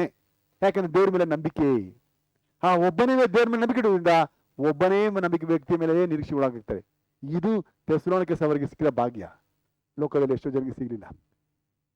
ನಾವು ತುಂಬಾ ನಾವು ಆವಿ ಕೂಡಿಯವರಾಗಿದ್ದು ಏನೋ ಆಗ್ತಾ ಇದೀವಿ ಅಂತ. ಏನಾಗ್ತಿದ್ದೀರಾ? ಸತ್ಯನೂ ಗೊತ್ತಿಲ್ಲ, ಆಳು ಗೊತ್ತಿಲ್ಲ, ತಲೆನೂ ಗೊತ್ತಿಲ್ಲ, ಏಮಾರಿಸ್ಕೊಳ್ತಿದ್ದಾರೆ, ವಂಚನೆ ಮಾಡ್ಕೊಳ್ತಿದ್ದಾರೆ. ಥೆಸಲೋನಿಕೆ ಸಭೆಯವರು ಅದರಲ್ಲಿ ಭಾಗ್ಯ ಪಡೆದವರಾಗಿದ್ದಾರೆ. 6ನೇದಾಗಿ ನಾವು ಸೈರಣೆ ತೋರಿಸಬೇಕಾದ ಭಾಗ್ಯ, ಯಾಕೋಬನ ಪತ್ರಿಕೆ 1ನೇ ಅಧ್ಯಾಯ 19ನೇ ವಚನ. ಯಾಕೋಬು 1ಾம் அதிகாரம் 19ாம் வசனம். James 1st chapter 19th verse, page number 295. ஆகையால் என் பிரியமான சகோதரரே, யாவரும் கேட்கிறதற்கு தீவிரமாயும் யாவரும் கேட்கிறதற்கு தீவிரமாயும் பேசுகிறதற்கு பொறுமையாயும் பேசுகிறதற்கு பொறுமையாயும் கோபிக்கிறதற்கு தாமதமாயும் இருக்க கடவுள். ಕೋಪಿக்கிறದಕ್ಕೆ ತಾಮದಮಾ ಇರಕ ಕಡವನ್. ನನ್ನ ಪ್ರಿಯ ಸಹೋದರರೇ, ನೀವು ಬಲ್ಲವರು, ಆದರೆ ಪ್ರತಿಯೊಬ್ಬನು ಕಿವಿಗೊಡುವುದರಲ್ಲಿ ತೀವ್ರವಾಗಿಯೂ ಮಾತಾಡುವುದರಲ್ಲಿ ನಿಧಾನವಾಗಿಯೂ ಇರಲಿ, ಕೋಪಿಸುವುದರಲ್ಲಿಯೂ ನಿಧಾನವಾಗಿರಲಿ. ನೀವು ನನಗೆ ಪ್ರಿಯವಾದ ಸಹೋದರರಾಗಿದ್ದೀರಾ, ಆದರೆ ಈ ಪ್ರಿಯವಾದ ಸಹೋದರ ಎಂಬ ಸಹೋದರ ಎಂಬ ಸ್ಥಾನವನ್ನು ನಷ್ಟಪಡಿಸಿಕೊಳ್ಳುವ ಒಂದು ಅಪಾಯ ಇಲ್ಲಿದೆ. ನೀವೇನು ಮಾಡಬೇಕು? ಯಾರಾದ್ರೂ ಮಾತಾಡಿದ್ರೆ ಫಸ್ಟ್ ಸರಿಯಾಗಿ ಕೇಳಿಸಿಕೊಳ್ಳಕ್ಕೆ ನೀವು ಯಾವಾಗಲೂ ರೇಡಿಯೋ ತರ ಇರಬಾರ್ದು. ರೇಡಿಯೋ ಏನು ಮಾಡ್ತದೆ? ನೀನು ಹೇಳೋದೆಲ್ಲ ಕೇಳಿಸ್ಕೊಳ್ಳಲ್ಲ. ರೇಡಿಯೋ ಸ್ಟಾಪ್ ಮಾಡೋ ಕೇಳಿಸ್ತಾ? ನೀವು ಸ್ವಿಚ್ ಆಫ್ ಮಾಡಿದ್ರೆ ಆಫ್ ಆಗಲ್ಲ. ತುಂಬಾ ಸೌಂಡ್ ಜಾಸ್ತಿ ಆಯ್ತು, ಸ್ವಲ್ಪ ಸೈಲೆಂಟ್ ಮಾಡಲ್ಲ. ರೇಡಿಯೋ ಯಾವತ್ತೂ ಮಾಡಲ್ಲ. ನೀನು ಹೇಳೋದು ಕೇಳಿಸಲ್ಲ. ಅದೇನ್ ಹೇಳ್ತೇನೆ, ನಾನು ಹೇಳೋದು ಮತ್ತೆ ಕೇಳಿಸ್ಕೊ. ಕೆಲವು ವಿಶ್ವಾಸ ಇರ್ತಾರೆ, ನೀನು ಸೋಲ ನಾನು ಸೋಲ್ ಕೆಟ್ಟು ನಾವಲ್ಲ. ನಾವೆಲ್ಲ ರೇಡಿಯೋ ಕೇಳಿಸ್ತೇವೆ. ಕಷ್ಟ. ಯಾರಾದ್ರೂ ಮಾತಾಡ್ತಾರಂದ್ರೆ ಸರಿನ ಕೇಳು, ಅವ್ರು ಏನ್ ಹೇಳ್ತಾರೆ, ಏನ್ ಕತೆ. ನೀನು ರಕ್ಷಣೆಯನ್ನು ಕಾಪಾಡಿಕೊಳ್ಳುವುದಕ್ಕೆ ಕಾರ್ಯ ಪ್ರತಿಯೊಬ್ಬನು ಕಿವಿಗೊಡುವುದರಲ್ಲಿ ತೀವ್ರವಾಗಿಯೂ ಮಾತಾಡುವುದರಲ್ಲಿ ನಿಧಾನವಾಗಿಯೂ ಇರಲಿ. ನೀನು ಇದು ನಿಧಾನವಾಗಿಲ್ಲ ಅಂದ್ರೆ ಏನ್ ಮಾಡ್ತೀವಿ ಗೊತ್ತಾ? ನೀನು ಕೋಪ ಮಾಡಿಕೊಂಡು ನೀನು ರಕ್ಷಣೆ ಮೋಸ ಮಾಡ್ಕೊಂಡ್ಬಿಡ್ತೀಯಾ. ಯಾರೆಲ್ಲ ಮಾತಾಡೋದ್ರ ನಿಧಾನ ಇಲ್ಲ, ಅವರು ಕೋಪ ಮಾಡಿಕೊಂಡು ತಮ್ಮ ರಕ್ಷಣೆಯನ್ನು ತಾವೇ ನಾಶ ಮಾಡ್ಕೊಂಡ್ಬಿಡ್ತಾರೆ. ಸೈತಾನ ಎಷ್ಟು ಸಲ ಪಾಪ ಮಾಡಿದ? ಅವನು ನರಕಕ್ಕೆ ಹೋಗುವುದಕ್ಕೆ ಎಷ್ಟು ಸಲ ಪಾಪ ಮಾಡಿದ? ಕೋಟಿ ಸಲ ಮಾಡಿದ ಪಾಪ. ನೀನು ಎಷ್ಟು ಸಲ ಮಾಡ್ತಾ ಇದೀಯ? ಯೋಚನೆ ಮಾಡು. ಎಲ್ಲಕ್ಕೂ ಹೇಳ್ತೀಯಾ ಅವಾಗ ಏನು ಟೆನ್ಷನ್ ಹೇಳ್ಬಿಟ್ಟೆ. ಹೆಂಗ ಟೆನ್ಷನ್ ಆಯ್ತು? ಕೋಪ ಬಂದ್ಬಿಡ್ತು. ಏನಾಯ್ತು? ಒಂದು ಸಲ ಮಾಡೋವನ್ನೇ ನಿತ್ಯ ನರಕಕ್ಕೆ ದೇವರು ಸಿದ್ಧ ಮಾಡಿದಾದ್ರೆ ನಿನ್ನ ನನ್ನ ಗತಿ ಏನಾಗುತ್ತೆ? ಯಾಕೆಂದ್ರೆ ಕರ್ತನ ದೀರ್ಘಶಾಸ್ತ್ರಿಯನ್ನು ಎಂಬ ವೆಪನನ್ನು ಉಪಯೋಗಿಸೋಕೆ ಗೊತ್ತಾಗ್ತಾ ಇಲ್ಲ. ಯಾರಾದ್ರೂ ಹೇಳಿದ್ರೆ ಫಸ್ಟ್ ಅವ್ರು ಏನ್ ಹೇಳ್ತಾರೆ ಫಸ್ಟ್ ಕೇಳು. ಎಲ್ಲಕ್ಕೂ ಕೂಗಾಡೋದು, ಕಿರ್ಚಾಡೋದು, ಬುದ್ಧಿಲ್ಲದೆ ಹುಚ್ಚರಾಗಿ ವರ್ತಿಸುವುದು, ಅದು ನಿಮಗೆ ಸ್ಪೆಷಲ್ ಮಾಡಿದ್ರೆ ಪರವಾಗಿಲ್ಲ. ಹೋಗಿದ್ರೆ ಆಸ್ಪತ್ರೆಯಲ್ಲಿ ಅವರನ್ನು ಕೂಗಾಡ್ತಾರೆ, ಕಿರ್ಚಾಡ್ತಾರೆ, ಸೈಲೆಂಟ್ ಆಗಿ ನಿಧಾನವಾಗಿರೋದಿಲ್ಲ. ಯಾಕೆಂದ್ರೆ ಅವರು ನಾರ್ಮಲ್ ಜನ ಅಲ್ಲ, ಅಬ್ನಾರ್ಮಲ್. ಅಂದ್ರೆ ಅವ್ರು ಸಾಧಾರಣ ಮನುಷ್ಯರಲ್ಲ, ಅವರು ಅಷ್ಟೇ ದಾಟಿ ಹೋಗ್ಬಿಟ್ಟಿದ್ದಾರೆ. ಆದ್ರಿಂದ ಅವರು ಫ್ರೀಯಾಗಿ ಬಿಡಕ ಅವ್ರನ್ನ ಕಟ್ಟಿ ಹಾಕಿರ್ತಾರೆ. ನೀನು ಕೂಡ ಏನ್ ಮಾಡ್ತಾ ಇದೀಯಾ? ನಿನ್ನ ಮನೆಯಲ್ಲಿ ಸಮಸ್ಯೆಗಳು ಬರುತ್ತವೆ, ನಿನ್ನ ಕೆಲಸದಲ್ಲಿ ಸಮಸ್ಯೆ ಬರುತ್ತದೆ, ಬಸ್ಸಲ್ಲಿ ಹೋಗುವ ಸಮಸ್ಯೆ ಬರುತ್ತದೆ, ರೋಡಲ್ಲಿ ಸಮಸ್ಯೆಗಳು ಬರುತ್ತದೆ. ನೀನೇನ್ ಮಾಡ್ತಾ ಇದೀಯಾ? ನೀನು ಲೋಕದವರ ಹಾಗೆ ಕಿರ್ಚಾಡುವುದಕ್ಕೆ, ಕೂಗಾಡುವುದಕ್ಕೆ, ಗಲಾಟೆ ಮಾಡುವುದಕ್ಕೆ ನೀನು ಮಾಡಿದ್ರೆ ನೀನು ಹೇಗೆ ಯೇಸು ಸ್ವಾಮಿಗೆ ಸಂಬಂಧಪಟ್ಟವನು? ನೀನು ಯೇಸು ಸ್ವಾಮಿಗೆ ಸಂಬಂಧಪಟ್ಟವನಾದ್ರೆ ನೀನು ಯಾರಾಗಿರ್ಬೇಕು? ನೀನು ಕಿವಿಗೊಡುವುದರಲ್ಲಿ ತೀವ್ರವಾಗಿಯೂ ಮಾತಾಡುವುದರಲ್ಲಿ ನಿಧಾನವಾಗಿಯೂ ಕೋಪಿಸಿಕೊಳ್ಳುವುದರಲ್ಲಿ ನಿಧಾನವಾಗಿದ್ರೆ ನೀನು ಕರ್ತನ ದೀರ್ಘಶಾಂತಿ ಎಂಬ ರಕ್ಷಣೆಯಲ್ಲಿ ನಿಂತಿದ್ದೆ ಅಂತ ಅರ್ಥ. ಯಾಕೆ ನಿನ್ನ ಮನೆಯಲ್ಲಿ ಜಗಳ ಬರ್ತದೆ? ಯಾಕೆ ನಿನ್ನ ಮನೆಯಲ್ಲಿ ಸಮಸ್ಯೆಗಳು ಬರ್ತದೆ? ಯಾಕಂದ್ರೆ ಯಾವಾಗಲೂ ಏನ್ ಹೇಳ್ತೀಯಾ? ನಾನು ಹೇಳೋದೆಲ್ಲ ಕೇಳ್ಕೋಬೇಕು, ನೀನು ಹೇಳೋದ ಕೇಳಲ್ಲ. ನಾನು ರೇಡಿಯೋ ಕಳಿಸ್ತೇನೆ. ಮೊಬೈಲ್ ಅಂದ್ರೆ ಇಬ್ರು ಮಾತಾಡ್ಬೋದಾ? ಇನ್ನೊಂದು ಔಟ್ ಇದೆ, ಅದೇ ರೇಡಿಯೋದಲ್ಲಿ ಹಂಗಿಲ್ಲ. ರೇಡಿಯೋ ಮಾತ್ರ ಹೇಳ್ತಾ ಇದೆ. ಎಲ್ಲ ಕಡೆ ನಾನು ಹೇಳೋ ಮಾತ್ರ ಕೇಳಿಸ್ಕೋಬೇಕು, ನೀವು ಹೇಳೋ ಕೇಳಿಸೋಂಗಿಲ್ಲ. ನಿಮ್ಮ ತೀರ್ಮಾನ ಬೇಡ ಎಂಬ ಒಂದು ಯೋಚನೆ ನಿನ್ನನ್ನು ರಕ್ಷಣೆ ಬೀಳಿಸ್ತಾ ಇದೆ. ಆದ್ರಿಂದ ಇನ್ನೊಬ್ಬನ ದೇವ್ರು ನಿಮಗೆ ಒಂದೇ ಒಂದು ಬಾಯಿ ಕೊಟ್ಟಿದ್ದಾನೆ. ಕಿವಿ ಎಷ್ಟು ಕೊಟ್ಟಿದ್ದಾನೆ? ಹಾಗಾದ್ರೆ ಒಂದು ಪಟ್ಟು ಮಾತಾಡ್ರಿ, ಎರಡು ಪಟ್ಟು ಏನ್ ಮಾಡ್ರಿ? ಅರ್ಥ ಮಾಡಿಕೊಳ್ಳಿ. ನಿನ್ ಮನೇಲಿ ಸ್ವಲ್ಪ ಇನ್ನೊಬ್ರು ಮಾತಾಡಿ ಸ್ವಲ್ಪ ಕೇಳಿಸ್ಕೊ. ಏನ್ ಸಮಸ್ಯೆ ಅಂತ ಸ್ವಲ್ಪ ಕಿವಿಗಳು, ನಿನ್ನ ಸಮಸ್ಯೆ ಸಾಲ್ವ್ ಆಗ್ಬಿಡುತ್ತೆ. ನೀನು ಕಿವಿಗೊಳಕ್ಕೆ ರೆಡಿ ಇಲ್ಲ, ಎರಡು ಪಟ್ಟು ಮಾತಾಡ್ತೀಯ, ಒಂದು ಪಟ್ಟು ಕೂಡ ಕೇಳಕ್ಕೆ ಸಿದ್ಧ ಆಗಿಲ್ಲ. ಮತ್ತೆ ಕೋಪ ಬರದೆ, ಮತ್ತೆ ಏನಿಲ್ಲ, ಜಗಳ ಬರದೆ ಏನಾಗುತ್ತೆ? ಸೈತಾನ ಗೆಲ್ಲೋದು ಬೇರೆನಾಗುತ್ತೆ. ಇದರಿಂದ ರಕ್ಷಣೆ ಕಳ್ಕೊಂಡು ದೀರ್ಘಶಾಂತಿ ಮೋಸ ಮಾಡ್ಕೊಳ್ತೀರಾ. ಆರನೇದಾಗಿ ನಾವು ಕಲಿಬೇಕಾದ ಕಾರ್ಯ ನೋಡಿ, ನಾವು ಎಲ್ಲಿದ್ದೇವೆ? 2 ಜನ 3 ಜನ ಎಲ್ಲಿ ಸೇರಿ ಬರ್ತಾರೆ? ಎಲ್ಲಿ? ಚರ್ಚ್ ಅಲ್ಲ, ಎಲ್ಲಿ ಅಂತ ಬರ್ದಿದೆ? ದೇವ್ರ ಸನ್ನಿಧಾನ ಎಲ್ಲಿ? ದೇವ್ರ ಸನ್ನಿಧಾನ ಎಲ್ಲಿದೆ? ಎಲ್ಲಾ ಕಡೆ ಇದೆ. ಇವಾಗ ಯೇಸು ಇಲ್ಲಿ ಮಾತ್ರ ಇದ್ದಾರಾ? ಬೇರೆ ಕಡೆ ಇದ್ದಾರಾ? ಎಲ್ಲ ಕಡೆ ಇದ್ದಾರೆ. ಎಲ್ಲೆಲ್ಲಿ 2 ಜನ 3 ಜನ. ಇವಾಗ ನೀವು ಮನೆಗೆ ಬಂದಿದೆಯಲ್ಲ, ಮನೆಗೆ ಬಂದ್ಮೇಲೆ ಅದೇ 3 ಜನ ತಾನೆ, ಅಲ್ಲಿ 3 ಜನ ಬಿಡ್ತೀರಾ? ಮನೆಗೆ ಹೋದ್ರೆ ಅದೇ 3 ಜನ ತಾನೆ. ಆಗ ಯೇಸು ಮೇಲೆ ಇರ್ತಾರೆ ಇಲ್ವಾ? ಆದ್ರೆ ಏನಾಗುತ್ತೆ? ಯೇಸು ಸ್ವಾಮಿ ನಿಮಿತ್ತ 2-3 ಜನ ಹೇಳ್ತಾರೆ ಅಲ್ಲಿ ಯೇಸು ಸ್ವಾಮಿ ಇದ್ದಾರೆ. ಹಾಗಾದ್ರೆ ಏನ್ ಮಾಡಬೇಕು? ಯೇಸು ಸ್ವಾಮಿ ಇಲ್ಲಿ ಇದ್ದಾರೆ, ಯೇಸು ಸ್ವಾಮಿ ನನ್ನ ಪ್ರಶ್ನೆ ಮಾಡ್ತಾರೆ, ನ್ಯಾಯ ತೀರ್ಪಿಗೆ ಒಳಪಡಿಸ್ಬಿಡ್ತಾರೆ ಎಂಬ ಭಯ ನಮಗೆ ಬರುವಾಗ ಏನಾಗ್ತೀವಿ?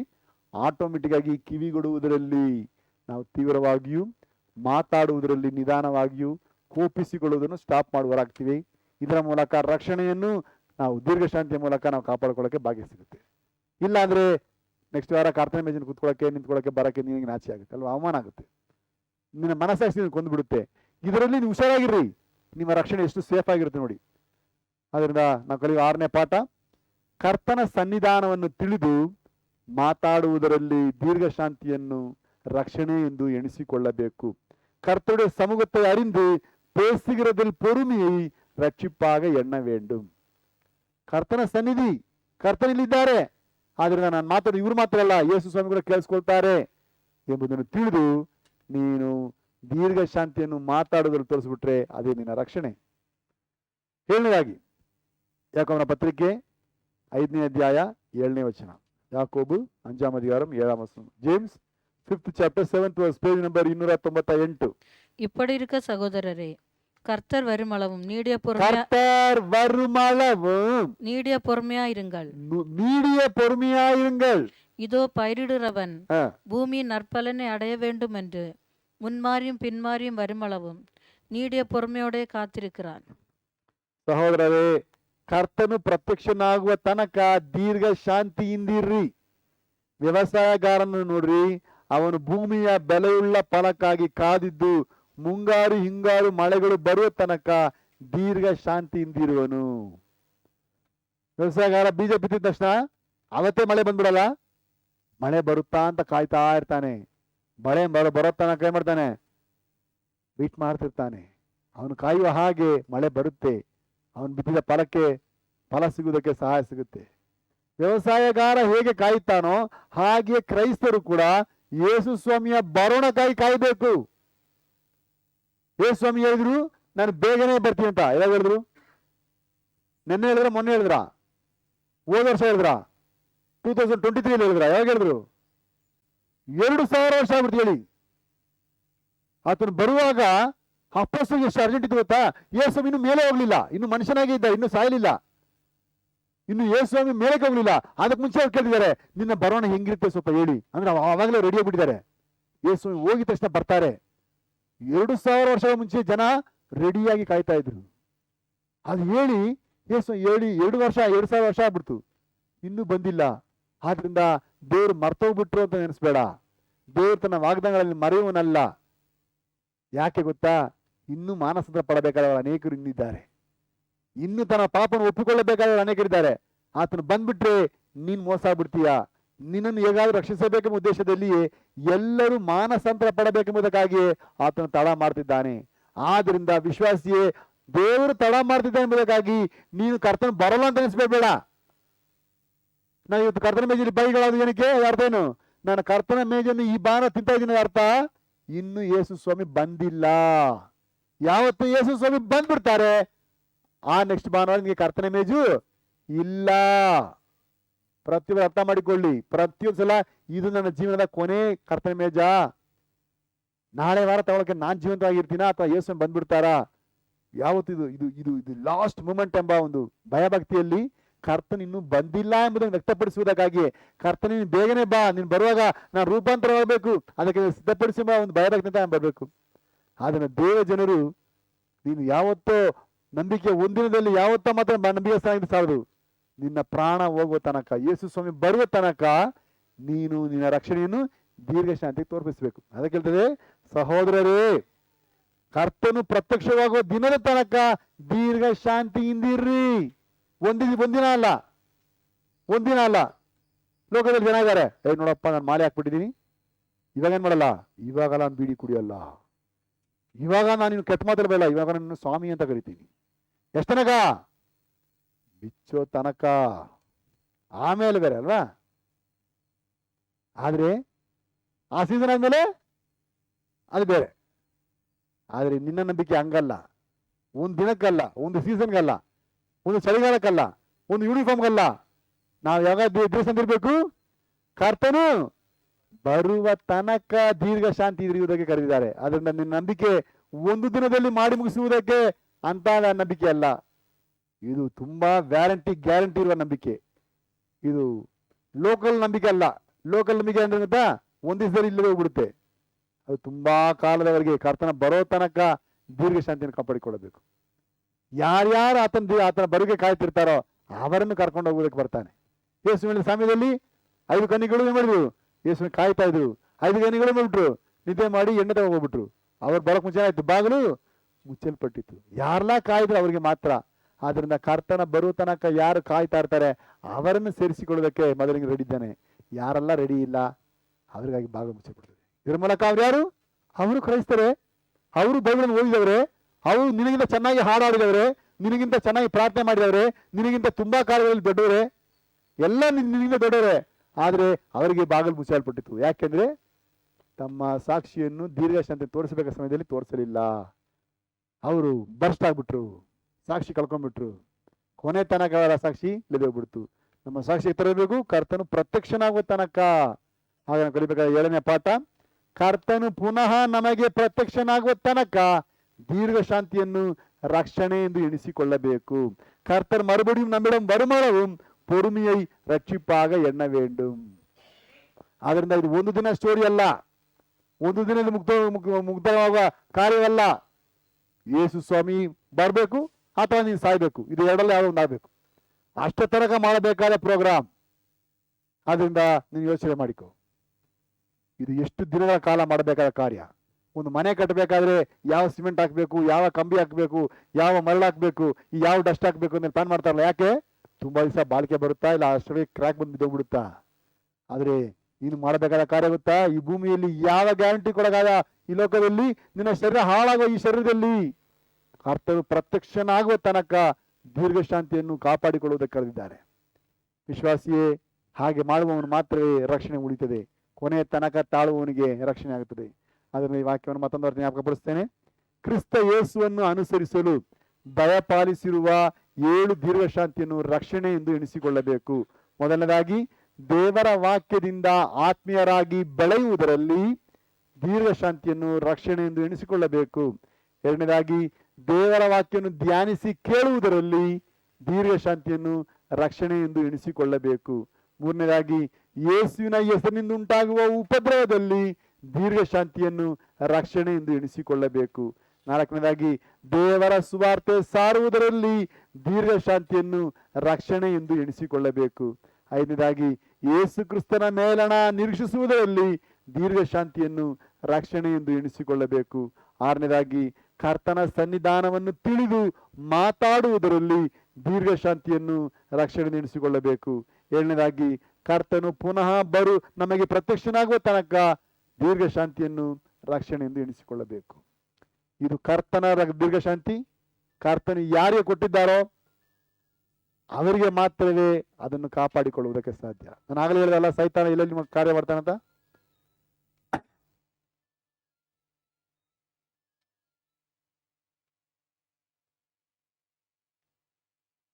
ದೇವರು ನೀವು ಪ್ರೀತಿಸಿದರೆ ನಿಮ್ಮ ಮೊಬೈಲ್ ಚಪ್ಪಲಿ ಹತ್ರ ಹಾಕ್ಬಿಟ್ಟು ಬಂದ್ಬಿಡಿ. ದೇವರು ಪ್ರೀತಿಸಕ್ಕಿಲ್ಲ ಆದ್ರೆ, ಇಲ್ಲಾಂದ್ರೆ ಮೊಬೈಲ್ ಮನೇಲಿ ಇಟ್ಬಿಟ್ಟು ಬಂದ್ಬಿಡಿ. ನೀವು ಮೊಬೈಲ್ ತರೋದ್ರಿಂದ ಅಮೆರಿಕ ಪ್ರೆಸಿಡೆಂಟ್ ಫೋನ್ ಮಾಡಕ್ ಹೋಗಲ್ವಲ್ಲ, ಹೋಗಕ್ ಮುಂಚೆ ನಿಮ್ಮನ್ನ ದೇವರನ್ನು ಪ್ರೀತಿಸಿರಿ. ಓಕೆ, ನಾವು ದೀರ್ಘ ಶಾಂತಿ ಕಳಿಬಾರ್ದು. ಫಾಸ್ಟ್ ದೀರ್ಘ ಶಾಂತಿ ಹಾಳಾಗುತ್ತೆ ನೋಡ್ರ. ಇದೆಲ್ಲ ಸೈತಾನ ಕೆಲಸ ಅಲ್ವಾ? ಜೋಪಾನ ವಹಿಸೋಣ. ದೀರ್ಘ ಶಾಂತಿಯನ್ನು ಕರ್ತನಿಂದ ಪಡೆದಿರೋಣ, ಅದನ್ನು ಉಳಿಸಿಕೊಳ್ಳೋಣ, ಅದನ್ನು ಕಾಪಾಡಿಕೊಳ್ಳೋಣ. ಕರ್ತನ ಚಿತ್ತ ನನ್ನ ಜೀವಿತದಲ್ಲಿ, ನಮ್ಮ ಬದುಕಿನಲ್ಲಿ ನೆರವೇರುವುದಕ್ಕೆ ಎಲ್ಲಾ ಜಾಗ್ರತೆಯಿಂದ ಕರ್ತನು ಕೊಡುವ 7 ದೀರ್ಘ ಶಾಂತಿಯನ್ನು ತೋರಿಸಿ ನಾನು ಕ್ರಿಸ್ತನನ್ನು ಅನುಸರಿಸುವವನು ಎಂಬುದನ್ನು ತೋರಿಸುವವರಾಗಿ ರಕ್ಷಣೆಯನ್ನು ಎಣಿಸಿಕೊಳ್ಳೋಕೆ ಕರ್ತನ ಪ್ರತಿಯೊಬ್ಬರಿಗೂ ಭಾಗ್ಯ ಕೊಡಲಿ. ಅದಕ್ಕಾಗಿ ನಾವು ಒಪ್ಪಿಸಿಕೊಳ್ಳೋಣ. ಇದೆಲ್ಲಕ್ಕಾಗಿ ಪ್ರಾರ್ಥನೆ ಮಾಡುವಂತೆ ಸಹೋದರಿ ನಹೋಮಿ ಮಂಜುಷ್ಟು ಪ್ರಾರ್ಥನೆ ಮಾಡಿ.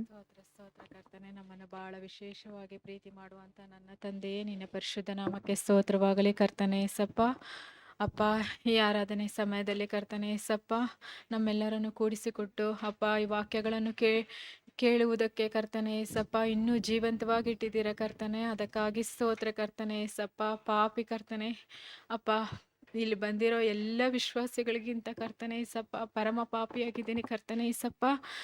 ನನ್ನನ್ನು ಕ್ಷಮಿಸಿ ಕರ್ತನೆ ಏಸಪ್ಪ. ಇನ್ನು ಜೀವಂತವಾಗಿ ಅಪ್ಪ ಸಭೆಯಲ್ಲಿ ನಿಲ್ಲಿಸಿದಿರ ಕರ್ತನೆ, ಅದಕ್ಕಾಗಿ ಸ್ತೋತ್ರ ಕರ್ತನೆ ಏಸಪ್ಪ. ಅಪ್ಪ ಈ 7 ವಾಕ್ಯಗಳನ್ನು ಕರ್ತನೆ ಏಸಪ್ಪ ಮನೆಯಿಂದ ಬರೋವಾಗಲೇ ಕರ್ತನೆ ಏಸಪ್ಪ ಪ್ರತಿಯೊಂದು ವಾಕ್ಯಗಳು ನೆನಪಲ್ಲಿ ಬರ್ತಾಯಿತ್ತು ಕರ್ತನೆ. ಇಷ್ಟೊಂದು ಅದ್ಭುತ ಕರ್ತನೆ ಏಸಪ್ಪ. ಪ್ರಾರ್ಥನೆ ಮಾಡುವಾಗ ಕರ್ತನೆ ಪ್ರಾರ್ಥನೆ ನನಗೇ ಸಿಕ್ಕಿದೆ ಕರ್ತನೆ ಏಸಪ್ಪ, ಅದಕ್ಕಾಗಿ ಸ್ತೋತ್ರ ಕರ್ತನೆ ಏಸಪ್ಪ. ಅಪ್ಪ ಅನೇಕ ಶೋಧನೆಗಳು ಕರ್ತನೆ ಏಸಪ್ಪ ವಾಕ್ಯ ಕೇಳುವಾಗ ಕರ್ತನೆ ಏಸಪ್ಪ ನಾನು ಕರ್ತನೆ ತುಂಬ ಆಸಕ್ತಿಯಿಂದ ಕೇಳ್ತೀನಿ ಕರ್ತನೆ. ನೆಕ್ಸ್ಟ್ ವಾಕ್ಯ ಏನು, ನೆಕ್ಸ್ಟ್ ವಾಕ್ಯ ಏನು, ನೆಕ್ಸ್ಟ್ ವಾಕ್ಯ ತುಂಬ ಪ್ರೀತಿಯಿಂದ ಕೇಳ್ತೀನಿ ಕರ್ತನೆ ಏಸಪ್ಪ. ಮನೆಗೆ ಹೋದಾಗ ಕರ್ತನೆ ಏಸಪ್ಪ ತುಂಬ ತಾಳ್ಮೆಯಿಂದ ದೇವ್ರು ನಮ್ಗೆ ಈಗಲೂ ಕೊಟ್ಟಿದ್ದಾರಲ್ಲ, ದೇವ್ರು ಈ ಥರ ಕಲಿಸ್ಕೊಟ್ಟು ಈ ವಾಕ್ಯ ಕಲಿಸ್ಕೊಟ್ಟಿದ್ದಾರಲ್ಲ, ಹೀಗೆ ಮಾತಾಡಬಾರ್ದು, ಹೀಗೆ ನಡ್ಕೋಬಾರ್ದು, ಎಲ್ಲವೂ ಕರ್ತನೆ ಏಸಪ್ಪ ನೆನಪಲ್ಲಿಟ್ಕೊಂಡೇ ಕರ್ತನೆ ತಾಳ್ಮೆಯಿಂದ ಇರ್ತೀನಿ ಕರ್ತನೆ ಏಸಪ್ಪ. ಆದರೆ ತುಂಬ ಪ್ರಚೋದನೆ ಕರ್ತನೆ ಏಸಪ್ಪ, ಅತಿಯಾಗಿ ಪ್ರಚೋದನೆ ಅಪ್ಪ. ಸ್ತೋತ್ರ ಏಸಪ್ಪ. ಒಂದು ದಿನ ಸುಮ್ಮನೆ ಇರ್ತೀನಿ ದೇವ್ರೆ, 2 ದಿನ ಸುಮ್ಮನೆ ಇರ್ತೀನಿ, ಆದರೆ 3ನೇ ದಿನ ನಾನು ಮಾತಾಡ್ಬಿಡ್ತೀನಿ ಏಸಪ್ಪ. ನನ್ನನ್ನು ಕ್ಷಮಿಸು ಏಸಪ್ಪ. ಅದೇ ವಾಕ್ಯ ದೀರ್ಘ ಶಾಂತಿ, ಕೊನೆಯವರೆಗೂ ದೀರ್ಘ ಶಾಂತಿ ಇರೋರಿಗೆ ರಕ್ಷಣೆ ಅಂತಾನೆ ವಾಕ್ಯ ಕೊಟ್ಟಿದ್ದೆ ಕರ್ತನೆ. ನಾನು ತೋರಿಸ್ಕೊಟ್ಟ ಮಾದರಿ ಜೀವಿತ ಜೀವಿಸ್ರಿ ಅಂತ ನೀನು ತೋರಿಸ್ಕೊಟ್ಟಿದೆಯಲ್ಲ ಕರ್ತನೆ ಏಸಪ್ಪ. ಅಪ್ಪ ನಿನ್ನ ಶಿಲ್ಪೆಗೆ ಹಾಕುವಾಗ ಕರ್ತನೆ ಏಸಪ್ಪ, ಪಿಲಾತನ ಕೇಳ್ಕೊಳ್ಳುವಾಗ ಕರ್ತನೆ ಏಸಪ್ಪ, ನೀನು ಎಷ್ಟು ದೀರ್ಘ ಶಾಂತಿಯಿಂದ ನೀನು ನಿಂತ್ಕೊಂಡಿದ್ದಲ್ಲಪ್ಪ. ನಿನಗೆ ಎಲ್ಲದಕ್ಕೂ ಉತ್ತರ ಇತ್ತು ಮಾತಾಡೋದಕ್ಕೆ, ಆದರೆ ನೀನು ಎಷ್ಟು ತಾಳ್ಮೆಯಿಂದ ನಿಂತ್ಕೊಂಡಿದ್ದೆ. ಮನಸ್ಸಲ್ಲಿ ಎಲ್ಲವೂ ಇದೆ ಕರ್ತನೆ ಏಸಪ್ಪ. ನೀವು ಕಲಿಸ್ಕೊಟ್ಟಿದ್ದೀರ, ಬೋಧಕರು ಎಲ್ಲ ನಮಗೆ ಕಲಿಸ್ಕೊಟ್ಟಿದ್ದಾರೆ ಕರ್ತನೆ. ಇದಿಲ್ಲ, ಇದು ಗೊತ್ತಿಲ್ಲ, ಇದು ನನಗೆ ಗೊತ್ತಾಗಲಿಲ್ಲ ಅಂತ ಹೇಳೋದಕ್ಕೆ ಏನೂ ಇಲ್ಲ ಏಸಪ್ಪ, ಎಲ್ಲವೂ ಕಲಿಸ್ಕೊಟ್ಟಿದ್ದೀರ ಅಪ್ಪ. ವಾಕ್ಯವನ್ನು ಕೇಳಿ ಕರ್ತನೆ ಏಸಪ್ಪ ಆತ್ಮಿಕವಾಗಿ ಬೆಳೆಯೋದಕ್ಕೆ ನೀವು ತೋರಿಸ್ಕೊಟ್ಟಿದ್ದೀರ ಕರ್ತನೆ. ಸ್ತೋತ್ರ ಏಸಪ್ಪ. ಅದನ್ನು ಕಳ್ಕೊಂಡವರಾಗಿ ಜೀವಿಸ್ತಾ ಇದ್ದೀವಿ, ಕ್ಷಮಿಸ್ರಿ ಏಸಪ್ಪ. ಅಪ್ಪ ಆತ್ಮಿಕವಾಗಿ ಬೆಳೆಯೋದಕ್ಕೆ ನೀನು ತಾನೇ ಸಹಾಯ ಮಾಡಬೇಕಾಗಿ ಪ್ರಾರ್ಥಿಸ್ತೀನಿ ಕರ್ತನೆ ಏಸಪ್ಪ. ಹಲ್ಲೆಲೂಯಾ. ಸ್ತೋತ್ರ ಏಸಪ್ಪ. ಸುವಾರ್ತೆ ಹೇಳೋರಾಗಿ ಅಪ್ಪ ಮಕ್ಕಳಿಗೆ ಸುವಾರ್ತೆ ಹೇಳುವಾಗ ಕರ್ತನೆ ಏಸಪ್ಪ, ಅನೇಕ ವಿಗ್ರಹಾರಾಧಕರಿಗೆ ಸುವಾರ್ತೆ ಹೇಳುವಾಗ ಕರ್ತನೆ ಅವ್ರಿಗೆಲ್ಲ ಒಪ್ಕೊಳ್ತಾರೆ ಕರ್ತನೆ. ಹೌದು, ನಿಜ ನಿಜ ಎಲ್ಲ ಒಪ್ಕೊಳ್ತಾರೆ. ದೇವ್ರ ಬಗ್ಗೆ ಹೇಳ್ದವಾಗ ಎಲ್ಲನೂ ಒಪ್ಕೊಂಡು ಆಮೇಲೆ ನಮ್ಮ ದೊಡ್ಡವರು ಬಿಟ್ಬಿಟ್ಟೋಗಿರೋದನ್ನು ನಾವು ಬಿಡೋಕ್ಕಾಗುತ್ತಾ ಅಂತ ಹೇಳ್ಬಿಡ್ತಾರೆ. ಆವಾಗ ನಾನು ಅಂದ್ಕೊಳ್ತೀನಿ ಏಸಪ್ಪ, ನಾನು ನಿನ್ನಲ್ಲಿ ನಡ್ಕೊಳ್ತಾ ಇರೋದು ಸರಿ ಇಲ್ವೇನೋ ಅಪ್ಪ. ವಾಕ್ಯ ಕೇಳಿ ಯಾಕೆ ಕೊನೆಯಲ್ಲಿ ಅವರು ಅಪ್ಪ ಬೇಜಾರಾಗೋಗಿ ನಡ್ಕೊಬಿಟ್ರು ಅಂತ ಅನಿಸುತ್ತೆ ಕರ್ತನೆ ಏಸಪ್ಪ. ಹೌದು, ಎಲ್ಲ ಕೆಲಸನೂ ಮಾಡಿಬಿಡ್ಬೋದು ಏಸಪ್ಪ. ಸುವಾರ್ತೆ ಹೇಳೋದು ತುಂಬ ಕಷ್ಟಕರವಾದ ಕೆಲಸ ಏಸಪ್ಪ. ನೀವು ನಮಗೆ ಬಿಟ್ಟೋಗಿರೋದು ಸುವಾರ್ತೆ ಹೇಳೋದಕ್ಕೆ ಕರ್ತನೆ ಏಸಪ್ಪ. ನಾವು ಕ್ರಯಕ್ಕೆ ಕೊಳ್ಳಲ್ಪಟ್ಟವರು ಕರ್ತನೆ ಏಸಪ್ಪ. ನಾವು ನಮ್ಮಿಷ್ಟಕ್ಕೆ ಬಂದವರಾಗಿ ನಡ್ಕೊಳ್ತಾ ಇದ್ದೀವಿ. ಹೌದು ಏಸಪ್ಪ, ನಾವು ಸುವಾರ್ತೆ ಹೇಳೋರಾಗಿ ನಿನ್ನ ರಕ್ಷಣಾ ಮಾರ್ಗದಲ್ಲಿ ನಾವು ನಡಿಬೇಕು ಕರ್ತನೆ. ದೀರ್ಘ ಶಾಂತಿಯನ್ನು ಕರ್ತನೆ, ನಿನಗಿರುವ ದೀರ್ಘ ಶಾಂತಿಯನ್ನು ನಮಗೆ ಕೊಡು ಕರ್ತನೆ. ಅಪ್ಪ ಸ್ತೋತ್ರ ಕರ್ತನೆ ಏಸಪ್ಪ. ಪುನಃ ನೀ ಬರುವಾಗ ಕರ್ತನೆ ಏಸಪ್ಪ, ನಾವು ಈ ಲೋಕದವರಾಗಿ ಜೀವಿಸದೆ ಕರ್ತನೆ ಏಸಪ್ಪ, ಪರಲೋಕ ಸಂಸ್ಥಾನದವರಾಗಿ ಜೀವಿಸೋದಕ್ಕೆ ನಮಗೆ ಅನುಗ್ರಹಿಸು ಕರ್ತನೆ ಏಸಪ್ಪ. ಸ್ತೋತ್ರ ಕರ್ತನೆ ಏಸಪ್ಪ. ಹೌದು, ಎಲ್ಲ ವ್ಯರ್ಥ ಕರ್ತನೆ ಏಸಪ್ಪ. ಎಲ್ಲವೂ ಗೊತ್ತಿದ್ರು ನಾ ತಾಳ್ಮೆ ಕಳೆದುಕೊಂಡವಳಾಗಿ ಜೀವಿಸಿದ್ದೀನಿ ಕರ್ತನೆ ಏಸಪ್ಪ.